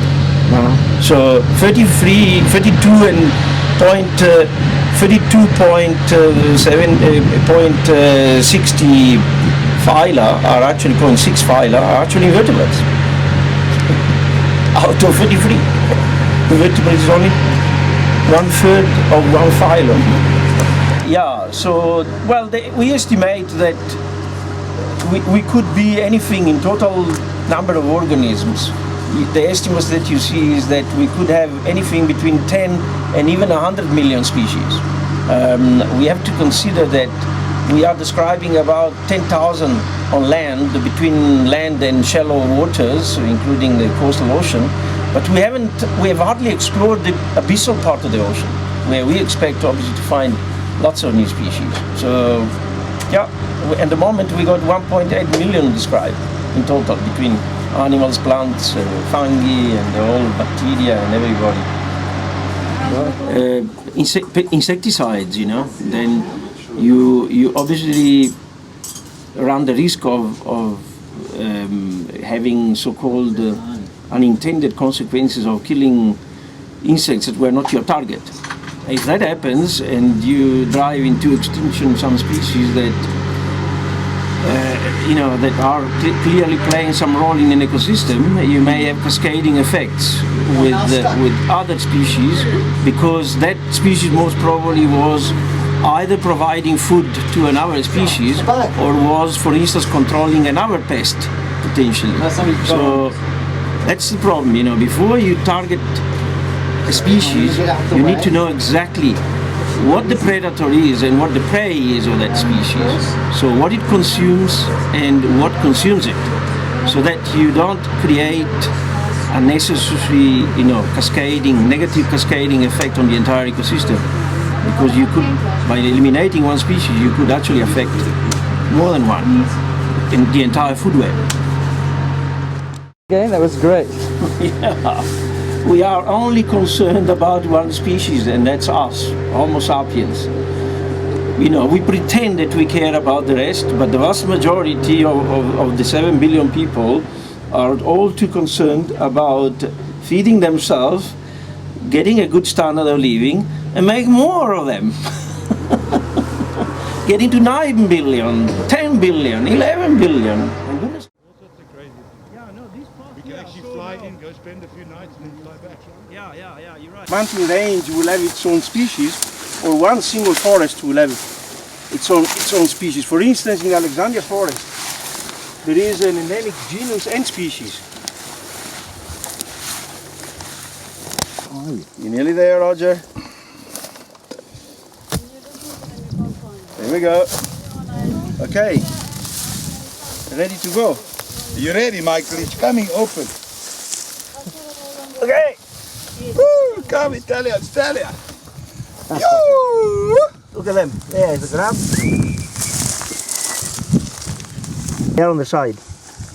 Cocoon. Yeah. Cocoon. There you are. They only cocoon already. There it is. Do you want to see the cocoons here? Nice. Shall we open the cocoon? No, your hand. Check. They're made up of the pellets. You see, they surround the cocoon with pellets. Made of the pellets. To camouflage them better. Okay, open it up. Thank you. There is the animal. He's ready. There he is. Like an Easter egg. Where? Easter egg. Yeah. You see him? Ah. There you go. He's ready. I'm taking me out like an Easter egg. There you go. Oh, happy born. Is he alive? Happy birthday. Of course he's alive. It's a girl. It's a girl. Yay! He's not very chuffed about that being whipped out so quickly. No problem. He's fully grown, fully developed. on me. He's hard and fully developed. No stress. So we didn't pull them out too early, so they'll be fine. No, they will be okay. Wow. They will be ready to fly tomorrow. Because they need to spend the night underground anyway. Okay, it's warm. Away from predators. They'll climb out tomorrow from the side and they will fly. Doesn't need to eat anymore. It seems like he is pupating. So once they pupate, they don't need to feed anymore. How do you know? He looks like a worm still to me. Yeah, but he's from the chamber, the pupation chamber. Okay.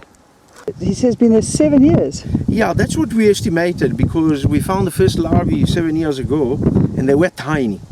And now, from last year, we've been seeing larvae that were quite large. And now you see they hatching. This one has to be the same age of that. Beetle that you see in the flowers. Okay, so it comes out to poop. Well, he feeds inside under the termite hill, and he sheds the pellets out from one side of the termite hill. 5 years here we got a new genus, a new species of longhorn, the Australoderes. Afraustraloderes raceyi has got a big name. Okay, and then we searched all over around in the vicinities in this mountain range with Roger, and we haven't got it anywhere else. But here there is a very strong established colony. We must have retrieved by now over 50 probably of these larvae in the past 3-4 years. Then we got this little stag, which was known only from one locality, and only the male was known. So the female is still in description, by the way, from specimens that we collected here. So there you have it, again, another unique finding. And then we do have that Parandra meridiandra now, capensis, is also one of those that you'll see very, very scarcely in your life. It doesn't occur. We have never found it before. We discovered it here, and then we've been looking around elsewhere. We know that in the literature there are other records, but we certainly not been able to find it again. And here it's very abundant actually. So that's number 3. Then what else have we got here?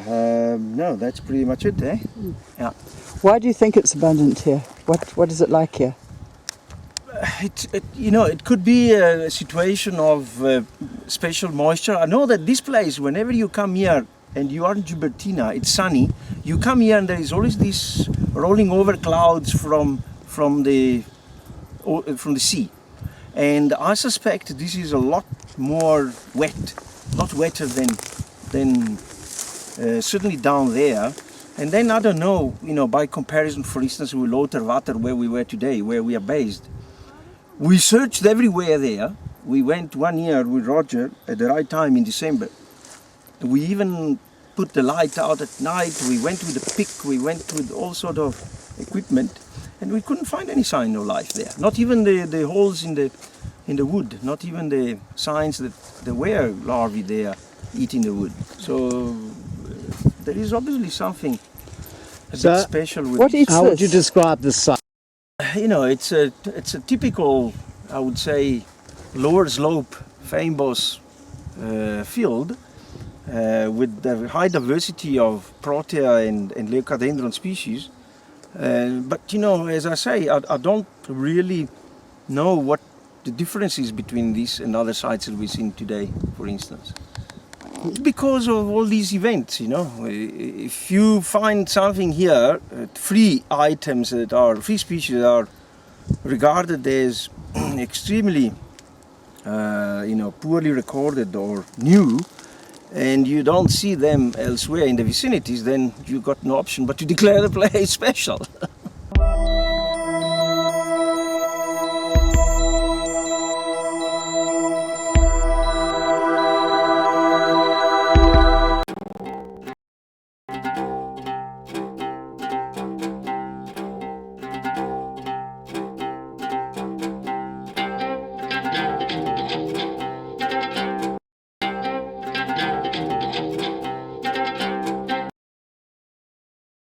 We have a set of key demands that you can find on our website, womengenderclimate.org.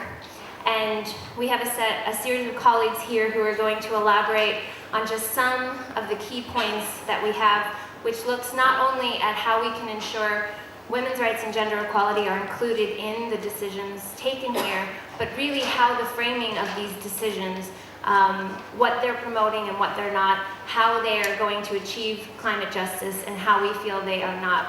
So we're going to share with you here our expectations of this process and of governments. And I wanted to start with my colleague Gertrude.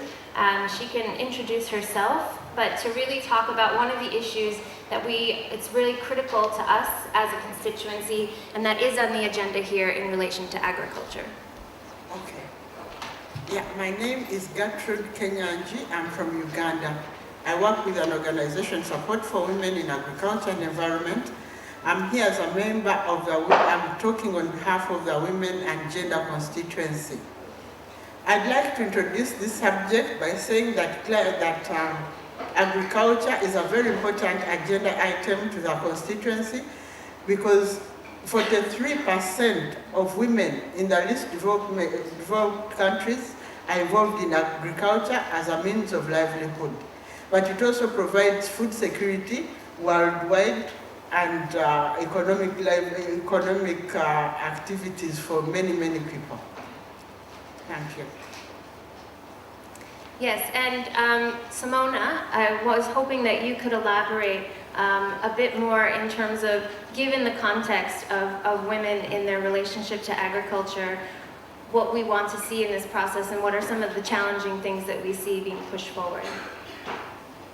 Yes, thank you very much. So, my name is Simona Lovera. I'm Executive Director of the Global Forest Coalition, which is a worldwide coalition of indigenous peoples organizations and non-governmental organizations working in 53 different countries. I also represent Strawberry Venture Paraguay. So yeah, agriculture is of course of essence, and it's very much a challenge to make sure, agriculture is building up its resilience in climate change, and we all know that agriculture, but more than anything livestock, like soy and beef production, plays a major role in emissions, climate emissions. So we do want action. However, what we do see is that due to the increasing corporate control over this whole process, but particularly also climate finance, so for example, proposals like blended finance, public-private partnerships like the Climate Smart Agriculture Partnership, and other forms of close collaboration with industry, the whole agenda is more and more shifted towards the commercial interests of these corporations and not towards the interest of the women and men that really need support for their conservation initiatives on the ground. One example, for example, is a new project by the Global Environment Facility, one of the two financial mechanisms on climate change, to promote what you call zero deforestation commodity change. Now, those commodities include soy and beef. Paraguay is a clear example where this is leading to massive impacts, not only on forests, but also on women and men on the ground. We have tremendous problems, especially women in the countryside are very much suffering from agrochemicals, for example, that are used for Roundup Ready soy. And with this project, those problems are not addressed. It just looks at the impact on deforestation, and even then, it just tried to shift around soy production rather than limiting it. And that is typical for these kinds of partnerships, because of course industry, we know there's a lot of goodwill amongst corporations these days. And definitely they do want to contribute to this problems, to mitigating these problems as well, but they cannot accept limits to their growth. So for example, the beef and soy industry just cannot accept limits to the growth. Yet what we see in Paraguay, it doesn't matter where you produce, it's just too much that's being produced. So we need limits to growth, we need to limit the demand for meat and dairy, especially in northern countries, because that is where all the soy and beef is going to.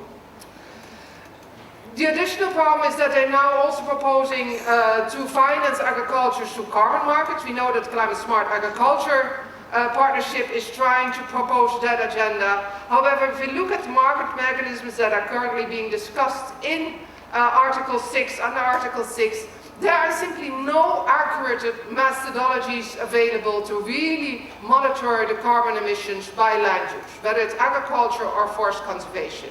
I mean, the most accurate methodologies there are extremely expensive. That means that smallholders will almost never benefit from this market. It's the big players that are benefiting. So this is a hugely inequitable system, and we are afraid that the proposals that are being made are actually to compromise the accuracy. That means that this will massively undermine the whole integrity of this climate agreement. The already weak agreement that we have, because the Paris Agreement is very weak, will be further undermined. In general, offsets is very bad. You know, an offset is very unreliable. We will have a big action tomorrow actually around this at 3 o'clock in the green tent in Zone E. Because, you know, we are at the green, in 4:30 in the green tent in Zone E. Because people have to realize that a tree, especially in times of climate change, is a very vulnerable, you know, sink of emissions. So proposals like large-scale carbon storage cannot be used as offsets. There's also no spare land for these offsets. I mean, all land is people's land. All land also needs to be restored if it is degraded. So this whole, you know, paradigm of, oh, we will have spare land that is degraded where we can use bioenergy plantations, it's just not true. This is the land that farmers in countries like Uganda depend on. So, for example, bioenergy and carbon capture and storage proposals are highly problematic. They will lead to huge land grabbing and conflicts. And last but not least, one of the things we are most concerned on is this new proposal to actually offset through also forest emissions from the aviation sector, from flights to places like Marrakesh. You know, it's bad enough that we are flying so much, but please don't make it worse by planting trees in advance, because these kinds of sectors will mainly plant very large-scale monoculture tree plantations that are very harmful for the people on the ground. And in general, it's a very unreliable source. There will be massive double counting because this sector is not even part of the Paris Agreement. So we're very much against this proposal of offsetting aviation emissions, and action tomorrow will be about that as well. Thank you. Thank you, Simone. And that really speaks to some of the most important framings in our demands coming into this COP, because this is supposed to be the COP of action, the COP where we look at what was agreed to in the Paris Agreement and start to come up with the rules and the plans to implement that decision. And there's a lot that isn't accounted for, that isn't assured in terms of access to resources, in terms of human rights, rights of indigenous peoples, women's rights. And so our framing and our demands are really about the ways in which we want to see governments starting to implement these policies and the things that we want them to not do. So I want to move on to Carmen, because within that context, in similar ways, in terms of large-scale projects that are being developed in communities, both in the name of climate mitigation, but also in particular linked to water. We're seeing a nexus between water and women's human rights that I'd like you to elaborate on, Carmen. Thank you, Bridget. Good morning, everybody. Well, my name is Carmen Capriles. I come from Bolivia. Bolivia is a mega diverse country, but right now we are facing the challenge of the implementation of really big projects in order to tackle many development problems, and also in the name of the right to develop. And one of those projects is two mega dams that they want to build in the tropical area, which is El Bala and El Chepete. Unfortunately, these two dams are going to flood around 900 kilometers of tropical forest. In this tropical forest, we have like nine indigenous nations that are going to be affected. These communities are going to be displaced, and they are going to have to start new lives in cities or in the peri-urban, the belts of the cities, causing lots of poverty.